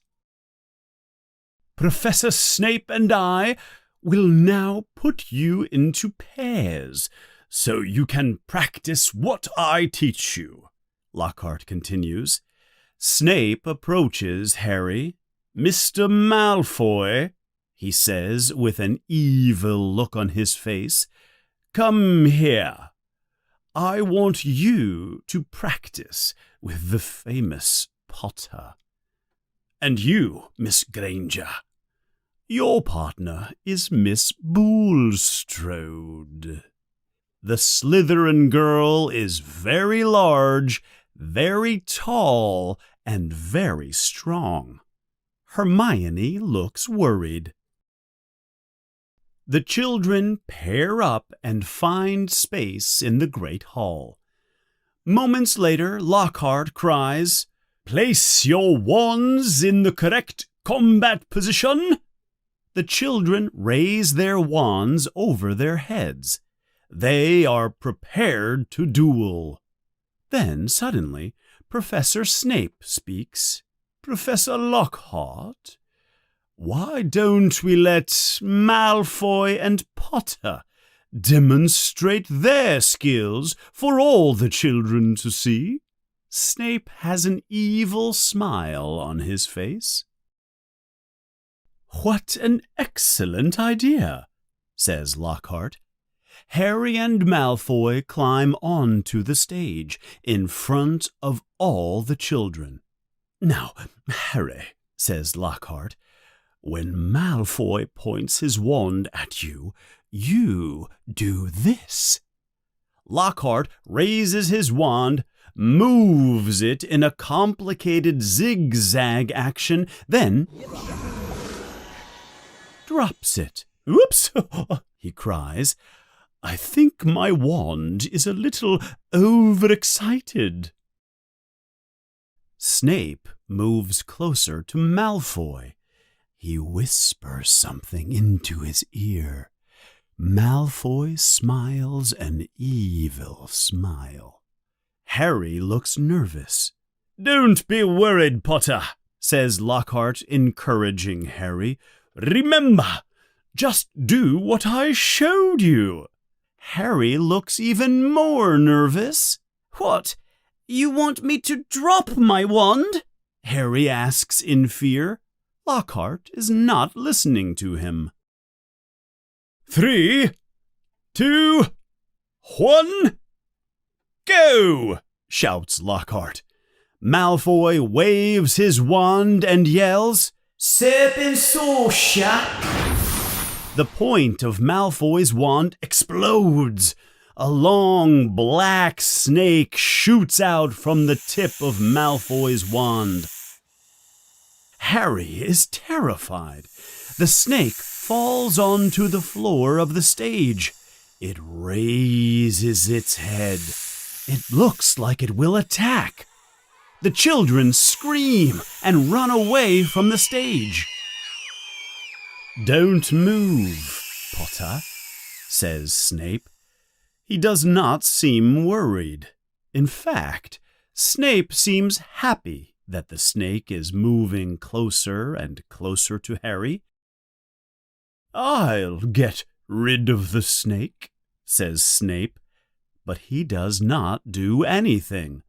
"Let me get rid of the snake," shouts Lockhart.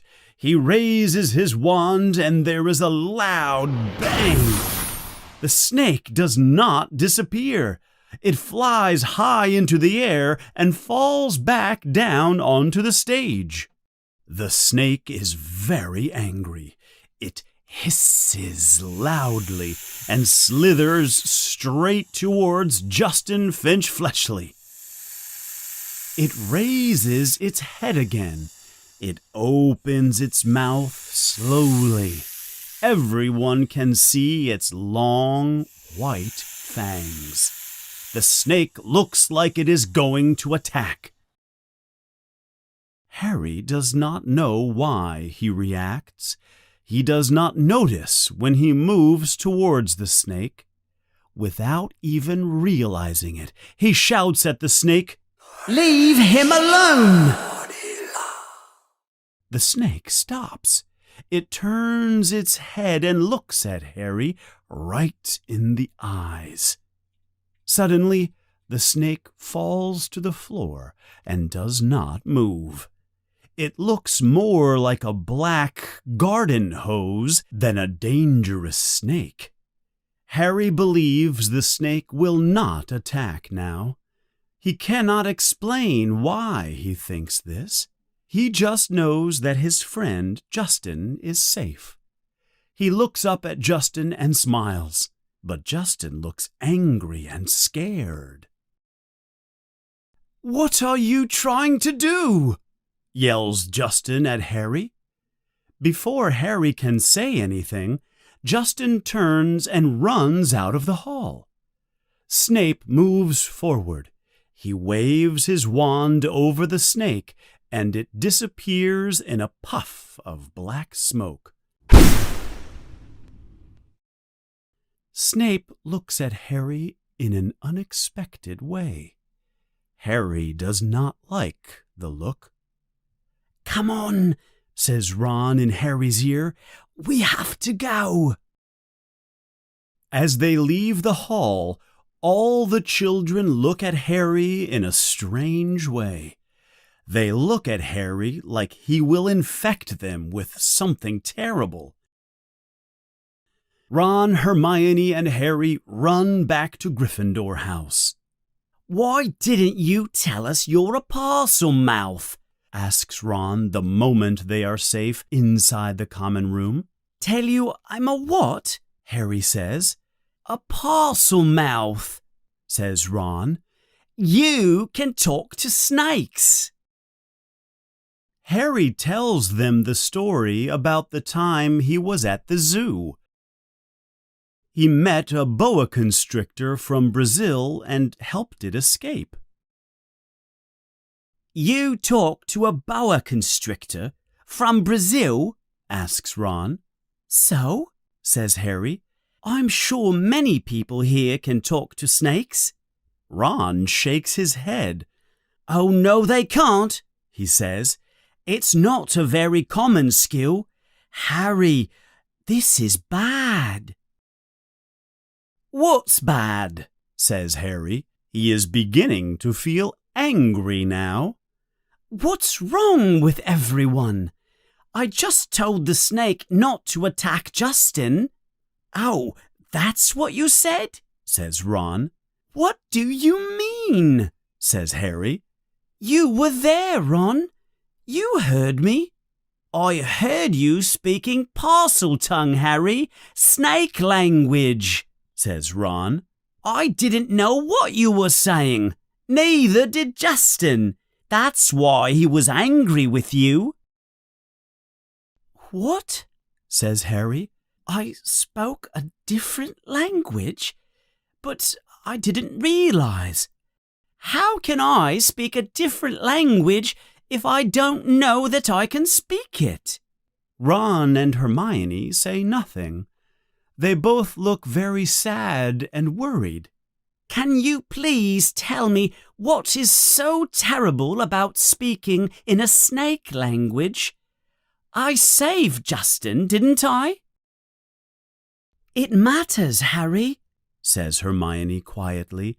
"It matters because Salazar Slytherin was famous for speaking to snakes. That's why the symbol of Slytherin House is a serpent." Harry can't believe what he is hearing. "And now the whole school thinks you are his great-great-great-great-grandson or something," says Ron. "But I'm not," yells Harry with panic in his voice. "I think that will be hard to prove, Harry," says Hermione. "Salazar Slytherin was alive 1,000 years ago. We have no way to know for sure. You could be his heir, Harry." Harry cannot sleep that night. Can he really be a descendant of Salazar Slytherin? He does not know anything about his parents. He never knew them. They were killed when he was only a baby, and the Dursleys never let him ask about his relatives. Quietly, Harry tries to say something in Parseltongue, but no words come out of his mouth. Harry is confused and frustrated. But before he falls asleep, he decides he will talk to Justin the next day in herbology class. He wants to explain what happened at dueling camp. He'll explain to Justin how he was only trying to stop the snake, not make it attack Justin. But of course, thinks Harry, no one thinks I tried to hurt Justin. Then he finally falls asleep. The next morning, herbology class is cancelled.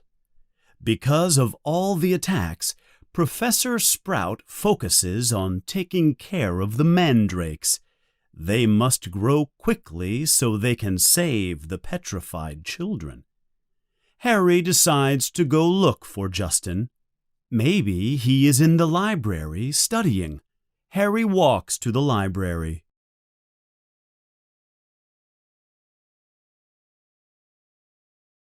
In the back of the library, Harry sees a group of Hufflepuffs. They are all talking close together and quietly. He cannot see Justin with them, but he hears the Hufflepuffs talking about him. Harry hides behind a bookshelf. I told Justin to hide in the dormitory, especially since Potter is trying to petrify him. Potter knows Justin is Muggle-born. A Hufflepuff girl asks a question. "But Ernie, do you really think Harry is the heir to Slytherin?" Harry listens closely. "Hannah, he's a Parselmouth. Everyone knows that a wizard who speaks to snakes is a dark wizard. Remember, they called Slytherin Serpent Tongue. And don't forget what was written on the wall. Enemies of the heir, beware. Potter has an argument with Filch. Then Mrs. Norris is attacked. That little boy, Colin Creevy, he was irritating Harry at the Quidditch match, taking pictures of him. Now Colin's a statue." "But didn't Harry defeat you-know-who?" asks Hannah. Ernie makes his voice very quiet. "No one knows how Harry survived the attack by you-know-who. He should have died for sure. Only a very powerful dark wizard could survive that attack. That's probably why you know who wanted to kill him. He didn't want competition from another powerful dark wizard. Harry decides he has heard enough. He steps out from behind the bookshelf. Hello, everyone. I'm looking for Justin, says Harry. Harry almost laughs. All the Hufflepuffs look terrified. Then Ernie says, "Why do you want to see him?" I just want to explain what happened at the dueling club, says Harry. "We were all there, Harry," says Ernie. "We saw what happened." Harry is angry. Then you saw that the snake stopped after I talked to it, didn't you? He asks. "All I saw was you speaking parcel tongue and chasing the snake towards Justin." I didn't make the snake attack Justin, yells Harry. He is furious now. The snake didn't even touch him. "And before you have any more ideas," says Ernie, "I'm from a wizarding family. My family goes back 9 generations, all wizards, witches, and warlocks. My blood is as pure as wizard blood can be, so don't try." I don't care what kind of blood you have, yells Harry. Why would I want to attack Muggleborns? Harry turns around and walks away quickly. He runs down the corridor. He wants to go to the Hufflepuff dormitory to talk to Justin. In the corridor, he meets Hagrid. "Hello, Harry," he says, happy to see Harry.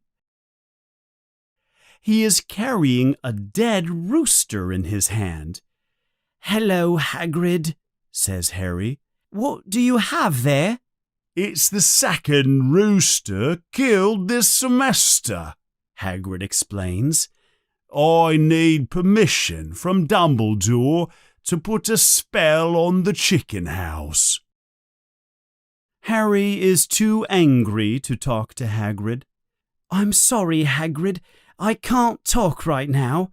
I have to get to class," he lies. Harry walks off towards Hufflepuff. Hagrid looks at him, a little worried.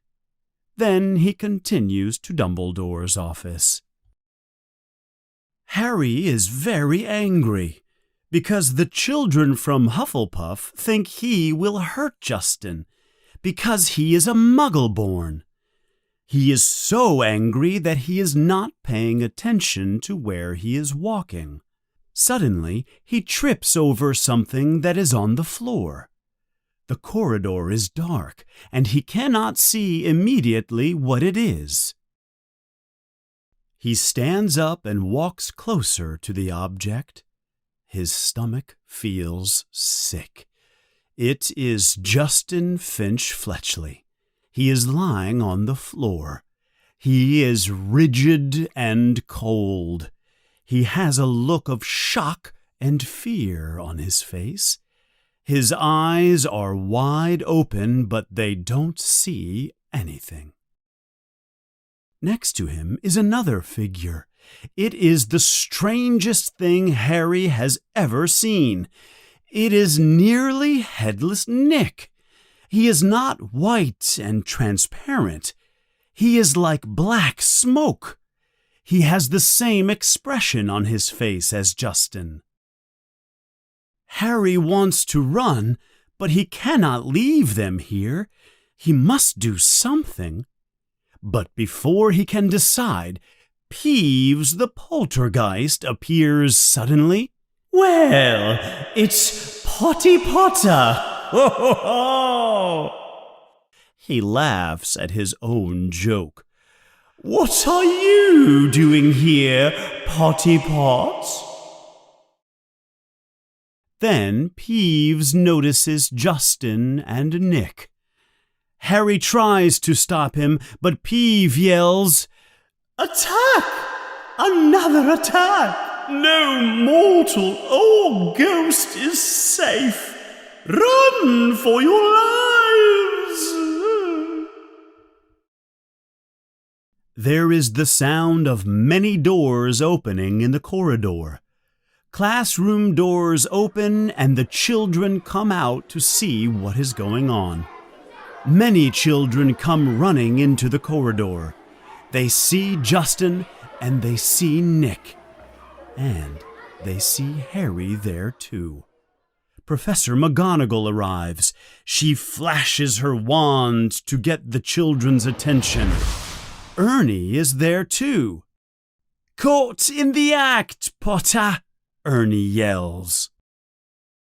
Professor McGonagall organizes a group to carry Justin to the hospital building.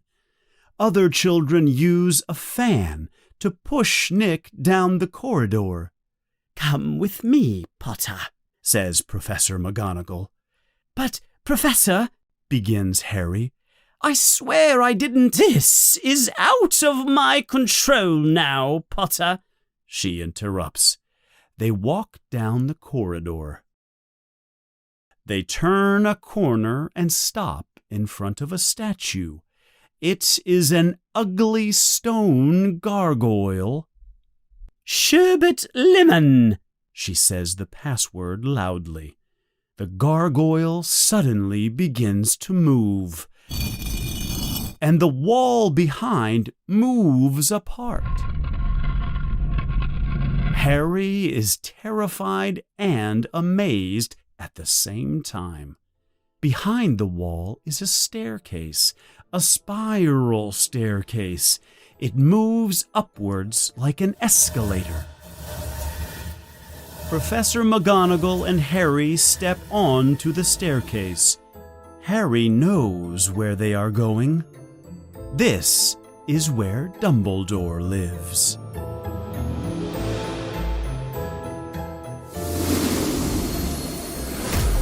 Chapter 13. The Polyjuice Potion.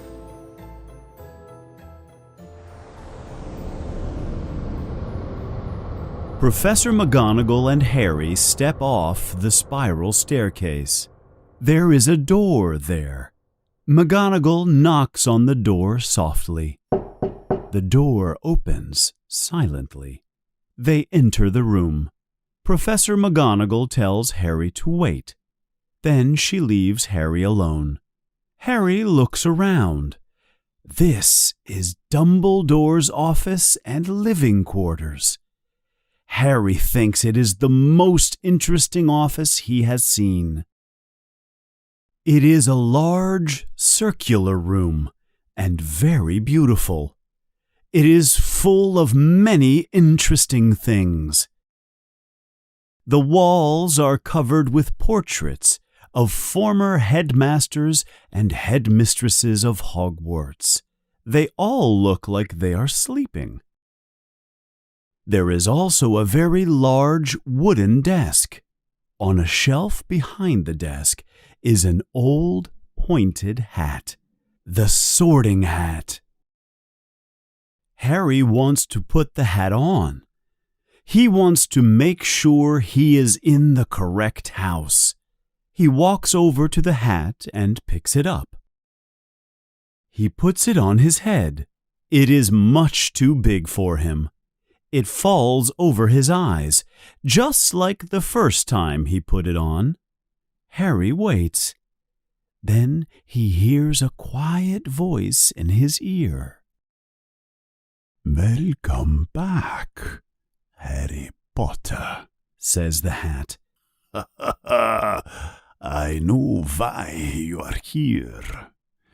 You want to know if I placed you in the correct house, don't you? I'm so sorry to bother you, says Harry. But yes, am I in the right house? continues the hat. You were difficult to place, but what I said was true. Harry feels very happy and satisfied. The hat placed him in Gryffindor. The hat continues, You would have been very successful at Slytherin. Harry feels very sad now and depressed. He takes the hat off quickly. "You're wrong," says Harry. He throws the hat back onto the shelf. The hat is silent now. Then suddenly, Harry hears a strange coughing and gagging noise behind him. He turns around quickly.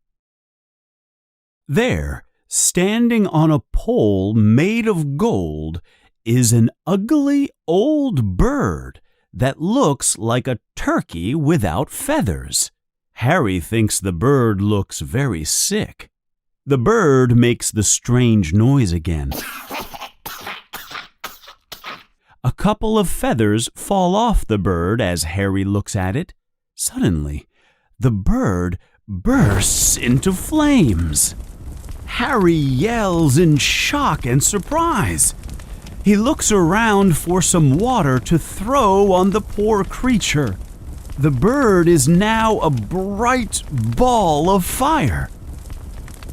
It gives a loud screech, and then it explodes in a bright light of fire and smoke.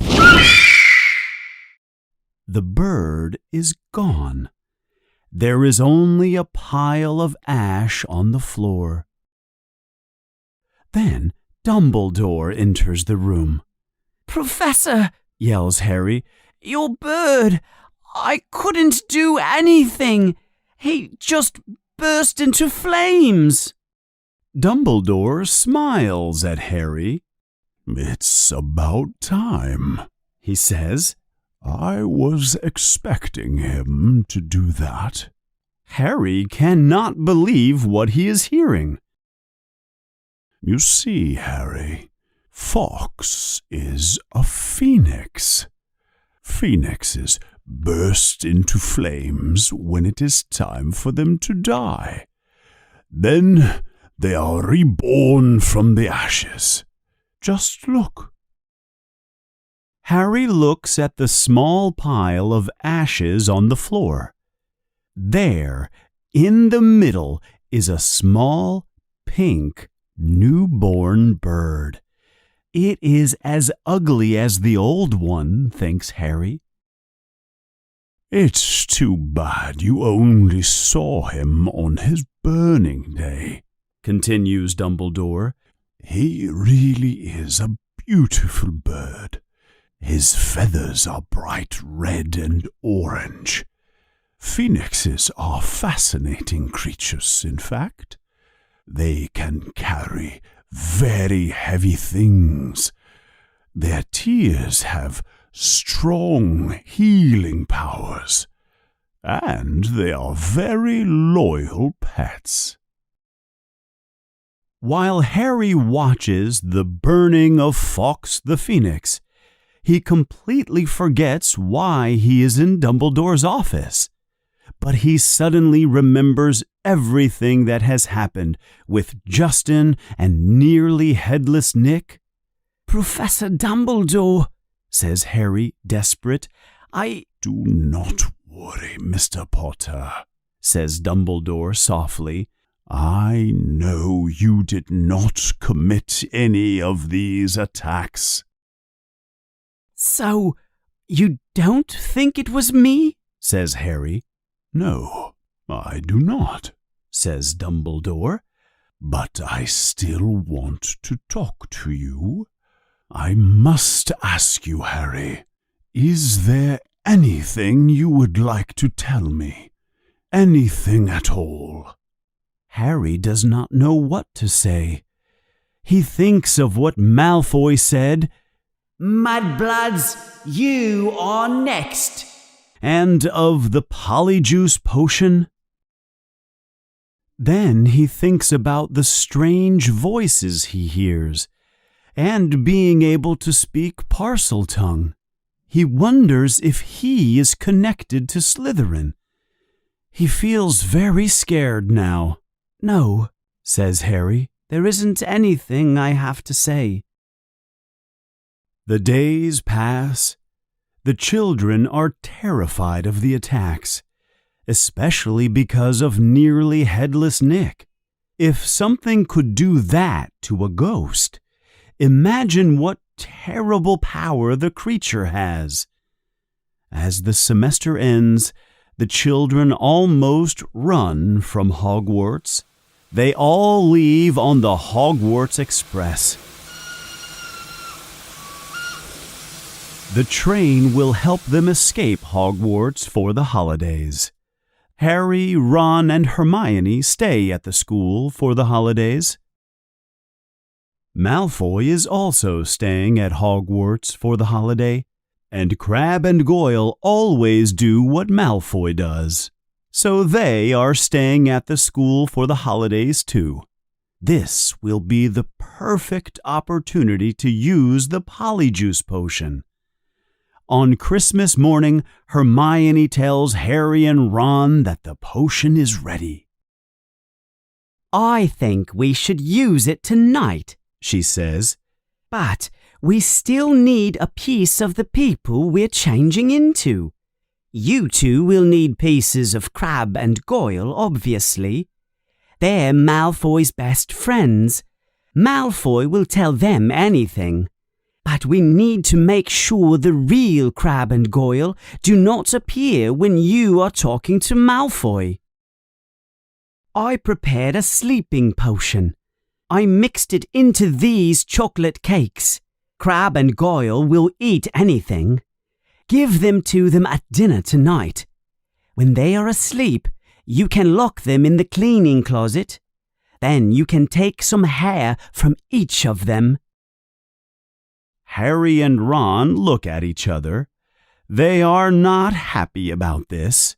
"The potion won't work unless you have Crabbe and Goyle's hair," Hermione continues. "Oh, all right," says Harry. "But what about you? Whose hair are you going to pull out?" "I already have my hair," answers Hermione. She holds up a glass bottle with a single hair in it. "It's from Millicent Bulstrode. I got it when we were dueling. I took the hair off her robe." It is time to begin the polyjuice potion operation.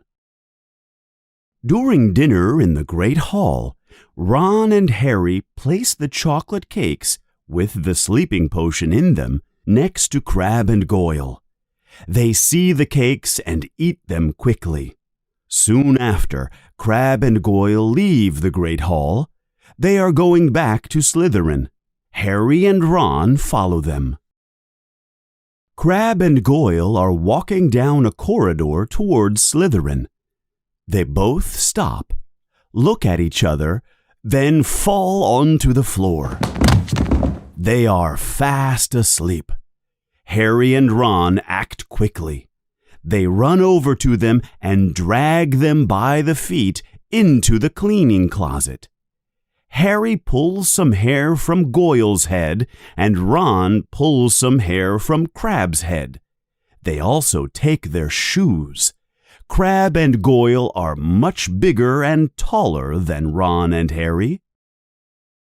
They run quickly to Moaning Myrtle's bathroom. Hermione is already there. She is stirring the cauldron. Harry and Ron look at the potion in the cauldron. It looks like brown mud. The smell is terrible. "Did you get the hairs?" she asks. Harry and Ron show Crabbe and Goyle's hair. "Good," she continues. "I have some large robes too. The ones you have are too small for you." "The potion is ready," she says. Here's one glass for you, Harry, one for you, Ron, and one for me. It will only last 1 hour. Now, you have to put the piece of hair into the potion. Then you have to drink it. Harry and Ron and Hermione put the hair into their glass. The brown potion suddenly turns yellow. Now, go to your toilet stall and drink the potion. Ron and Harry both go to an individual toilet stall. Now they all have room to transform. Ready? Asks Hermione. Ready? Harry and Ron answer at the same time. Harry holds his nose and quickly drinks the thick liquid. It tastes like old vegetables. He immediately feels something happen inside him. His stomach begins to burn. He thinks he might vomit. Now he feels the burning sensation in his fingers and toes. Then he feels the burning all over his body. He looks at his hands. They are growing. His body begins to change. He is growing. He is growing taller and fatter. His feet are growing, and his shoes are too small now. He pulls off his shoes quickly. Then he feels his skin. It feels like his skin is melting, like melting wax. Then suddenly everything stops. He puts on Goyle's large shoes, and he puts on the large robes. But he cannot see clearly. He realizes he is still wearing his glasses. He takes his glasses off, and his vision is clear. He puts his glasses in his pocket. "Are you two okay?" Harry asks with Goyle's deep voice. Yeah, I'm okay, answers Ron with Crabbe's higher voice. Harry leaves his toilet stall and looks in the mirror. Goyle looks back at him. Harry touches his nose. So does Goyle. Ron's door opens. Harry and Ron, Goyle and Crabbe look at each other. This is unbelievable, says Ron, looking in the mirror. Unbelievable. Come on, Hermione. We need to hurry, says Harry. There is a strange voice in Hermione's toilet stall. I don't think I will go. You two go without me, says the voice. Hermione, we know Millicent Bulstrode is ugly, but no one will know it is you, says Ron. No, I think I'll stay here. Really, don't waste any more time. Okay, says Harry. We'll meet you back here when we're done. Harry and Ron hurry toward Slytherin House. As they are walking down a corridor near the dungeon, they hear a voice. Where have you two been all this time? I was looking for you. It is Draco Malfoy. Harry and Ron are terrified, but they continue to walk with Malfoy. They stop in front of a stone wall. Pure blood, says Malfoy. It is the secret password. The Slytherin common room is long and dark. There are green lamps on the walls. There is a large fire in the fireplace. They all sit in empty chairs near the fire. Ron and Harry feel very uncomfortable in this situation. Malfoy looks at them. What's wrong with you two? You look more confused than normal. Malfoy laughs at his own mean joke. Are you too scared of the creature from the chamber? You know, I can't believe the newspaper hasn't reported the attacks. The Daily Prophet would love a story like that. I guess Dumbledore is trying to hide the story from the public. My father says Dumbledore is the worst thing that has ever happened to Hogwarts. He loves Muggleborns too much. A good headmaster would never let trash like Colin Creevey into Hogwarts. Well, Malfoy continues, what's wrong with you two? What do you have to say about that? Harry and Ron are not prepared to answer a terrible comment like that. Then they realize they must answer. Yeah, right. No Muggleborns allowed, answers Harry quickly. Says Malfoy. That's better, Goyle. That's better. And not to mention Saint Harry Potter, friend of all mudbloods, says Malfoy angrily. Can you believe he's friends with that stupid Hermione Mudblood? And people think Potter's the heir to Slytherin, Malfoy protests. Harry and Ron look at each other. Malfoy is about to confess and say that he is the heir.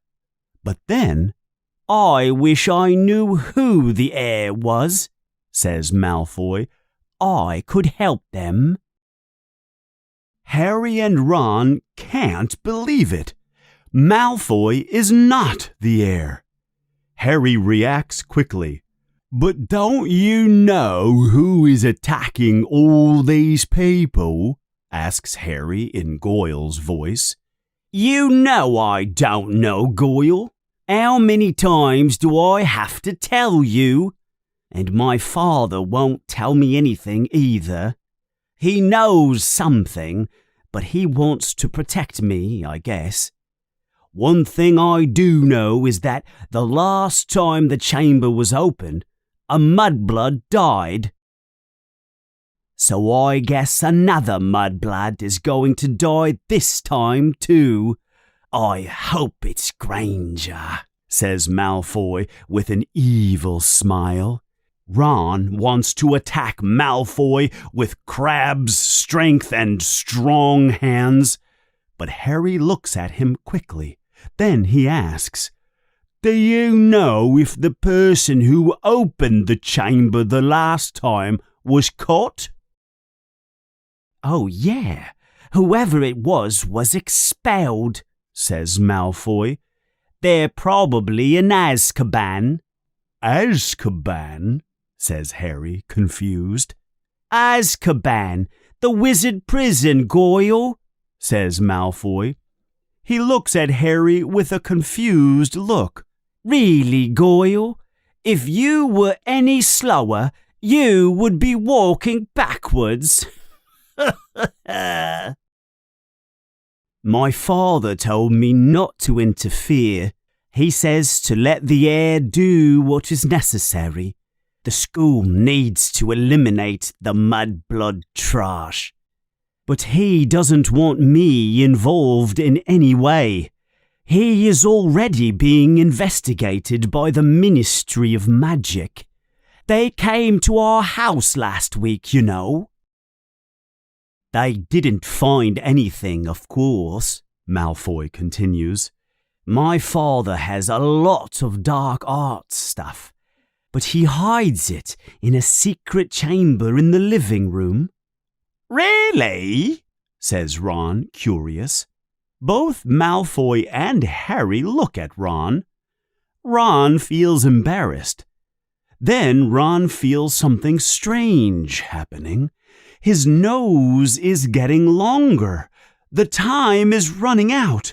Ron is turning back into Ron.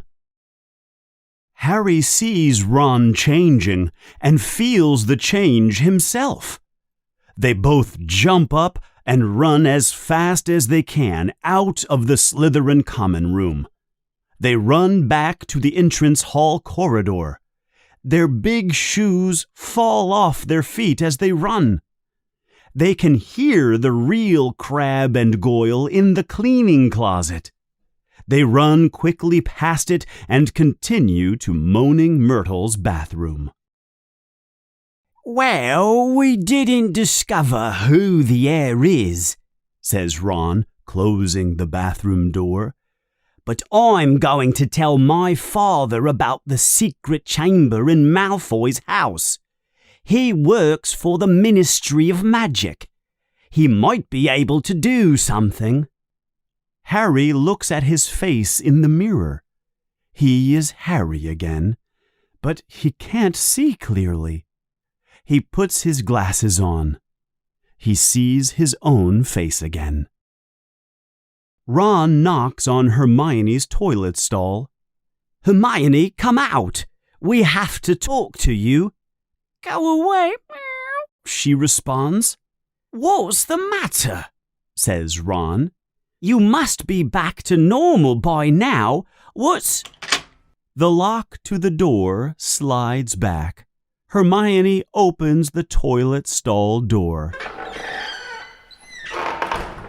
Hermione is standing there, except it is not Hermione. Her face is covered in black fur. Her eyes are yellow, and she has long pointed ears on her head. Meow, the hair I had was from Millicent's cat. Meow. The potion was only supposed to be used with humans, not animals. Hermione begins to cry. Don't worry, Hermione, says Harry. We'll take you to the hospital wing. Madame Pomfrey will be able to help you. And she doesn't ask too many questions. As they leave the bathroom, they can hear Moaning Myrtle say, Ha ha ha! They make fun of you like they make fun of me. And wait until everyone sees your tail. Meow!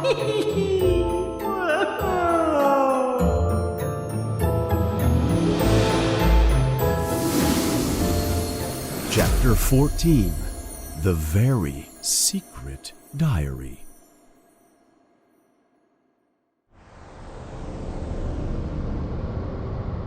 Hermione stays in the hospital for several weeks because of her feline condition. Harry and Ron visit her every day, and when the new semester begins, they bring her homework from each day. She is happy to be able to keep studying, and she is even happier when all the fur on her face is gone. But her eyes stay yellow for some time.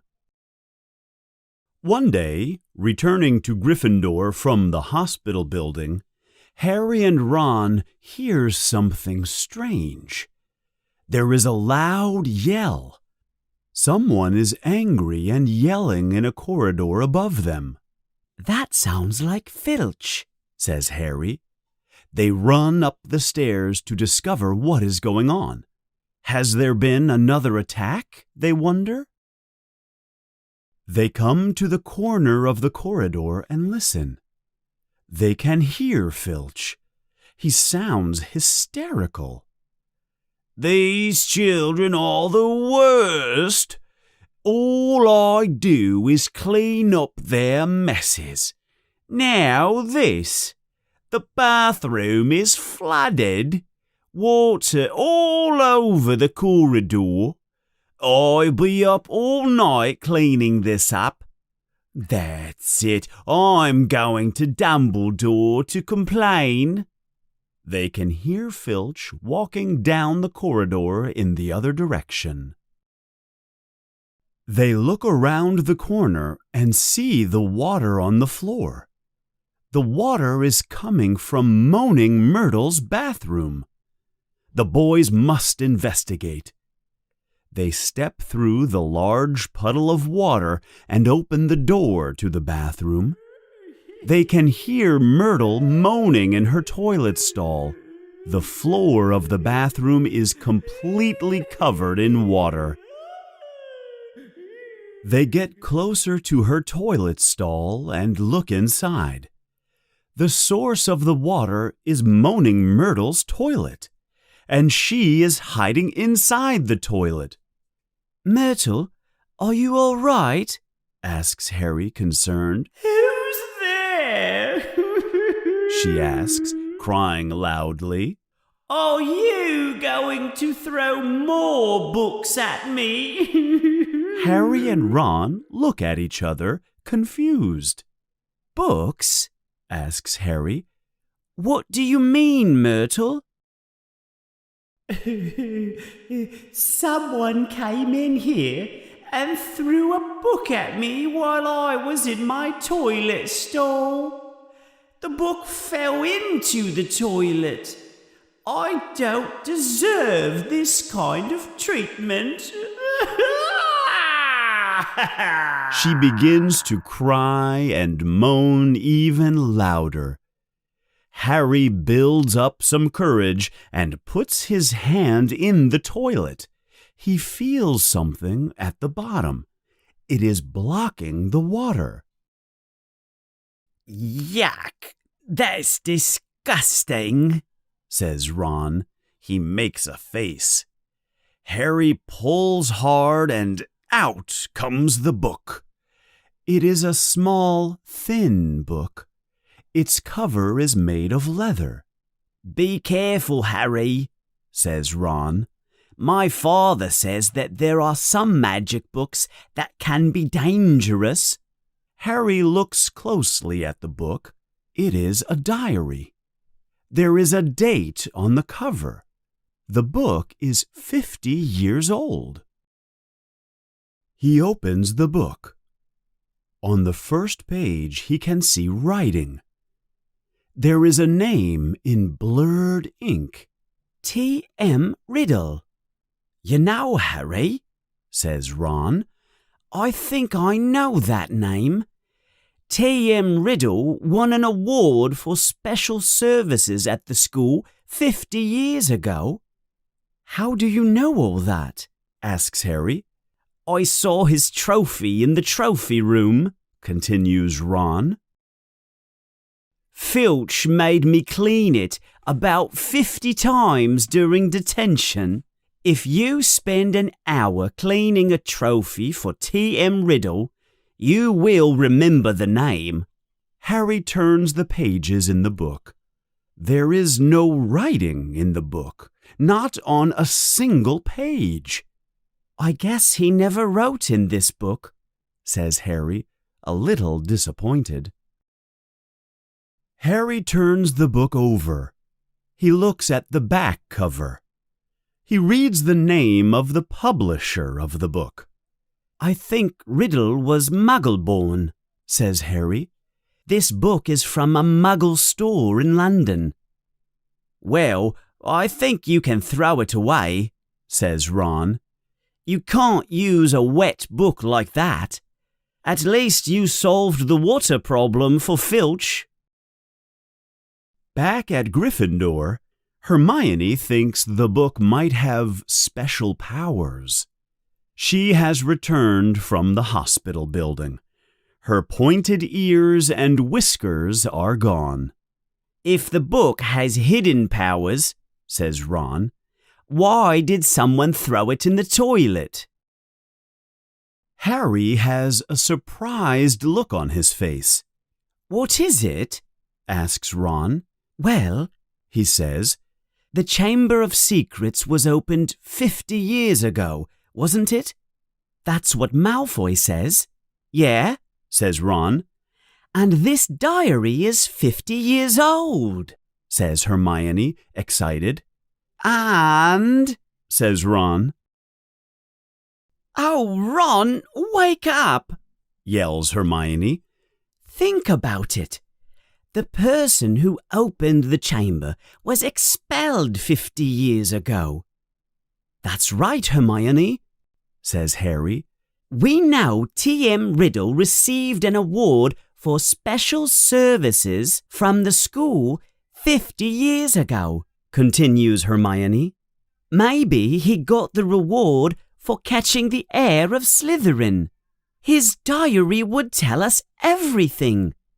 Where the chamber is, how to open it, what kind of creature lives in it.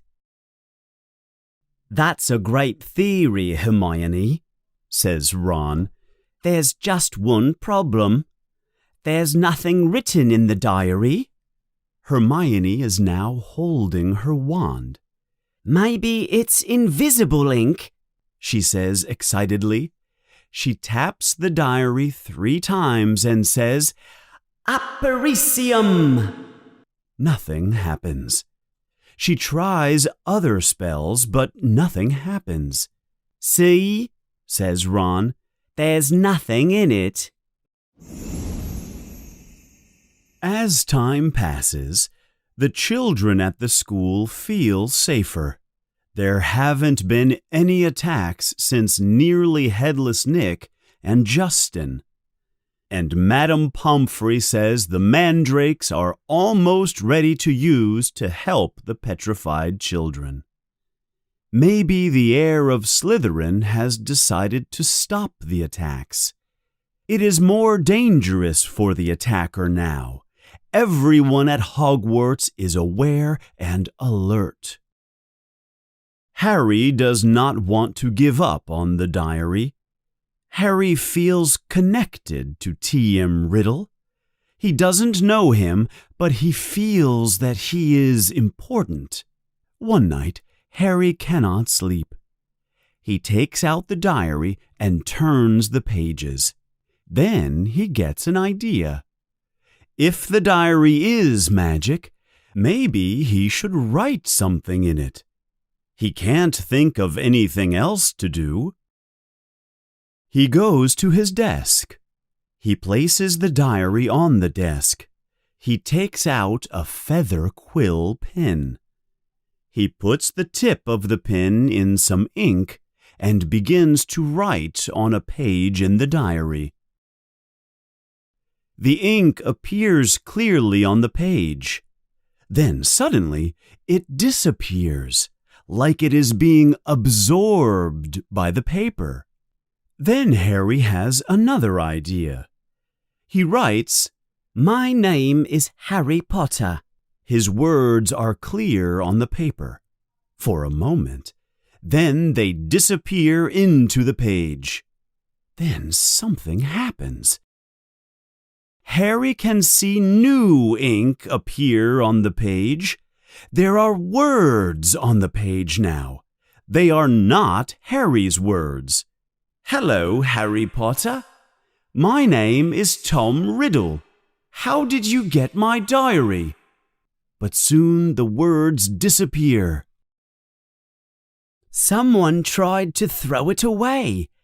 In a toilet," writes Harry. Again his ink disappears. Then other words appear. "I'm glad I wrote my memories in something more permanent than normal ink," answers Tom Riddle. "There are some people who do not want others to read my words." "What do you mean?" writes Harry. "I mean that this diary has many terrible secrets. Things that were hidden. Things that happened at Hogwarts School of Witchcraft and Wizardry." "That's where I am right now," writes Harry quickly. "I'm at Hogwarts, and terrible things have been happening. Do you know anything about the Chamber of Secrets?" Riddle's answer appears quickly. "Of course I know about the Chamber of Secrets. When I was at Hogwarts, they said it was a legend. They said it didn't exist. But that was a lie. In my 5th year, the chamber was opened. The monster attacked many students. Before it disappeared, it killed a student. I caught the person who opened the chamber. He was expelled, but the headmaster at the time tried to hide the story. He did not let me tell the truth.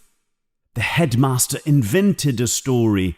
He said there was an accident and a student died. They gave me a nice trophy, and they told me to keep my mouth shut and not say anything to anybody. But I knew it could happen again. The monster was still alive, and the person who controlled it was not in prison. It's happening again now, writes Harry. There have been 3 attacks, and no one knows who is responsible for them. Who was it the last time? I can show you if you want me to, writes Riddle. That way you can see it with your own eyes. Harry thinks for a moment. Okay, show me, he finally writes. The pages of the diary begin to turn. Then the pages stop. Harry looks at the page. There is something on it. It looks like a small television screen. He brings the book closer to his face to see better. Suddenly, before he knows what is happening, he is lifted forward. The window opens wider. He feels his body rising off the bed. He is pulled into the opening on the page. There is a flash of color and light. He lands on his feet. He looks around. He knows exactly where he is. It is Dumbledore's office. But the person sitting at the desk is not Dumbledore.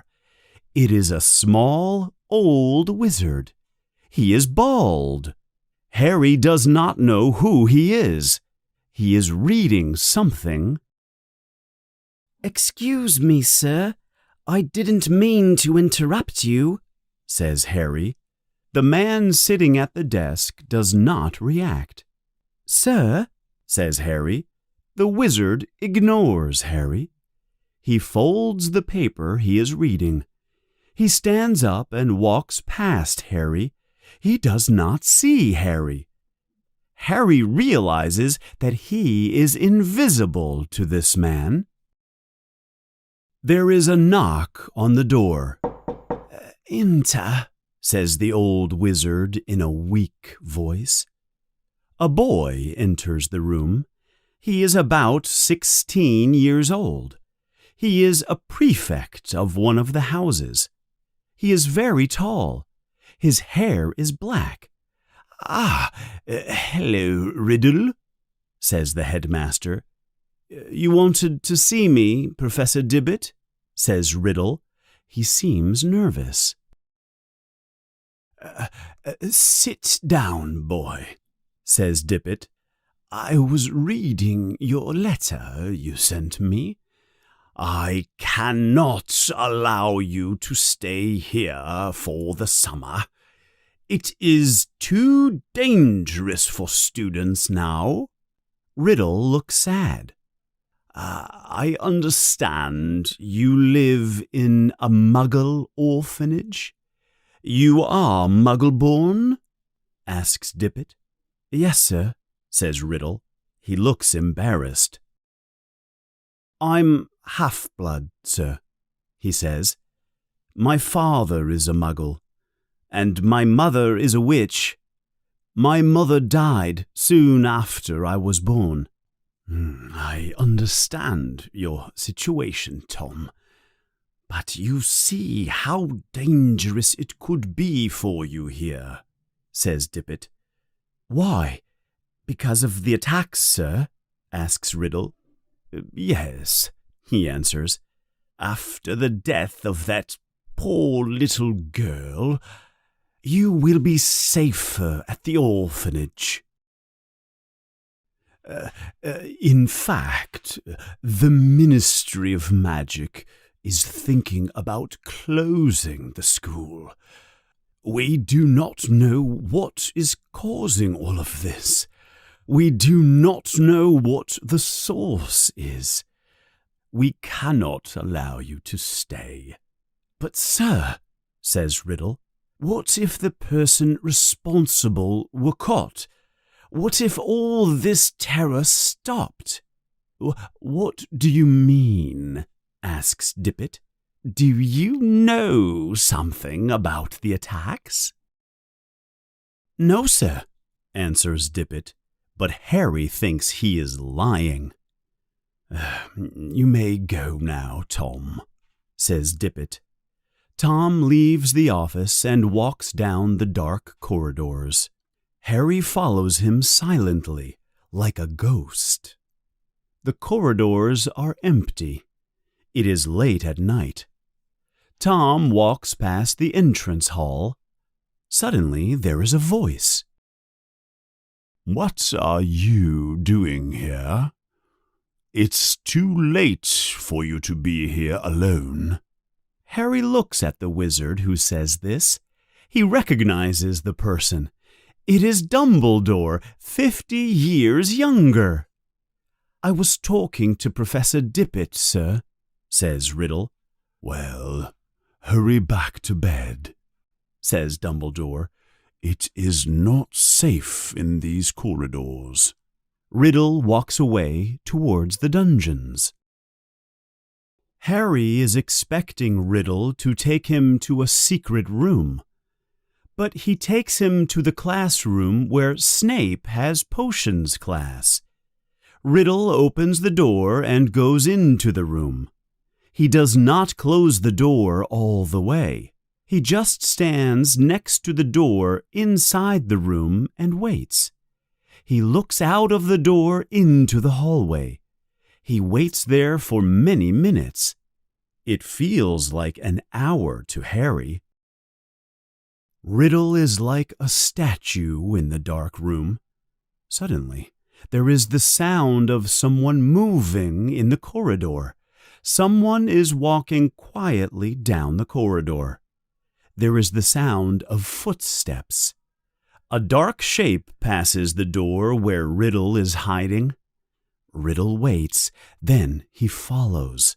He walks silently in the dark corridor. He follows the sound of the footsteps for many minutes. Harry is right behind him. Then Riddle stops suddenly. There are new noises in the dark corridor. Harry hears a door open. Then someone begins speaking in a whisper. "Come on, you have to leave. Come on, get into the box." The voice sounds familiar to Harry. Riddle suddenly jumps around the corner. Harry follows. In front of them, Harry can see the shape of the person they are following. It is a very large boy. There is a very large box next to him. "Hello, Rubeus," says Riddle loudly. The boy closes the door quickly and turns around. "What are you doing down here, Tom?" says the voice. Riddle moves closer. "I know it's you, Rubeus. I'm going to have to turn you in to the headmaster. They are going to close Hogwarts if the attacks don't stop." "What are you talking about?" asks the voice. "I don't think you wanted to kill anyone, but you cannot keep a monster as a pet. You are responsible for it and—" "It never killed no one," says the large boy. He is blocking the door. There are strange sounds coming from behind the door. Clicking sounds. "Come on, Rubeus," says Riddle. "The dead girl's parents are coming tomorrow. You must give up the creature that killed her." "It wasn't him," yells the voice. "He would never hurt anyone." "Move out of the way," yells Riddle. He takes out his wand. His spell lights the corridor with a bright light. The door behind the large boy opens quickly. Out of the door comes something that makes Harry scream in fear, a scream that no one hears. It is a giant creature. It is black. Its body is covered in hairs. It has many long legs. There are many eyes on top of its head. Riddle raises his wand again, but it is too late. The creature runs past him and knocks him down. It runs down the corridor and disappears around a corner. Riddle stands up quickly, but the large boy jumps on him. The large boy takes Riddle's wand and throws him to the ground. Then the scene becomes a whirl of light and colors again.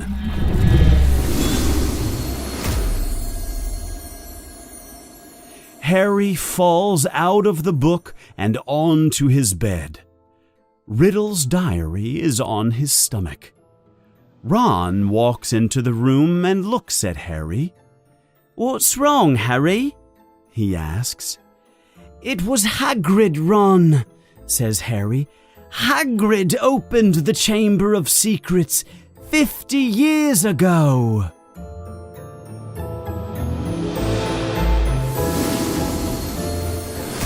Chapter 15. Cornelius Fudge.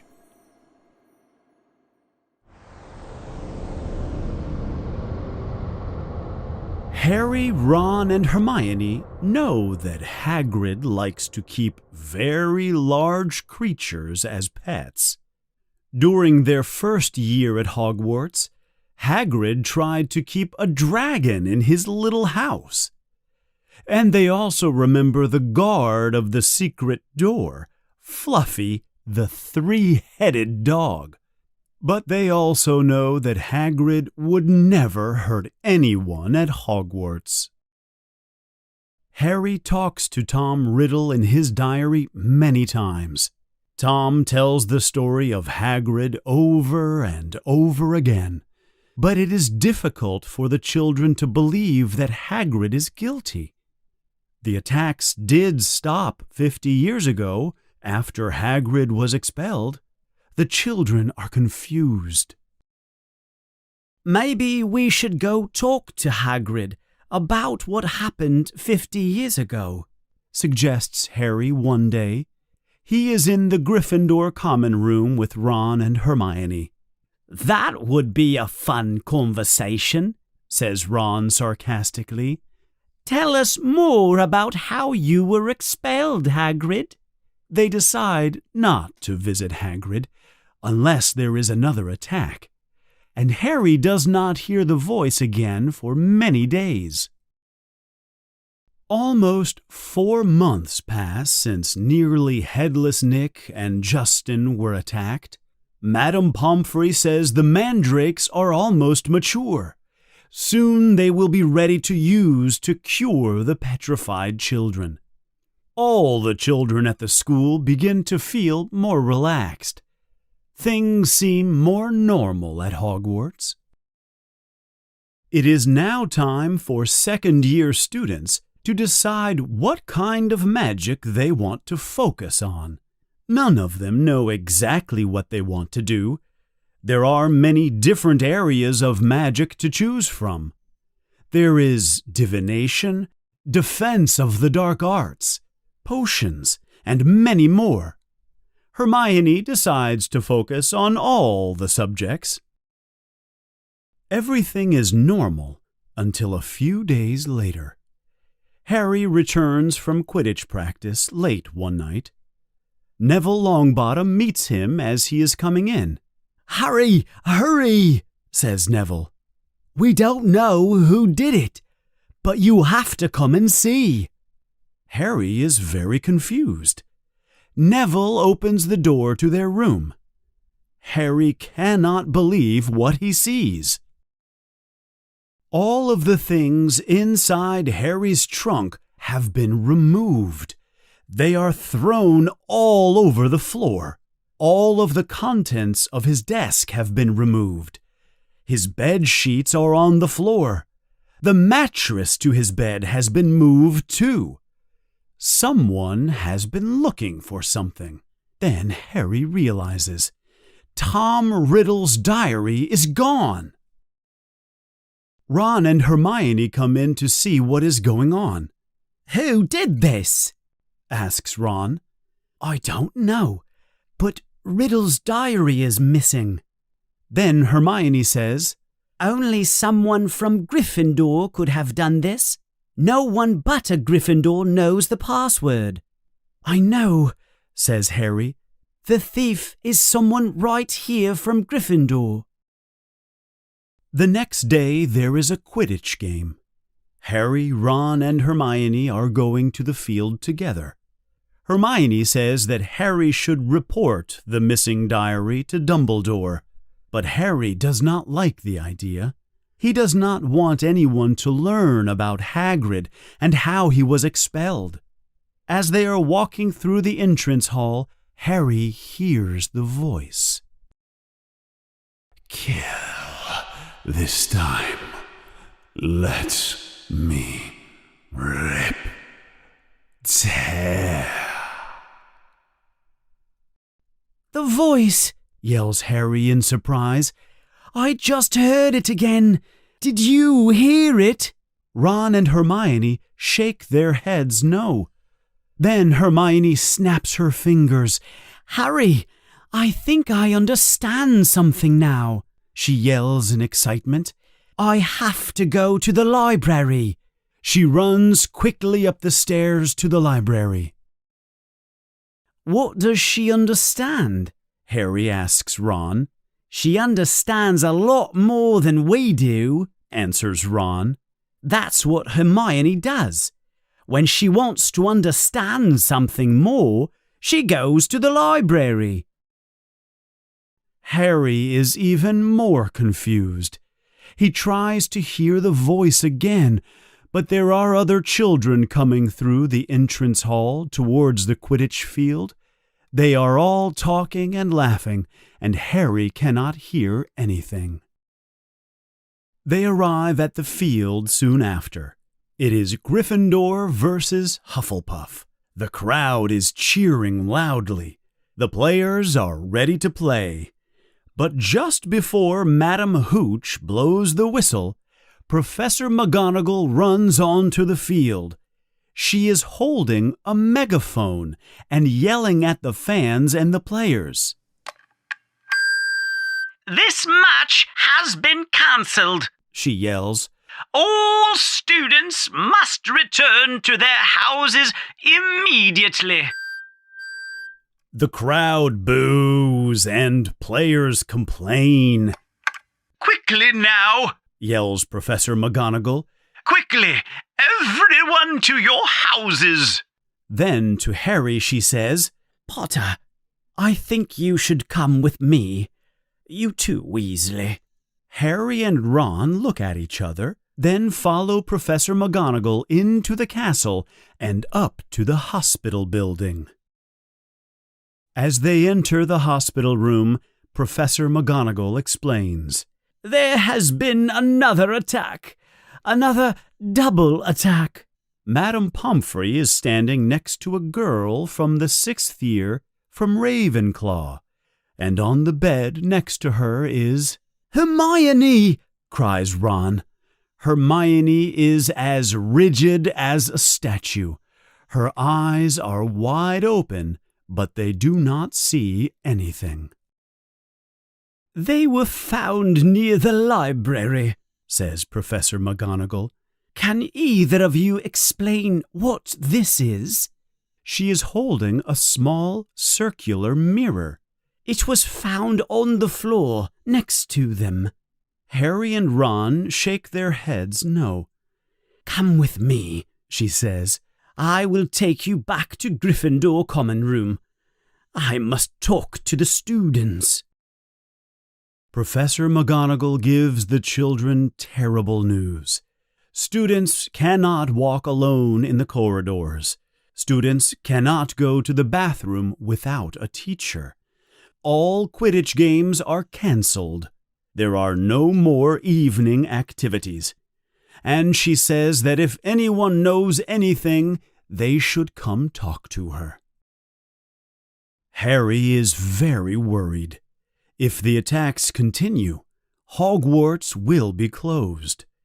If Hogwarts is closed, he will have to return to live with the Dursleys. Now Harry understands Tom Riddle.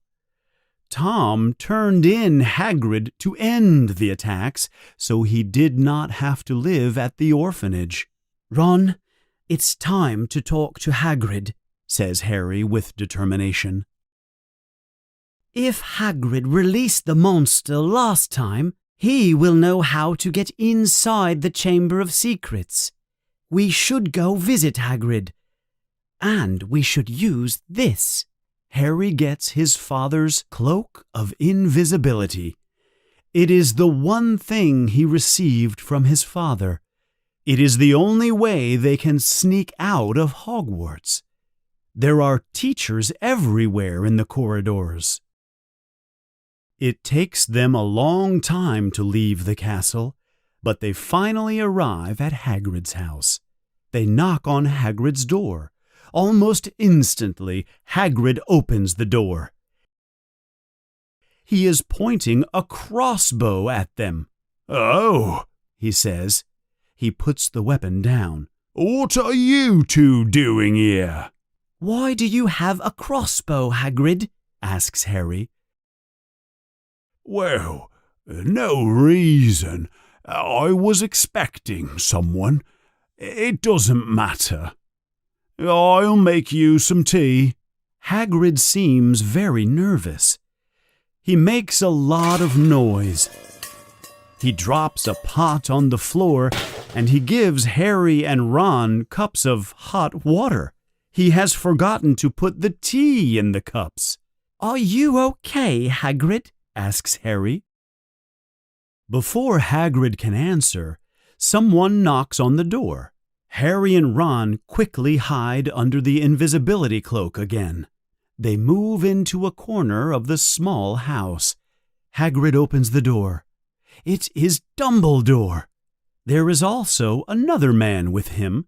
He is short and fat, with gray hair. That's my father's boss, whispers Ron. Cornelius Fudge, the Minister of Magic. Hagrid looks very nervous now. "I'm sorry we had to come, Rubeus," says Cornelius Fudge, "but there have been attacks on 4 Muggle-born students. The Ministry has to act." Hagrid looks at Dumbledore. "Professor Dumbledore, you know I never, sir." Dumbledore looks at Fudge. "I want you to know that I trust Hagrid completely," says Dumbledore. "I'm sorry, Albus," says Fudge. "Hagrid has a bad record. He was expelled before. The Ministry has to do something. The governors of the school have contacted us. There is a lot of pressure against me. We have to take him away." Dumbledore looks furious. Hagrid looks terrified. "Take me away?" Hagrid says. "Take me where?" "Only for a short time, Hagrid," says Fudge. "If someone else is caught, you will be released." "You'll take me to Azkaban?" cries Hagrid. Before Fudge can answer, there is another knock on the door. This time, Lucius Malfoy walks in. He looks around Hagrid's house with a mean look on his face. "I see you're already here, Fudge," says Malfoy, happy. Good. Let's finish this business quickly, yes?" "What are you doing here?" growls Hagrid. "Get out of my house." "Believe me, Hagrid," says Malfoy, "I do not want to be in your house, if you call this a house. They told me the headmaster was here, so I am here too." "Why do you want to see me, Lucius?" asks Dumbledore suspiciously.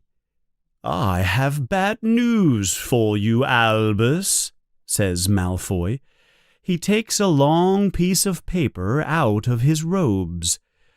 "The governors of the school have decided. They have all signed the petition. They want you gone from Hogwarts. They believe you are no longer capable of protecting the children or the school. How many attacks have you allowed to happen?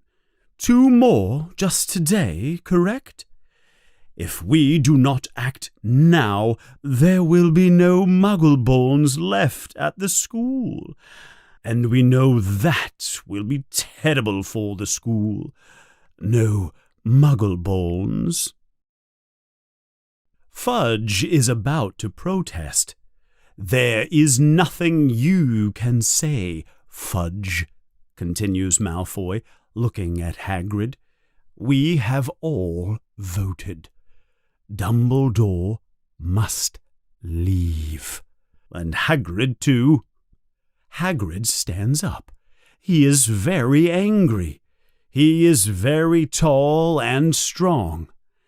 "How many governors did you threaten, Malfoy?" he yells.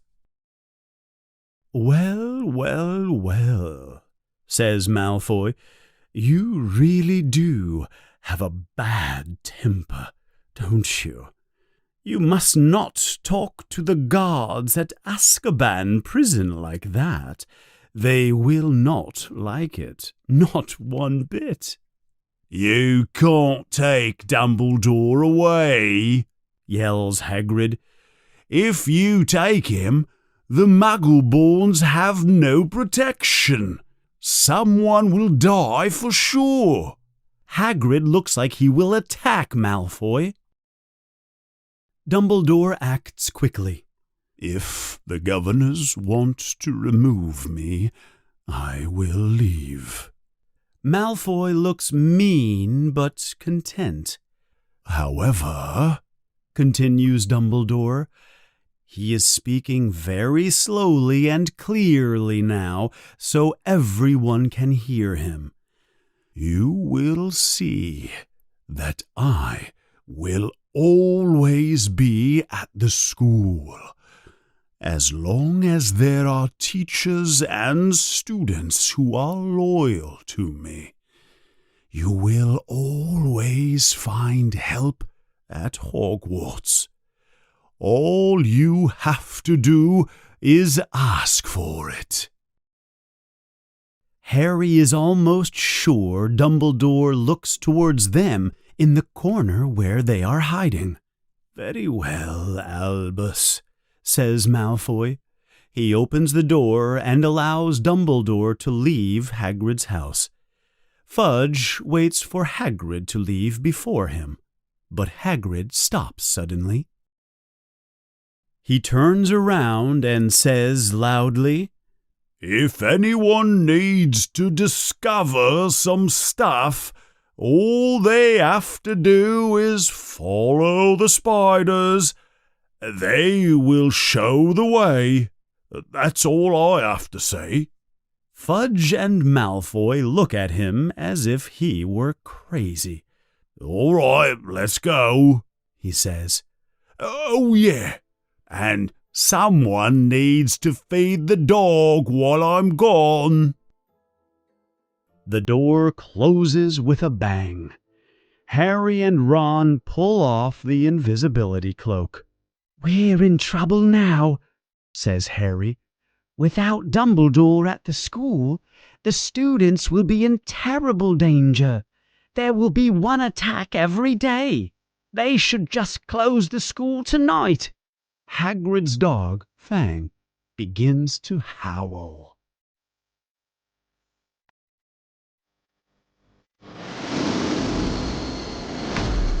Chapter 16.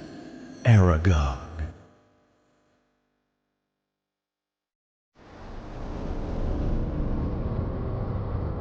Harry and Ron's best friend, Hermione, is in the hospital wing. She is petrified. The atmosphere in the school is very different now that Dumbledore is gone. The children are more afraid now.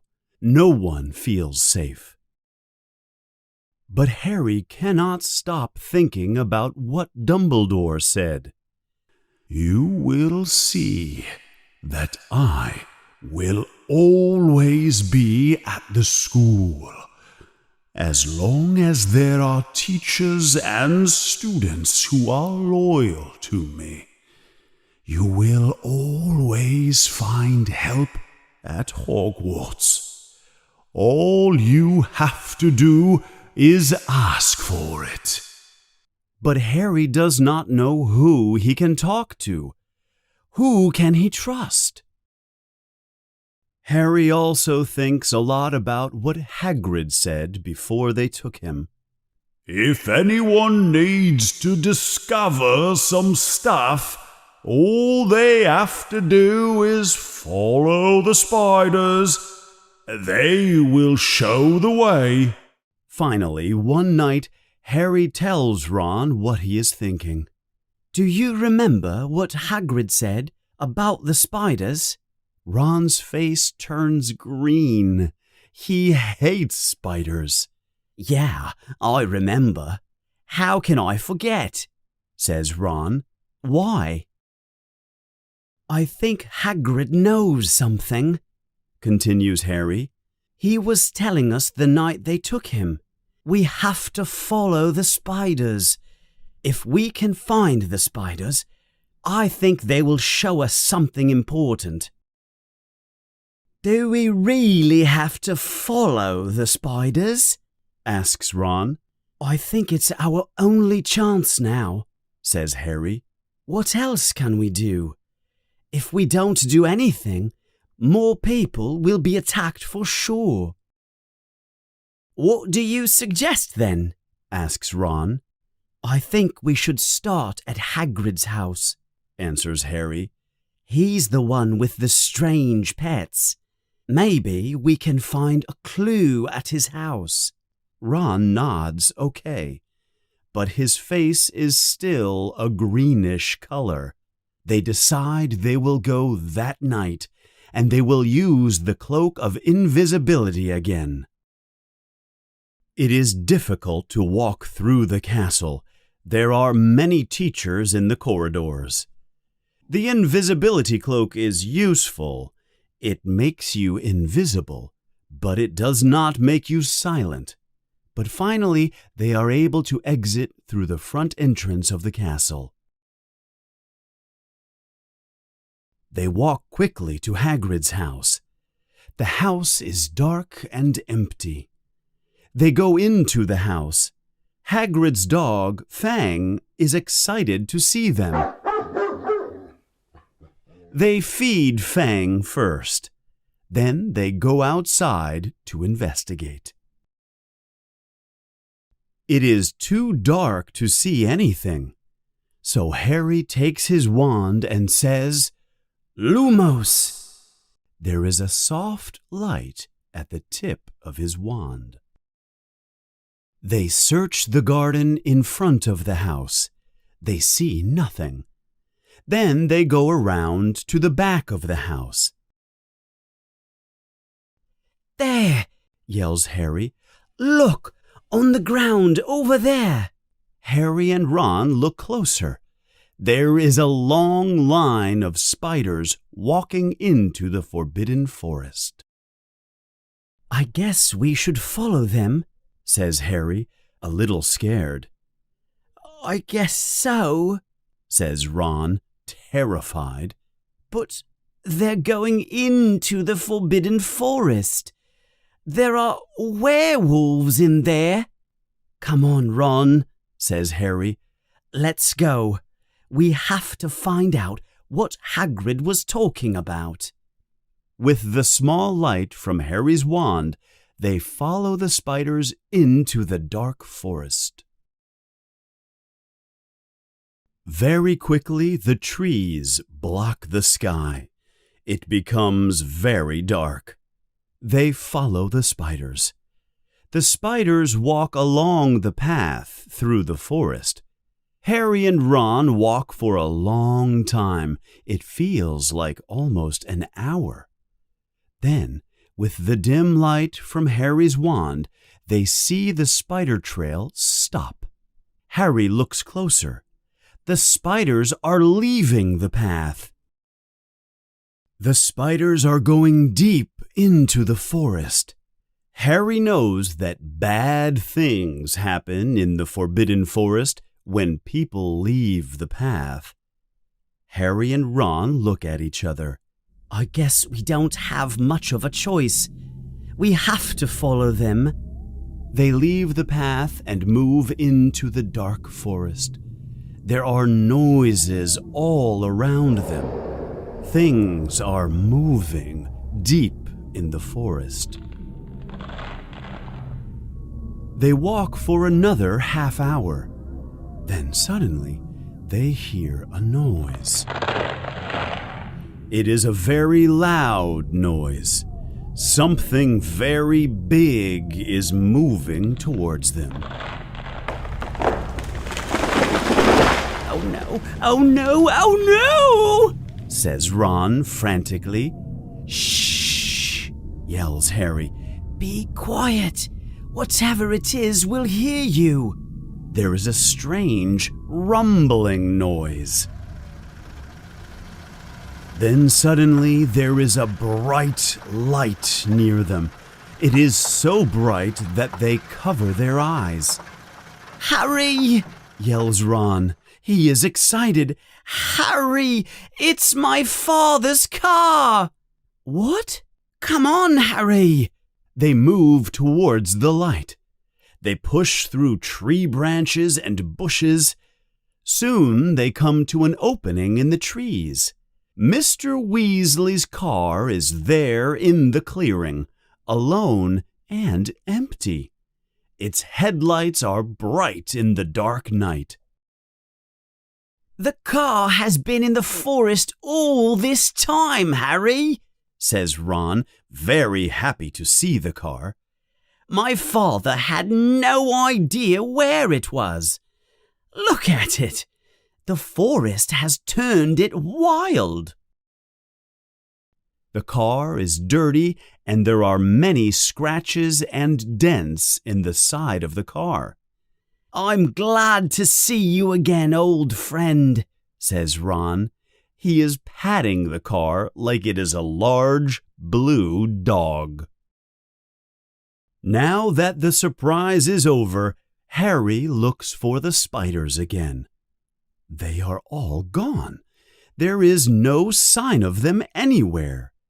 The trail of spiders has disappeared. We've lost the trail of spiders, Ron, says Harry. We have to go and find it. But Ron does not speak. He does not move. Ron is looking over Harry's head into the forest.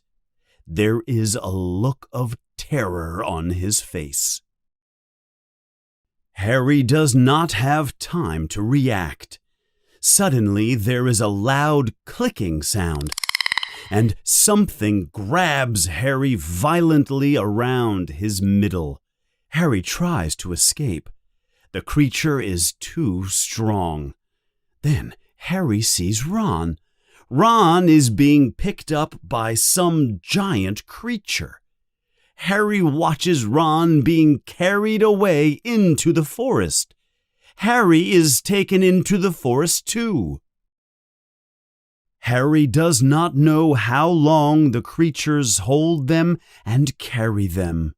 They finally stop in a large clearing in the forest.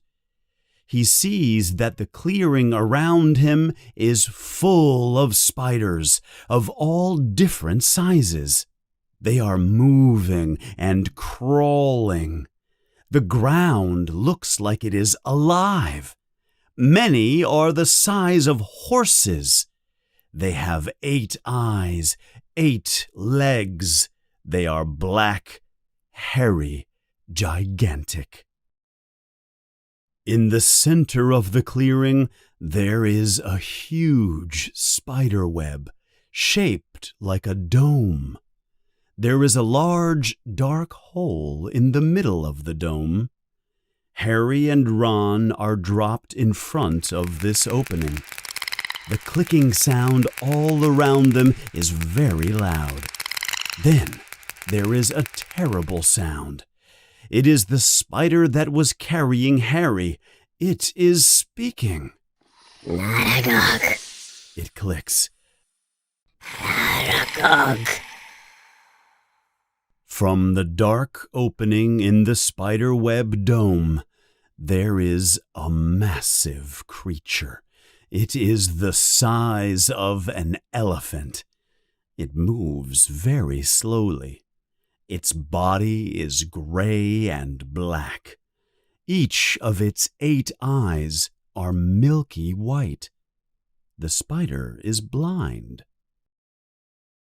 Why do you call me? Says the creature Aragog. Men.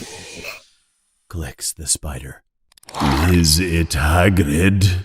Asks Aragog. It moves closer to Harry and Ron. Strangers. Clicks the spider in response.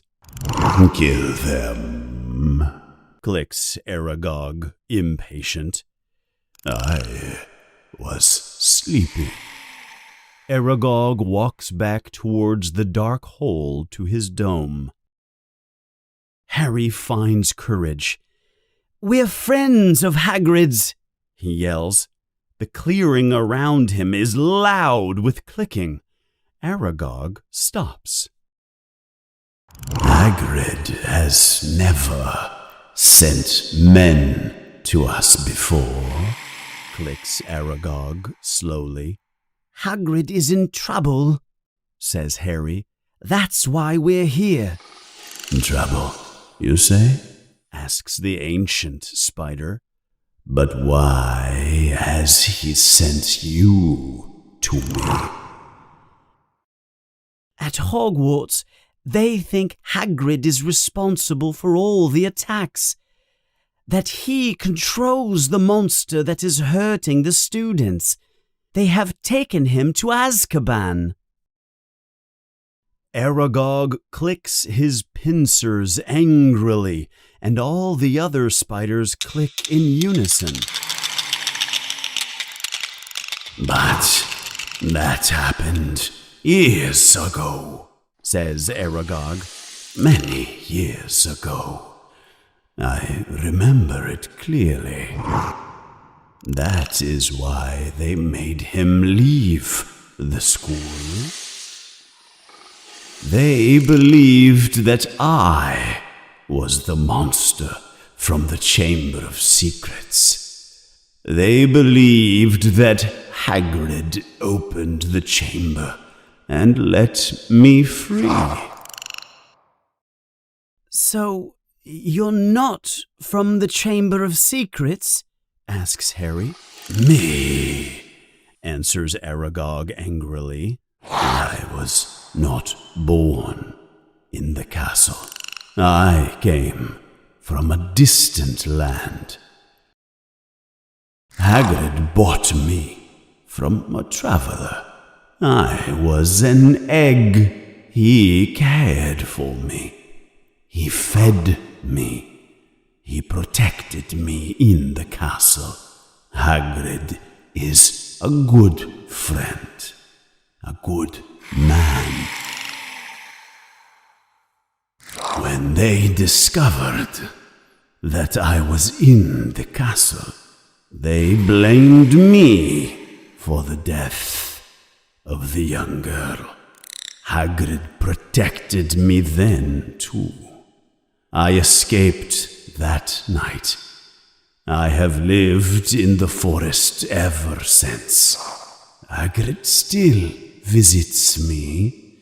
He found me a wife, Mosag. You can see how my family has grown. It is all because of Hagrid's goodness. Harry continues his questions, even though he is terrified. So, you never attacked anyone? Never, clicked Aragog. It is my instinct to kill and eat humans like you. But because of my friendship with Hagrid, I did not. I have never harmed a human. That young girl who was killed, her body was found in the bathroom. I never left the dungeons while I was in the castle. But do you know what did kill that girl? Asks Harry. Because the creature that killed her has returned. It's attacking people again. All the spiders react to Harry's words. They begin to click and hiss. The noise is very loud. That creature is an ancient creature. We spiders fear it more than anything. I begged Hagrid to let me leave the castle when the creature began its attacks. But what is the creature? Asks Harry desperately. The spiders click and hiss even louder. The spiders begin to move closer to Harry and Ron. We do not speak of it, yells Aragog angrily. We do not name it. I did not even tell Hagrid the name of the creature, but he asked me many times. Aragog begins to go towards his dome web again. Thank you for your help, sir, says Harry. I think we'll go back to the castle now. Go, says Aragog slowly. I do not think so. But, yells Harry. My sons and daughters do not hurt Hagrid, but they are hungry now, and there is fresh meat here in the clearing.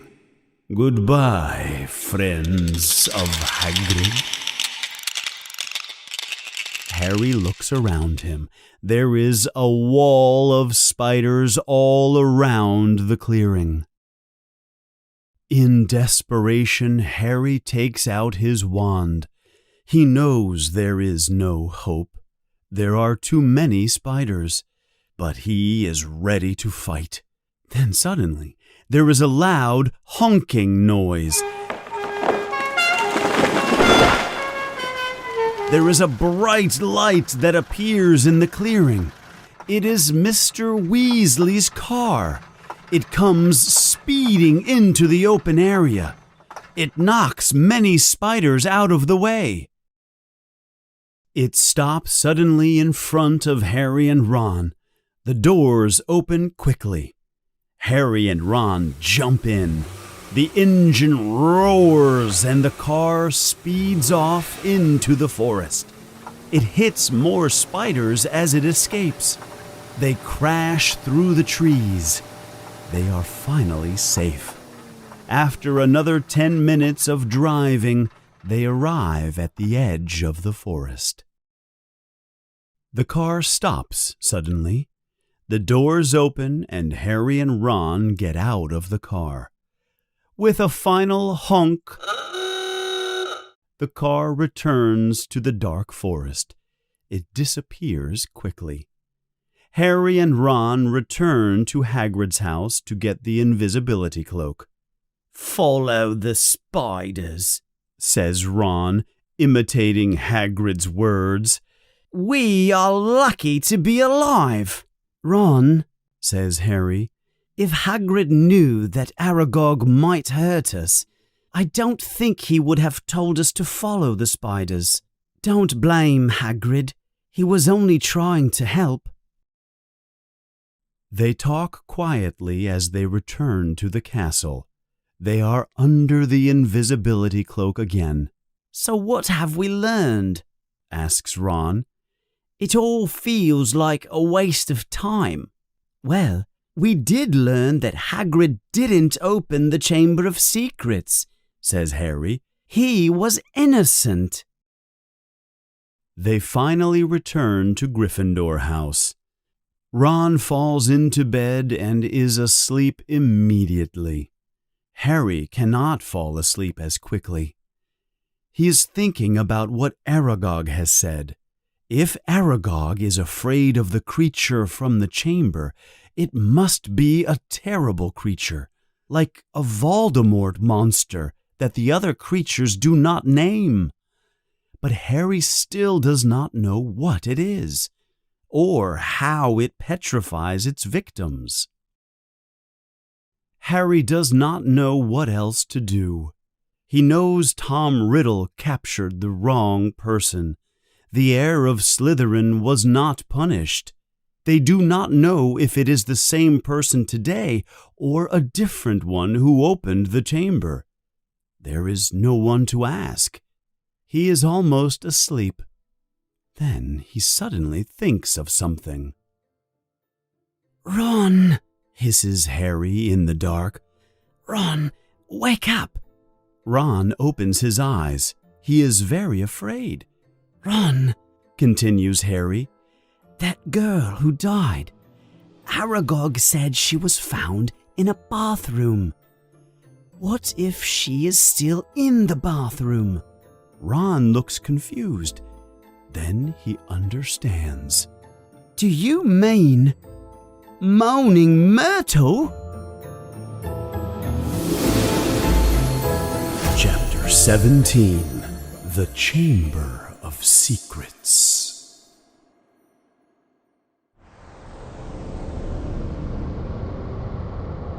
Finally, Harry and Ron have discovered an important piece to the mystery. The entrance to the Chamber of Secrets might be in Moaning Myrtle's bathroom. They were in the bathroom with Myrtle many times, but now they realize that they have never asked her where or how she died. They decide they will talk to Myrtle as soon as they can. During breakfast the next day, Professor McGonagall has some wonderful news. Professor Dumbledore will be returning the next day. The great hall is filled with cheers and whistles. "Quiet down now," she continues. "And also, Professor Sprout has informed me that the mandrakes are ready to be used to help the children. She will be able to revive all the petrified children." McGonagall waits a moment for the children to be quiet. Then she continues. "And if we are lucky, one of the children will be able to tell us who attacked them." and then we will be able to catch the one responsible for all this terror." The children all cheer with happiness. Harry looks at the children at the Slytherin table. Malfoy does not look happy. Harry understands that the mystery might be solved by the next day, but he still wants to talk to Myrtle if they get the chance. And the chance comes later that day. While Lockhart is taking his students from his class to the next class, Harry and Ron decide to leave the group and go to Myrtle's bathroom. But on the way to Moaning Myrtle's bathroom, they hear a voice. "Potter? Weasley, what are you doing here by yourselves?" It is Professor McGonagall. She looks very, very unhappy. We were, says Ron. "We were going to See Hermione," Yells Harry. Ron and Professor McGonagall both look at him. "We miss her very much, Professor McGonagall," Continues Harry. "We thought we would go and see her, just to make sure she was okay," he says. To their surprise, McGonagall begins to cry. "Oh, yes. This mess is terrible, isn't it? Miss Granger is lucky she has friends like you. Okay, you have my permission to go and see her. Just tell Madame Pomfrey when you arrive, and run straight back to Gryffindor when you are done." Harry and Ron can't believe their luck. They run to the hospital building and tell Madame Pomfrey they are there to see Hermione. "She won't be able to hear you," she says. "but it won't hurt. Go ahead." The children sit next to Hermione's bed. "I wonder if she saw who attacked her," says Ron. But Harry is not looking at Hermione's face. He is looking at her right hand. There is something in it. Harry looks closer. He sees a piece of paper inside her closed hand. "Look, Ron," he says. Ron looks closer too. "Try to get it out," says Ron, excited. It is not easy to remove the piece of paper. Hermione's hand is closed very tightly. Finally, he pulls the piece of paper out of her hand. It is a piece of paper from a very old library book. Harry looks closely and reads it. "There are many terrible creatures and monsters that we know of, but there is no monster more dangerous than the basilisk. The basilisk is also known as the king of serpents. The snake may grow to incredible size. It also may live hundreds of years. The way it kills is extraordinary. The basilisk not only has the poisonous fangs of a normal snake, it can also kill only by looking at its target. If it looks directly at a living creature, the creature will die instantly. Spiders run from the basilisk. They are mortal enemies. And the basilisk runs only from the crow of a rooster. The crow of a rooster will kill a basilisk. Harry finishes reading. He looks closely at the paper again. There's something written by Hermione. Pipes. "Ron, this is it. This is the answer. The monster in the chamber is a basilisk, a giant serpent. That's why I can hear it speaking all over the castle, and no one else can. I understand Parseltongue." Harry looks up at all the petrified children in the hospital. The basilisk kills people when it looks at them. But no one here has died, because no one looked at it straight in the eyes. Colin saw it through his camera. Justin saw it through nearly headless Nick. And Hermione and the Ravenclaw girl probably saw it in the little mirror that was found with them. Ron looks very surprised. But what about Mrs. Norris? He asks. Maybe she saw the creature in a reflection in the water on the floor, says Harry. Everything begins to make sense to Harry. The basilisk is afraid of roosters, he tells Ron. The heir of Slytherin is killing Hagrid's roosters. And Hagrid was forced to leave. And spiders are terrified of basilisks. But Harry, says Ron, how does the snake travel around the castle? It's a monster. Harry points to the word on the paper. Pipes, Ron, says Harry.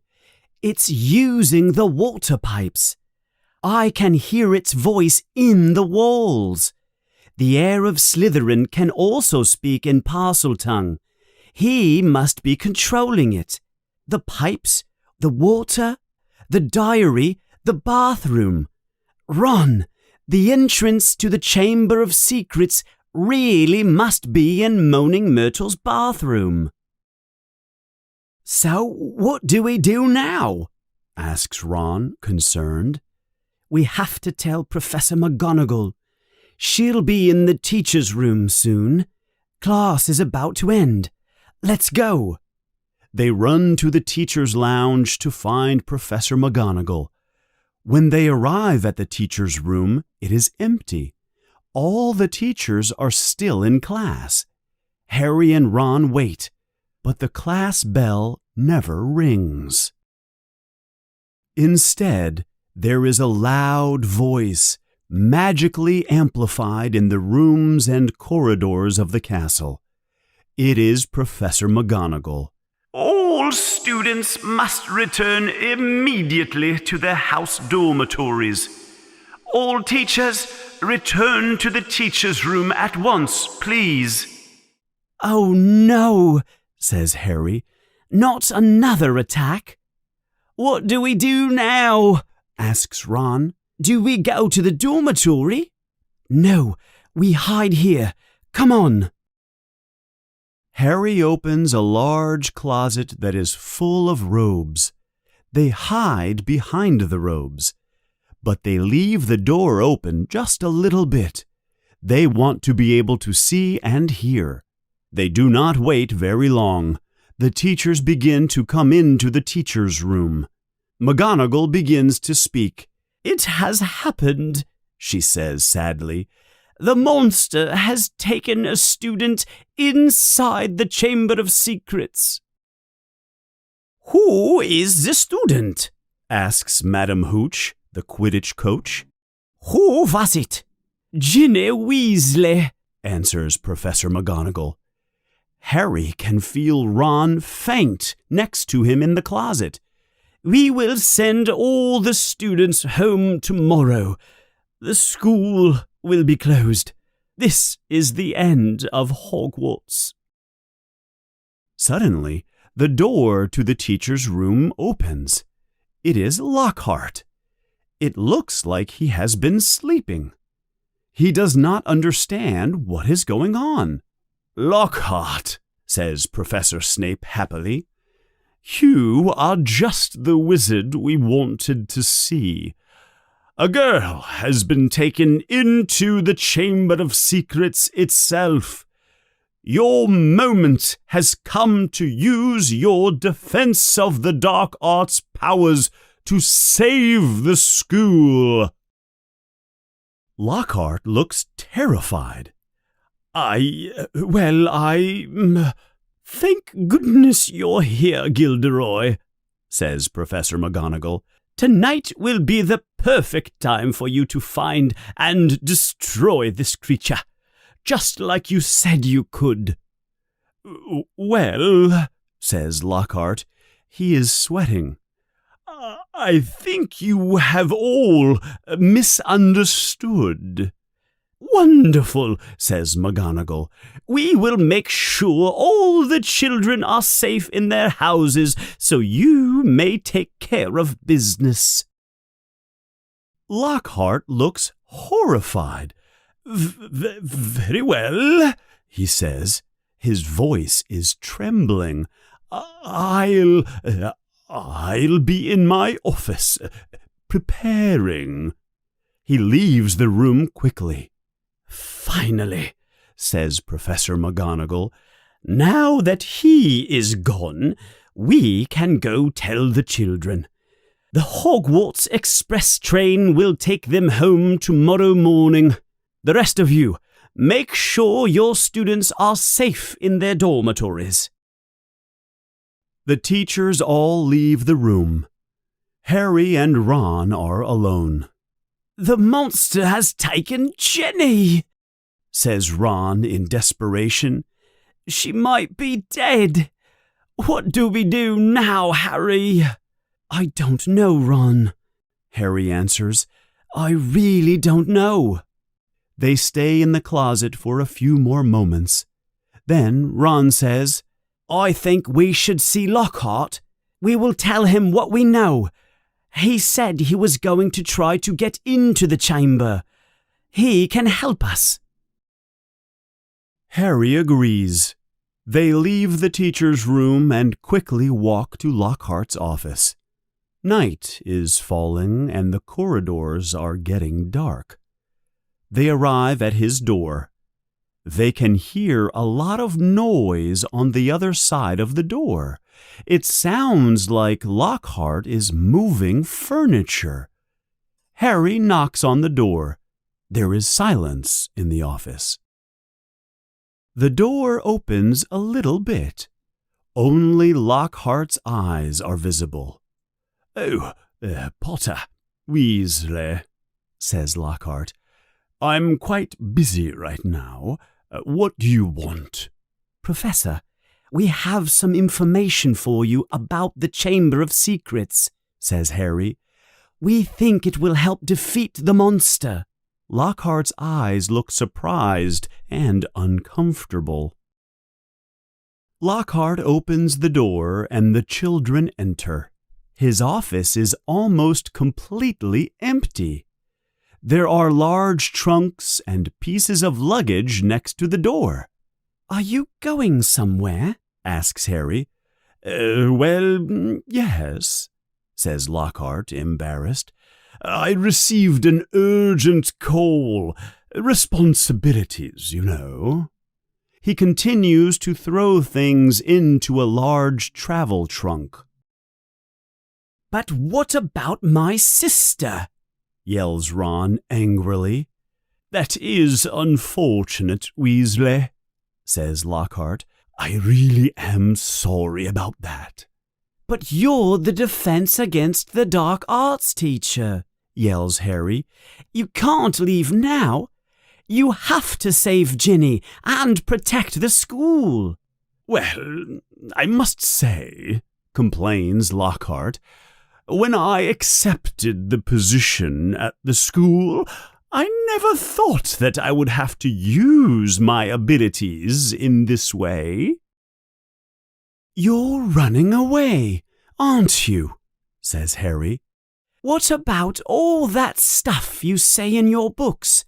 How brave you are, how you defeated all those creatures. Well, some books are more fiction than autobiography, says Lockhart. But you wrote them, cries Harry. Please, Potter, use your common sense, says Lockhart. Look, Potter, no one wants to read a book about an old Transylvanian wizard, even if he saves a village from werewolves.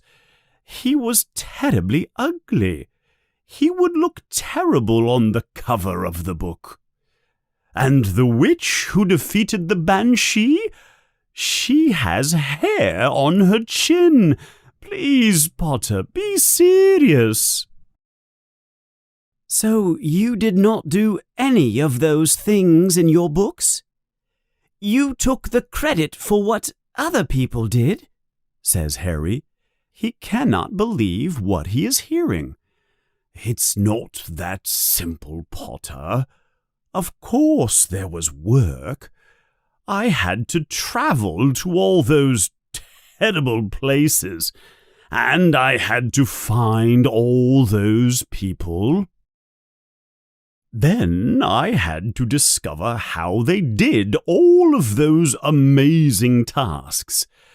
Then I had to put a memory charm on them, so they would not remember that they did those things. There is one thing I am very good at. It's memory charms. It was all very complicated and tiring. If you want fame, boy, you must work hard to get it." He closes all the trunks and suitcases. "Okay, I'm all set. I'm terribly sorry, boys, but I will have to use a memory charm on you now. I cannot allow you to tell everyone what you just heard from me, can I? I would never sell another book." Harry takes his wand out of his pocket just in time. Before Lockhart can move, Harry yells, "Expelliarmus!" Lockhart flies backwards and falls over his luggage. His wand flies into the air, and Ron catches it. "I'm glad Professor Snape taught us that trick," says Harry, a little surprised at himself. Lockhart looks up at Harry. He is defeated. "What do you want me to do?" he asks in a weak voice.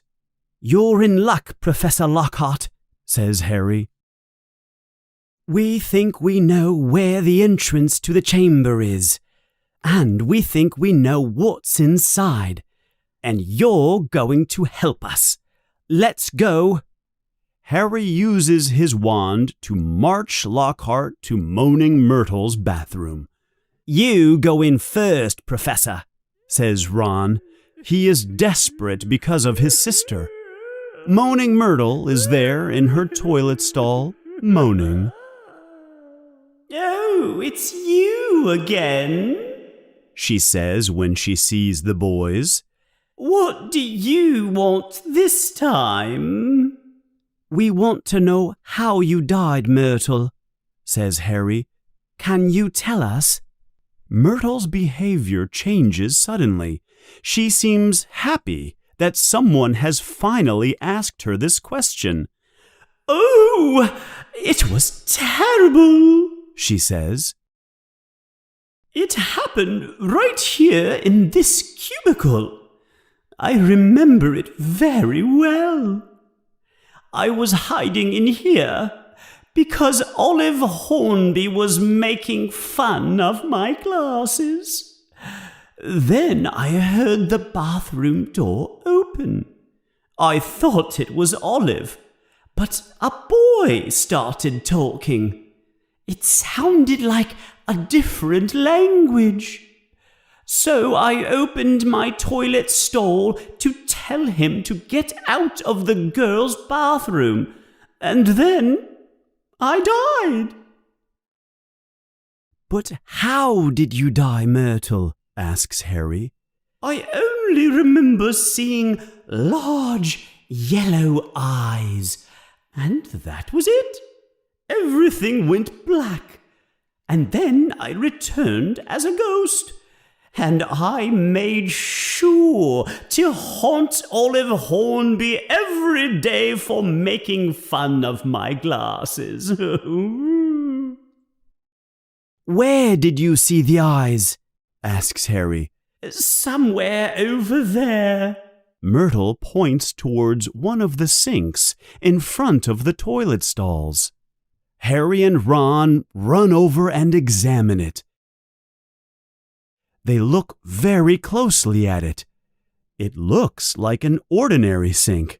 They try to turn it on, but nothing happens. That sink has never worked, says Myrtle helpfully. Then Harry sees it. On the side of the sink, there is a tiny image of a snake. Harry, says Ron. say something in parcel tongue. Harry thinks for a moment. The only time he has been able to speak parcel tongue was when there was a real snake in front of him. Open up, says Harry. That was English, Harry. Try again. Harry looks at the snake and concentrates. He imagines the small snake is alive. Open up, he says louder. Harry is surprised. The words he hears from his mouth are not in English at all. It sounds like a hissing snake. And immediately the sink begins to glow with a bright white light. Then the sink begins to move. The sink begins to sink into the ground. There is a large pipe where the sink used to be. The opening of the pipe is large enough for a man to slide into. Harry acts quickly. I'm going down the pipe, he says. If there is a chance he can save Ginny, he will take that chance. I'm going too, says Ron with determination. Well, obviously, you do not need me anymore, says Lockhart. I'll just leave you two to your business. He walks towards the bathroom door. Harry and Ron point their wands at him. You can go down the pipe first, says Ron angrily. Lockhart turns as white as moaning myrtle. He approaches the pipe and looks down the dark opening. I really don't think, he starts to say, but Ron pushes him and he falls down the pipe. Harry jumps quickly after him. He slides and slides for a long time. It is very dark in the pipe. The pipe twists and turns, but continues further and further down. Harry can hear Ron behind him. He thinks they must be below the level of the dungeons now. Then suddenly the pipe becomes level. Harry can see a small light ahead of him. Then he flies out of the pipe and lands on the wet ground. They are in a dark stone tunnel. Lockhart is in front of him, and Ron comes flying out of the pipe a moment later. We must be kilometers under the school, says Ron. We're probably under the lake, says Harry. The tunnel is wet and slimy. It is almost completely dark. Lumos, Harry says quietly to his wand. Now there is a small light for them to see. Come on, let's go, he says to Ron and Lockhart. They follow the tunnel. They walk for some time. Remember, says Harry, if you see any movement, close your eyes. But as they walk, they see nothing in front of them. Harry and Ron are very scared for Ginny. They hope she is still alive. Then there is a bend in the tunnel. Harry, there's something up there, says Ron quietly. They all freeze. They watch carefully in the dark. Up ahead in the tunnel, there is the outline of something very large. It is lying across the tunnel. It is not moving. Maybe it's asleep, says Ron, terrified. Lockhart's hands are covering his eyes. Harry continues forward slowly. The light of his wand reveals something terrifying. In the light of the wand, they can see the gigantic skin of a snake. It is the color of venomous green. It is lying across the tunnel, blocking their way forward. The creature that shed the skin must be 8 meters long. Lockhart has fallen to the ground in fear. Get up, says Ron angrily. He points his wand at Lockhart. Lockhart stands up slowly. Then he jumps forward quickly. He pushes Ron to the ground. He has Ron's wand in his hand. "This adventure ends here, boys," Lockhart yells.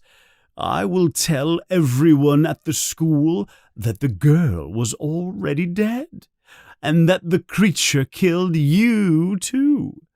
I will take a piece of this skin as evidence. Say goodbye to your memories now."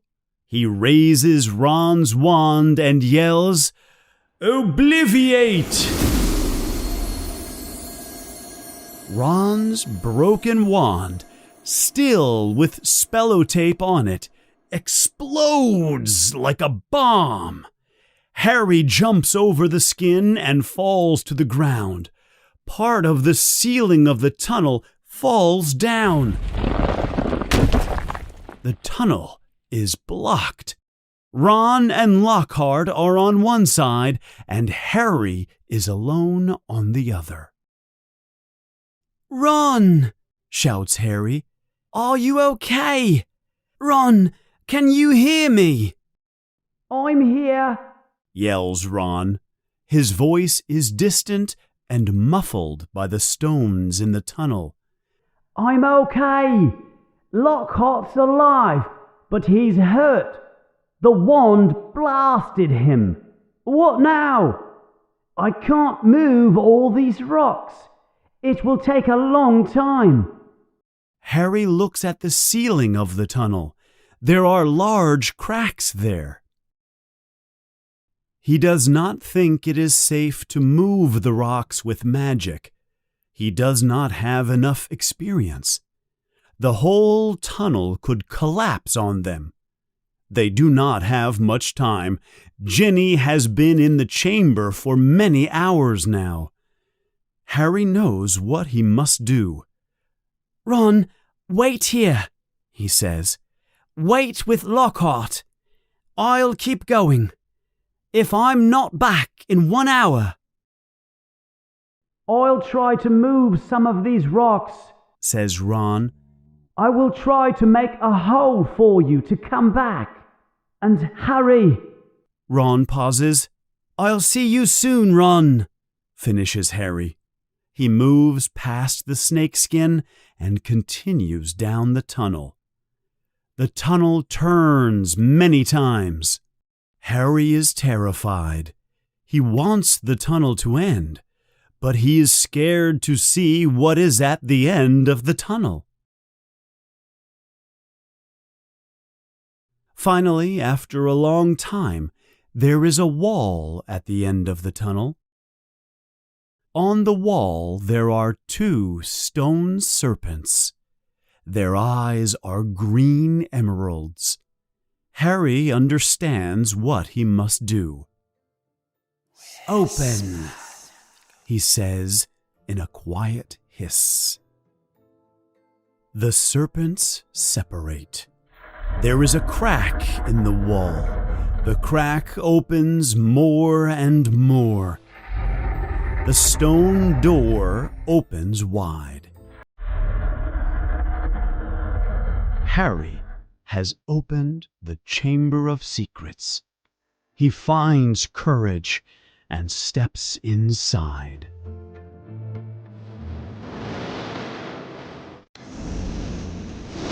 Chapter 18.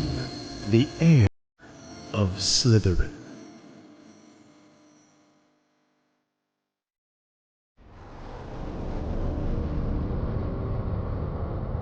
Harry is standing in a large chamber.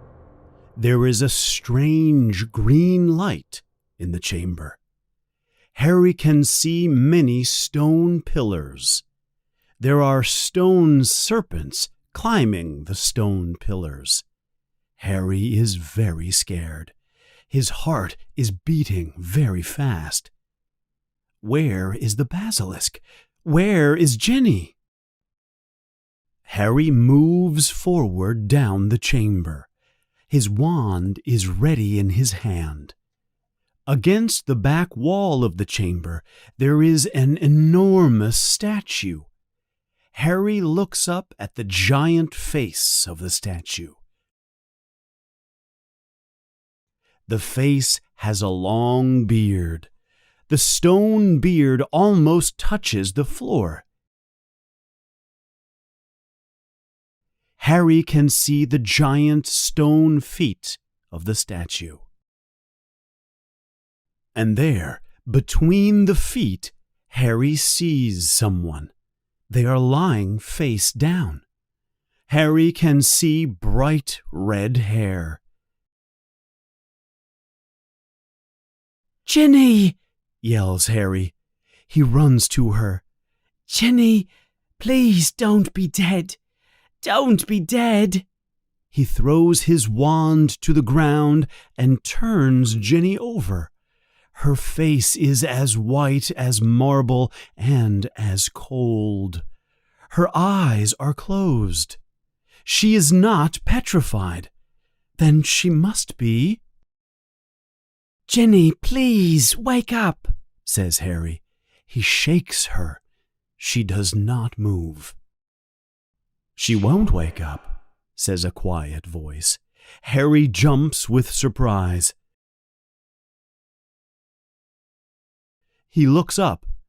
There is a tall boy with black hair. There is something very strange about the boy. He is blurry. But Harry recognizes him immediately. Tom? Tom Riddle? Asks Harry. Tom nods his head up and down, yes. He continues looking at Harry. What do you mean she won't wake up? Harry says. Is she... She's still alive, says Riddle, but only barely. Harry looks closely at him.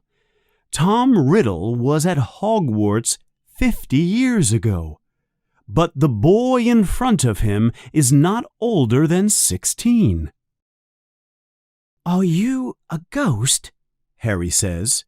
No, I'm not a ghost. I'm a memory, says Riddle. A memory preserved in a diary for 50 years. He points his finger towards one of the statue's toes. There, on the ground, is the diary Harry found in Moaning Myrtle's bathroom. Harry wonders how it got there, but he remembers Jenny. Tom, you've got to help me, Harry says, trying to pick up Jenny. We have got to get her out of here. The basilisk may come.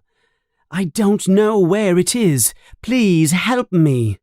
Riddle does not move. Harry reaches for his wand to have more light, but his wand is gone. He looks up. Riddle is holding Harry's wand in his hand. Riddle has a strange smile on his face. The basilisk won't come unless it is cold, he says calmly. What do you mean? Says Harry. Give me my wand. I might need it. Riddle smiles even bigger. You will not be needing it, he says. What are you talking about? What is going on here? Help me, Tom, says Harry, becoming impatient. I've waited a long time for this moment, Harry Potter, says Riddle. I've been waiting a long time to see you, to speak to you. But Tom, we can talk later. Please help me, says Harry. We're going to talk now, says Riddle. He is still smiling. He puts Harry's wand in his pocket. Harry realizes there is something very wrong. Tom, how did Ginny get like this? Asks Harry slowly. I've been waiting to tell you, Harry, says Riddle. She's here because she found my diary. What are you talking about? Says Harry. Yes, she found my diary, and she told me all her secrets. She has been writing in my diary for months and months. She has been telling me about all her worries, about how her brothers make fun of her, about how she does not have nice robes, only old robes. Riddle smiles a mean smile. About how she wanted the great, famous Harry Potter to like her.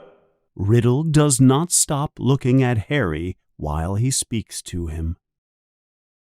It is very boring listening to an 11-year-old girl talking about her silly problems, but I was patient. I wrote back to her. I was sympathetic. I was kind to her. Ginny loved my advice.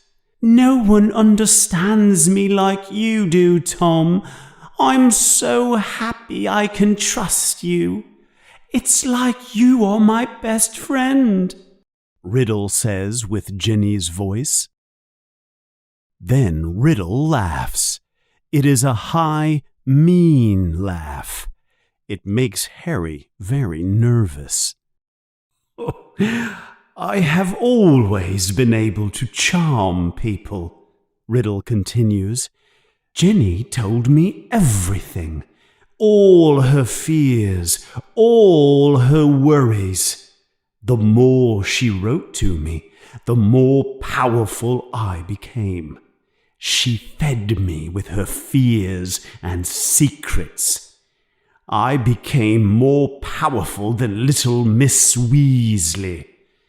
I became powerful enough to be able to control her. What do you mean? Says Harry, scared now. You don't understand yet, Potter. Ginny Weasley opened the Chamber of Secrets. She killed Hagrid's roosters. She wrote the messages on the walls. She made the Serpent of Slytherin attack those 4 mudbloods and the Squib's cat. No, whispers Harry. Yes, laughs Riddle. Of course, she did not know what she was doing at first. She wrote to me in the diary, Dear Tom, I think I am losing my memory. There are rooster feathers on my robe, and I don't know how they got there. Dear Tom, I don't remember what I did on Halloween night, but a cat was attacked, and there is paint on my clothes. Tom, there was another attack today, and I don't know where I was. I think I'm losing my mind. I think I am the one attacking everyone, Tom. Harry is very angry now. Riddle has used Jenny. Riddle has hurt Jenny. But she began to suspect me, continues Riddle. It took a long time, but she stopped trusting her diary. That's when she tried to throw it away. Then you found it, Potter. I was very happy. I wanted you to find the diary. I was very excited to finally meet you. But why did you want to meet me? Says Harry. Jenny told me all about you, he continues, all your history, how you lost your parents, how you got your scar. That's why I showed you how I captured Hagrid. I knew that you would trust me then. But Hagrid is my friend, and he was innocent, yells Harry. You made him get expelled from Hogwarts. I spent many years looking for the Chamber of Secrets. I had to take the attention away from me. Of course they believed my story, and they did not believe Hagrid, except Dumbledore. He never liked me as much as the other teachers did. I'm sure Dumbledore suspected you, says Harry. Yes, he did watch me closely after Hagrid was expelled, says Riddle, and I knew I couldn't open the chamber again while I was at the school. That's why I left the diary. I preserved myself at 16. I knew one day someone would find it. Then I could control someone else and finish Salazar Slytherin's great work. Well, you haven't finished his work, says Harry. No one died this time, and the mandrakes are ready to help all the petrified children. I told you, Potter, I don't care any more about mudbloods, continues Riddle. I only wanted to find you. But Ginny saw you with the diary. She was scared you would discover her secrets in the diary, so she stole it from you.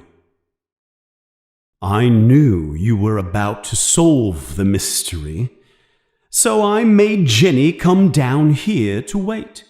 She was easy to control. She put much of herself into the diary, so I was able to leave the pages. I knew you would come to find her. Who are you? Asks Harry, still very angry and confused. Riddle takes Harry's wand from his pocket. He waves it in the air like he is writing. 3 words appear. Tom Marvolo Riddle. Then he waves the wand again. The letters change position. There are new words in the air. I am Lord Voldemort.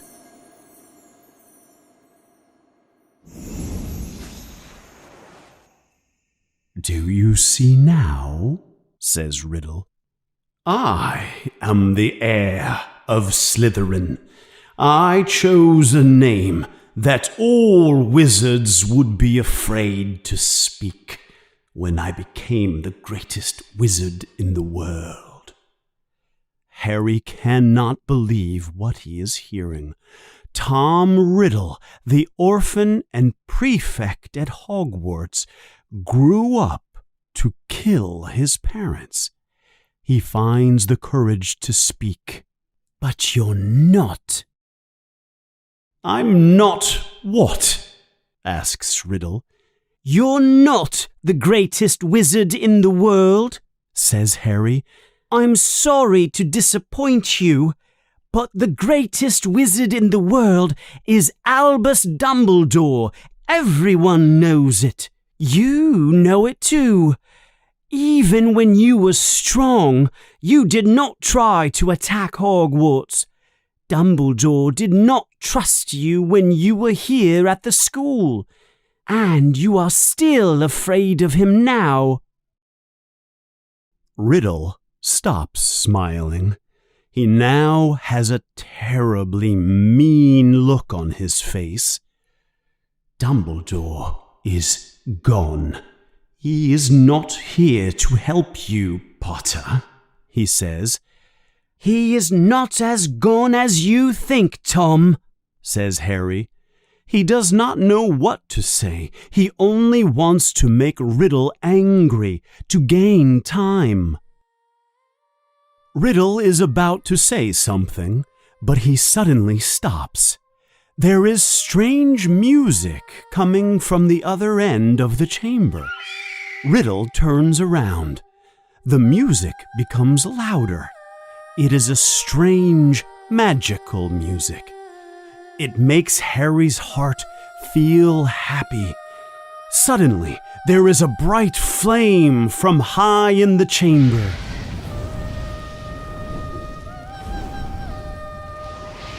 A bright red bird appears from the flame. It is singing the strange music. It is the size of a large swan. Its tail is very long. Its sharp talons are the color of gold. It is holding something in its talons, like an old bag. The bird flies straight at Harry. It drops the old bag in front of him.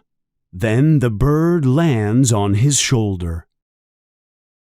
"Fox," says Harry. The bird squawks loudly. Harry looks at the thing on the floor. It is not a bag. It is the old Hogwarts sorting hat. Riddle begins to laugh. He laughs very loudly. "That is how Dumbledore helps you," he laughs. "He sends you a turkey and an old hat. Do you feel safe now, Potter?" Harry does not answer. He does not know how Fawkes and the Sorting Hat can help him, but he does not feel alone now. "Now, tell me, Potter," continues Riddle. "I tried to kill you once in your past, and the second time in my future. You survived both times. How did you survive both times? Tell me everything." Harry looks at Riddle, then he looks at Jenny. Harry thinks the longer he talks, the worse Jenny gets. And he sees that Riddle is becoming clearer. He is becoming more present, stronger. Harry thinks that if they are going to fight, it is better to fight now and not later. No one knows why you lost your powers when you attacked me the first time, says Harry quickly. But I know why you couldn't kill me. You couldn't kill me because my mother died to save me. My common Muggle-born mother protected me and defeated you. Harry is furious now. And last year, I saw who you really were. You were weak. You were barely alive. You're ugly and evil. Riddle becomes very angry. Then he smiles again. "Yes, I see," he says. "You are not special at all. Your mother protected you. She died for you. But you must see that we are similar. Both of us are half-bloods. We are orphans. We were raised by Muggles. We are probably the only two Parselmouths at Hogwarts. We look alike, but I see now that it was only luck that saved you. No, you are not special. Now it is time to test you, Harry Potter," says Riddle. "The powers of Lord Voldemort against the famous Harry Potter, with the help of Dumbledore's pet." He looks at Fawkes and at the Sorting Hat. Then he walks towards the statue. He looks up at the face and hisses like a snake. But Harry can understand his words in Parseltongue. Speak to me, Slytherin. You are the most powerful of the Hogwarts Four. The giant face of the statue begins to move. The mouth is opening, wider and wider. There is a giant black hole inside the statue's mouth. There is something moving in the dark hole. Harry moves away from the statue. He closes his eyes. Fawkes flies into the air. There is the sound of something sliding from the hole and then hitting the floor. It is something huge. He knows what is happening. He can feel it. It is the giant serpent. It is moving towards him now. Then he hears Riddle's voice hissing, "Kill him." The basilisk moves towards Harry. Harry runs to the side. His eyes are closed. He puts his hands out in front of him as he runs. Riddle laughs at him. Harry trips and falls to the floor. Harry can hear the creature. It is very close to him. Then suddenly there is a loud, angry hissing sound above Harry. Then something large hits him and throws him across the chamber. Harry must look. He opens his eyes only a little bit. He must see what is going on. The serpent is bright and green. It is as thick as a tree. The enormous creature has raised its head high into the air. Something is distracting the snake. It is Fawkes. He is flying around the head of the basilisk. Fawkes is attacking it. The snake is trying to catch him with his long, thin fangs. Fawkes attacks again. Suddenly, the serpent hisses terribly in pain and frustration.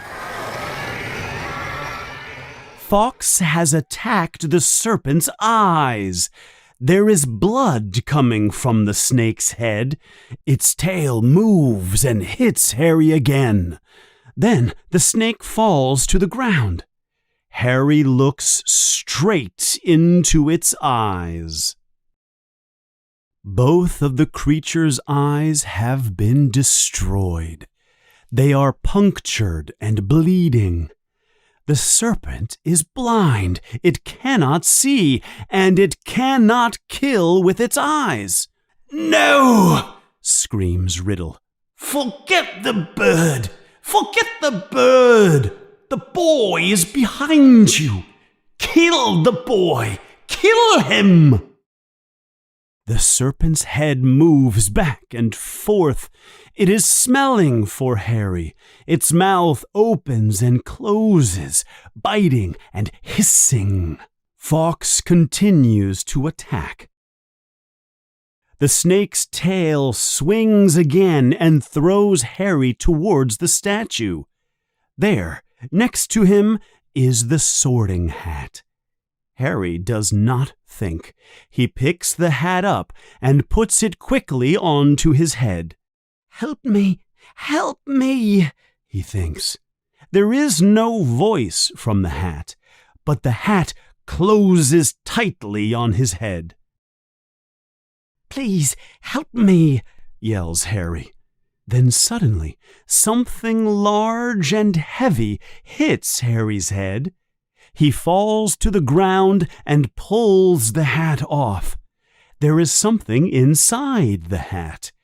There is a bright sword inside the hat. Harry takes the sword and faces the basilisk. Kill the boy! He is behind you! Hisses Riddle. Kill him, you fool! Harry is ready now. The snake smells him now.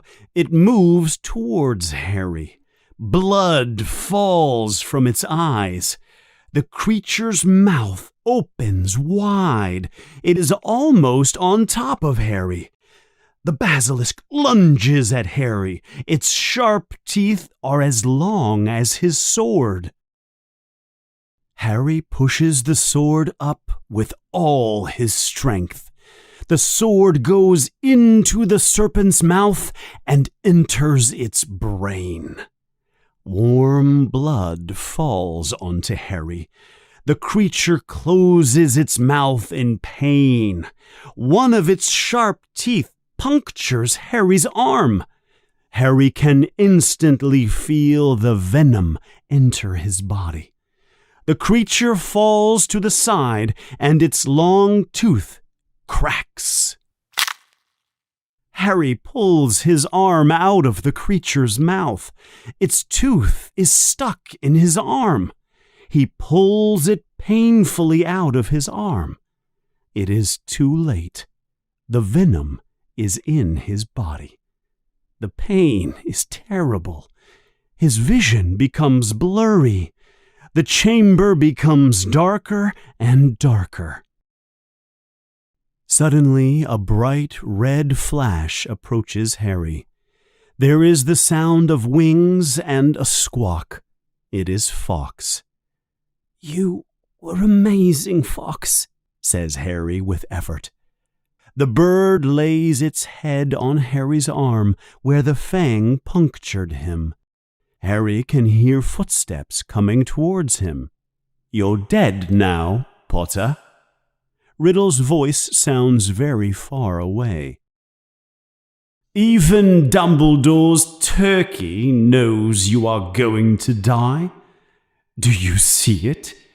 It's crying for you, Potter." Harry looks at Fawkes.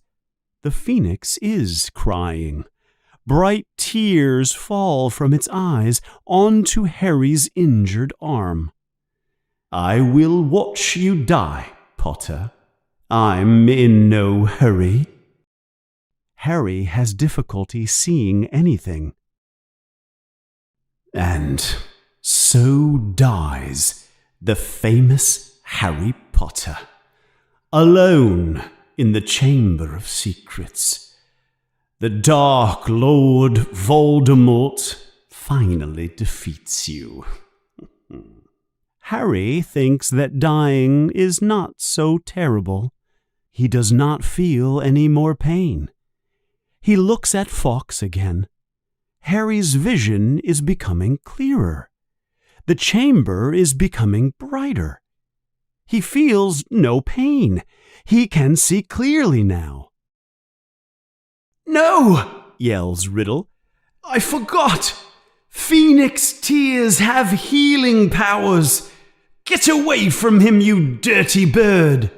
Riddle moves towards Harry. He is holding Harry's wand above his head. He is about to attack. But as he moves towards Harry, he kicks something with his foot. It is the diary. It slides towards Harry. Harry picks it up quickly. Both Harry and Riddle look at the diary. Then, without thinking, Harry picks up the basilisk tooth and pushes it with all his strength into the heart of the diary. There is a long, loud, terrible scream. Black ink pours out of the diary and covers Harry and the floor. Riddle is on the ground. He is twisting and screaming in pain. Then he is gone. Slowly, Harry stands up. He is shaking. He picks up his wand, the sword, the sorting hat, and the basilisk tooth. Then he remembers Ginny. He runs over to her. She is moving now. She makes a low moan. She opens her eyes and sits up. She looks around her. Harry is there, covered in blood and ink, and next to him is the giant basilisk. Its yellow eyes are destroyed. Oh, Harry, Harry, she yells. I'm so sorry. It's all my fault. Where is Riddle? You must get away, Harry. It's okay, Jenny. You're safe now, says Harry. Riddle's gone. He shows her the diary. There is a black hole in the middle of it. Him and the basilisk. Come on, Jenny. Let's get out of here. They move quickly back up the tunnel. Fawkes is waiting for them. Oh, I just know they're going to expel me, cries Jenny as they run up the tunnel. All I've ever wanted was to come to Hogwarts. Now they're going to kick me out. Jenny! It is Ron's voice. They have arrived at the blocked part of the tunnel. Jenny, you're okay! Ron has made a large hole at the top of the rocks. Jenny crawls through. Then Fawkes flies through. Don't worry, says Harry as he crawls through the hole. He's Dumbledore's. He's here to help. He reaches the other side. I'll explain everything when we get back. But, Ron begins. Harry does not think it is a good time to tell Ron that Jenny opened the chamber. Later, Ron. Let's get out of here first. Where's Lockhart? He's back there. His memory charm went completely wrong. He's lost his memory, says Ron. He doesn't know who or where he is. Lockhart looks up at them. Oh, hello, everyone. Where on earth are we? What a strange place, eh? Harry grabs Lockhart's arm and pushes him up the tunnel back to the slide. Fawkes flies past them, lighting the way with a red light. Finally, they arrive at the entrance to the pipe. What do we do now? Asks Ron. Fawkes squawks loudly and moves his long tail in front of Harry. I think he wants you to hold his tail, Harry, says Ron. But you're too heavy for a bird to carry. But Fawkes is not an ordinary bird, says Harry. Watch. Harry grabs Fawkes' tail. Hold on to each other. Harry takes Ginny's hand. Ron, you hold Lockhart. There is an amazing feeling. Harry feels as light as a feather. And the next second, Fawkes begins flying into the dark pipe, carrying Harry, Ginny, Ron, and a very confused Gilderoy Lockhart. Before long, they are back in Moaning Myrtle's bathroom. She is very surprised to see them all alive. You know, if you had died, she says as they leave the bathroom, you could have stayed in the bathroom with me.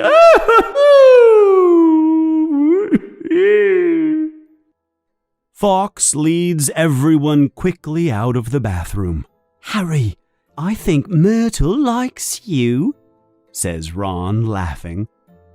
Jenny, you have competition now. But Jenny is crying softly. Fawkes takes them all down the corridors until they are standing in front of Professor McGonagall's office. Harry knocks and pushes the door open. Chapter 19, the final chapter, Dobby's reward.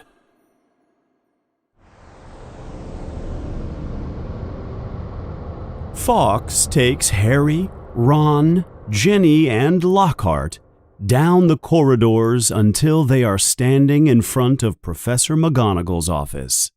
Harry knocks and pushes the door open. "Ginny!" cries Mrs. Weasley. She has been waiting for news about her daughter. Mr. Weasley hugs his daughter tightly. Dumbledore is in the office too. Fawkes flies past Harry and lands on Dumbledore's shoulder. "You saved her! You saved her! How did you do it?" cries Mrs. Weasley as she hugs Ron and Harry.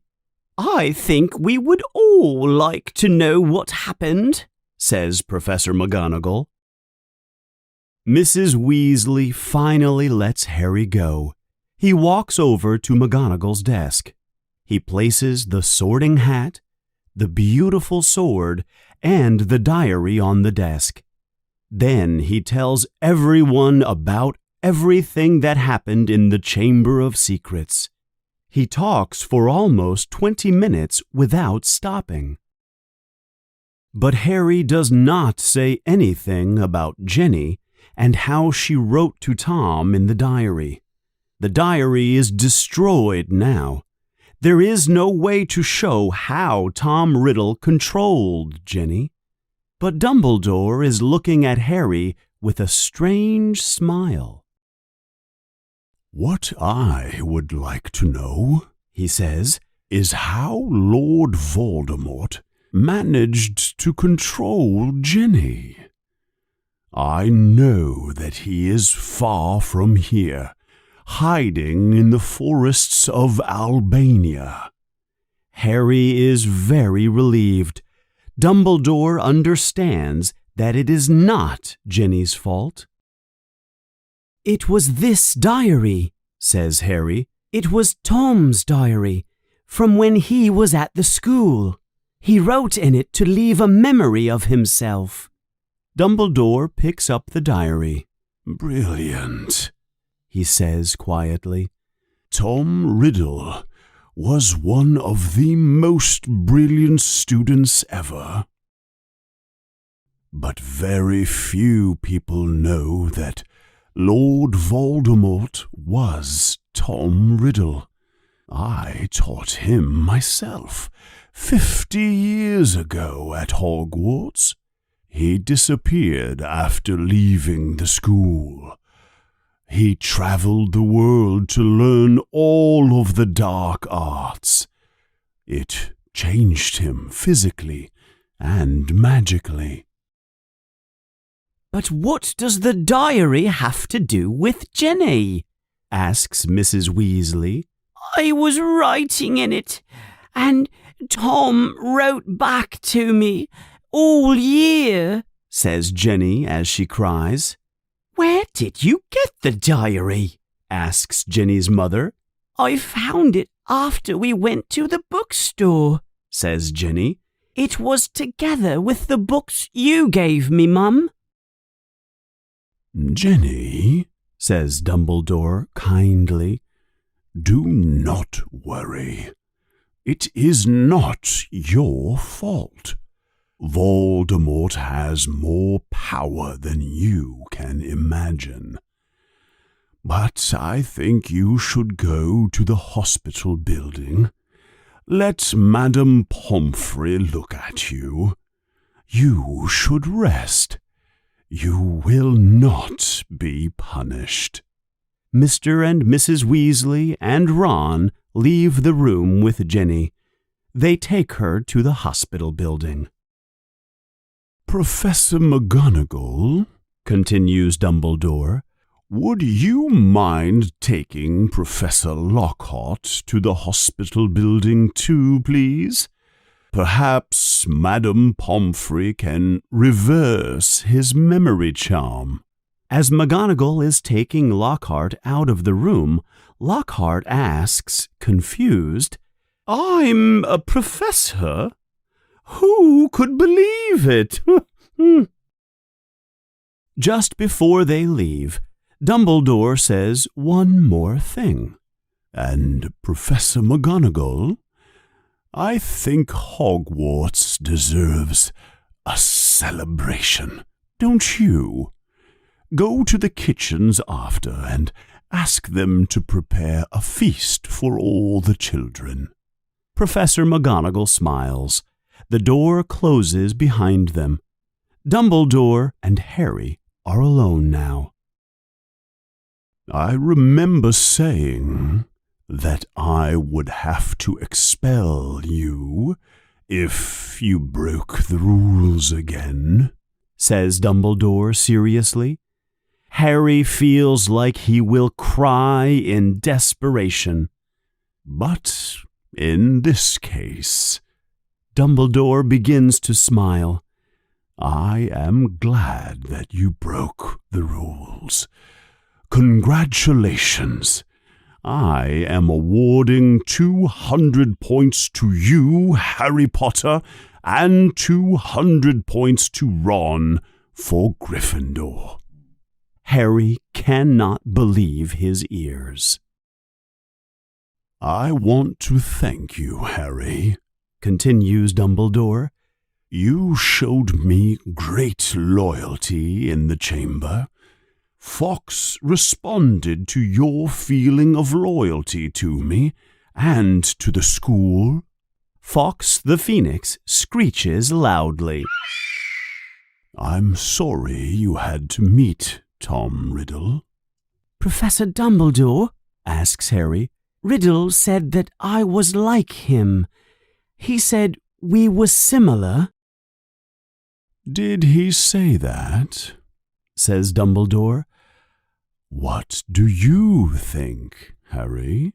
I don't think I'm like him at all, answers Harry. I'm in Gryffindor. Harry stops talking.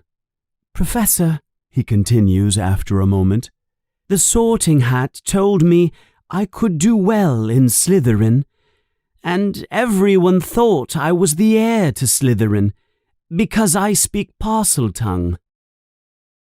Do you know why you speak Parseltongue, Harry? asks Dumbledore. When Voldemort attacked you and your family, he transferred some of his powers into you. I do not think he wanted to do that, but that is what happened. So I have some of Voldemort's powers, continues Harry. I should be in Slytherin. You must understand something, Harry, says Dumbledore. You have many qualities that Salazar Slytherin prefers in his students. Intelligence, determination, and you like to ignore the rules. He smiles at Harry.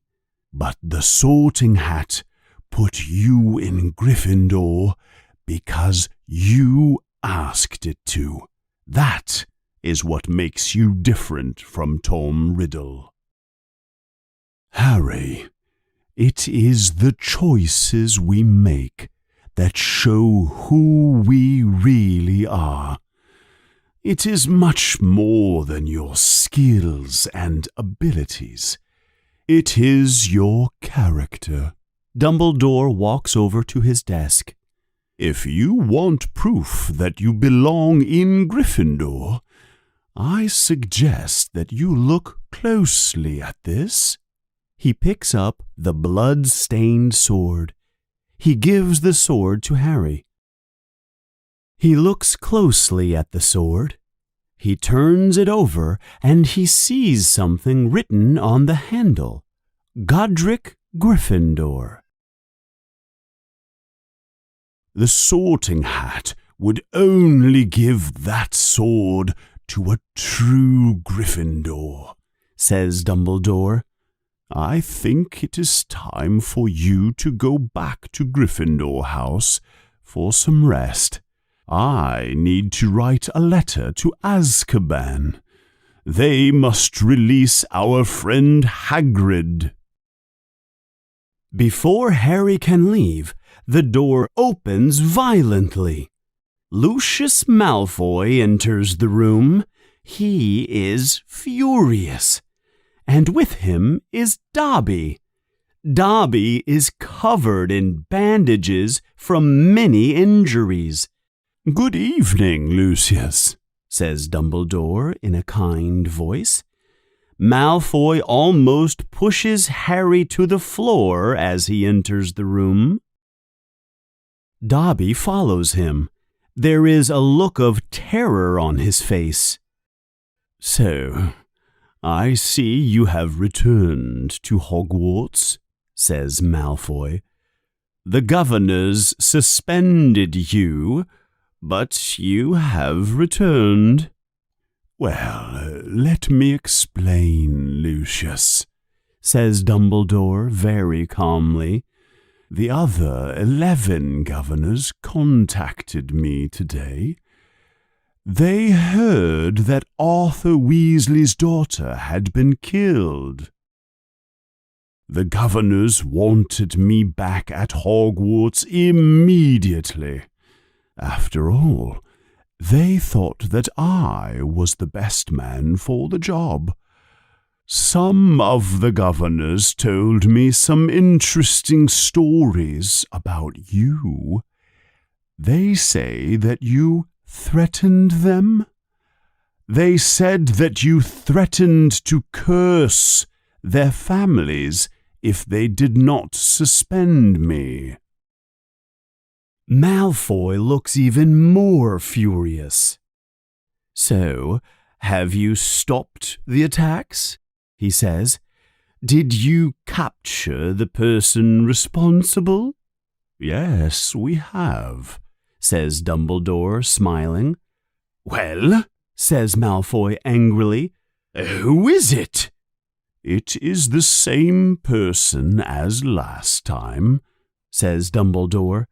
"But this time, Lord Voldemort was using someone else. He was using someone else through this diary." Dumbledore shows the small black book with the hole in the middle. He is looking closely at Malfoy to see his reaction. Harry is watching Dobby. The elf is doing something very strange. He is pointing at the diary, then he is pointing at Malfoy. Then he hits himself in the head. "It was very lucky that Harry and Ron discovered this diary and solved the mystery," says Dumbledore. "If they had not killed the basilisk and rescued Ginny, no one would have known that Ginny was innocent. They would all think she was killing half-bloods. The Weasleys are one of the most important pure-blood families in our world. What would happen to Arthur Weasley and his Muggle Protection Act if people thought his own daughter was killing Muggle-borns? Yes, we are lucky that Harry and Ron discovered and destroyed the diary. Voldemort's memories have been erased." Malfoy continues to stare at Dumbledore, but Dobby keeps pointing at the diary and then at Lucius Malfoy, then punching himself in the face. Harry understands. "Don't you want to know how Ginny got the diary, Mr. Malfoy?" asks Harry. Malfoy looks at him angrily. "How would I know how that stupid girl got the diary?" "Because you gave it to her," says Harry. "When we were all at the bookstore, Flourish and Blots, you put the diary inside her bag before she left, didn't you?" Malfoy looks like he wants to hurt Harry. "You cannot prove anything," he says. "No, we cannot," says Dumbledore. "The diary is destroyed. The evidence is gone. But if I were you, I would not give any more of Lord Voldemort's things to anyone. Arthur Weasley and the Ministry of Magic would probably want to talk to you about it." Malfoy looks like he will take out his wand. Then suddenly he turns and walks towards the door. "Come, Dobby, we're leaving," he yells. Malfoy opens the door violently and kicks Dobby through the door. Harry can hear Dobby screaming in pain as they walk down the corridor. Harry thinks for a moment, then he acts. "Professor Dumbledore," he says quickly, "can I give the diary back to Mr. Malfoy?" "Of course, Harry," Dumbledore answers. "But hurry. We are having a feast in the Great Hall to celebrate. It will begin soon." Harry does not know if his plan will work, but he quickly takes off one of his dirty, wet, smelly socks. He pushes the diary into the sock. Then he runs after Malfoy and Dobby.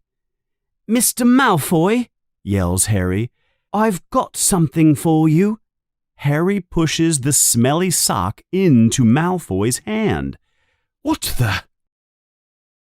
Malfoy pulls the diary out of the sock. He looks at the diary and throws the sock to the side. Then he looks at Harry. "If you are not careful, Potter, you will have the same end as your parents," he says. "They tried to interfere where they should not have interfered. Come, Dobby." "I said come." But Dobby does not move. He is holding Harry's disgusting, dirty sock. He is looking at it like it is a valuable treasure. "Master has given Dobby a sock," says the elf. "Master gave it to Dobby." "What are you talking about, you fool?" spits Malfoy. "Dobby has a sock now," he says. He almost cannot believe it. "Master threw the sock, and Dobby caught the sock. Dobby is free." Malfoy stops and stares at the elf. Then he jumps at Harry. "You made me lose my servant boy." But Dobby shouts loudly, "You will not hurt Harry Potter." There is a loud bang, and Malfoy falls backwards. He falls down the stairs. He stands up and takes out his wand, but Dobby points his finger at him. "You will leave now," says Dobby with a strong voice. "You will not touch Harry Potter. You will go now." Malfoy has no choice. He looks at Dobby and Harry with a mean, angry look. He turns and walks quickly down the corridor. "Harry Potter has freed Dobby," says the elf happily. "Harry Potter set Dobby free." "I thought it was the best thing to do," says Harry, smiling. "I'd better go now, Dobby. There's a feast in the Great Hall, and I want to see my friend Hermione. Goodbye." Harry hugs Dobby Harry Potter is greater than Dobby thought. Then suddenly, with a loud crack, Dobby disappears. Harry has been to many feasts at Hogwarts, but this feast is special. The celebrations last all night. Hermione returns from the hospital building yelling, "You solved it! You solved it!" And Justin finds Harry to apologize. He is sorry he thought Harry was the heir of Slytherin. Hagrid appears later too. He will return to his small house near the Forbidden Forest. And Gryffindor House wins the House Cup because of Harry and Ron's 400 points. The celebration is especially great because Professor McGonagall has canceled all the exams for the semester. The summer semester continues. Everything is back to normal again. Except there is no defense against the dark arts class.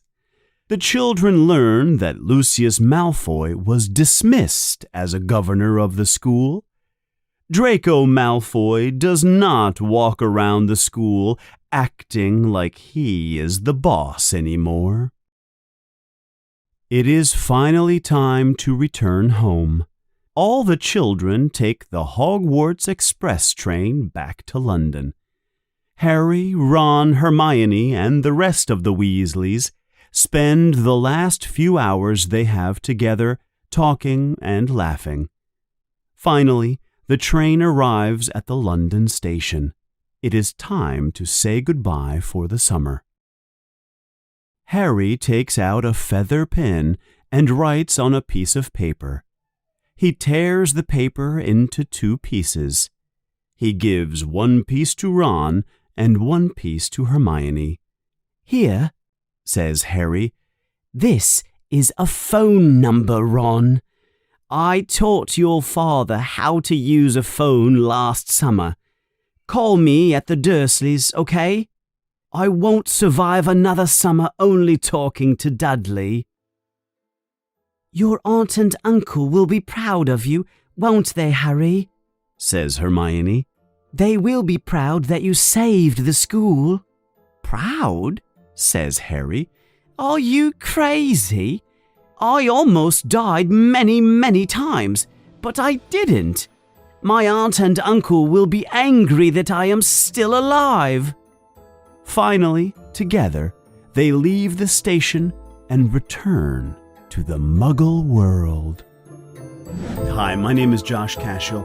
I would like to take 2 seconds to interrupt you, and I apologize, but I would like to make 2 important announcements. First, thank you for watching, and if you enjoy the content, take a moment to like, to share, and to leave a comment.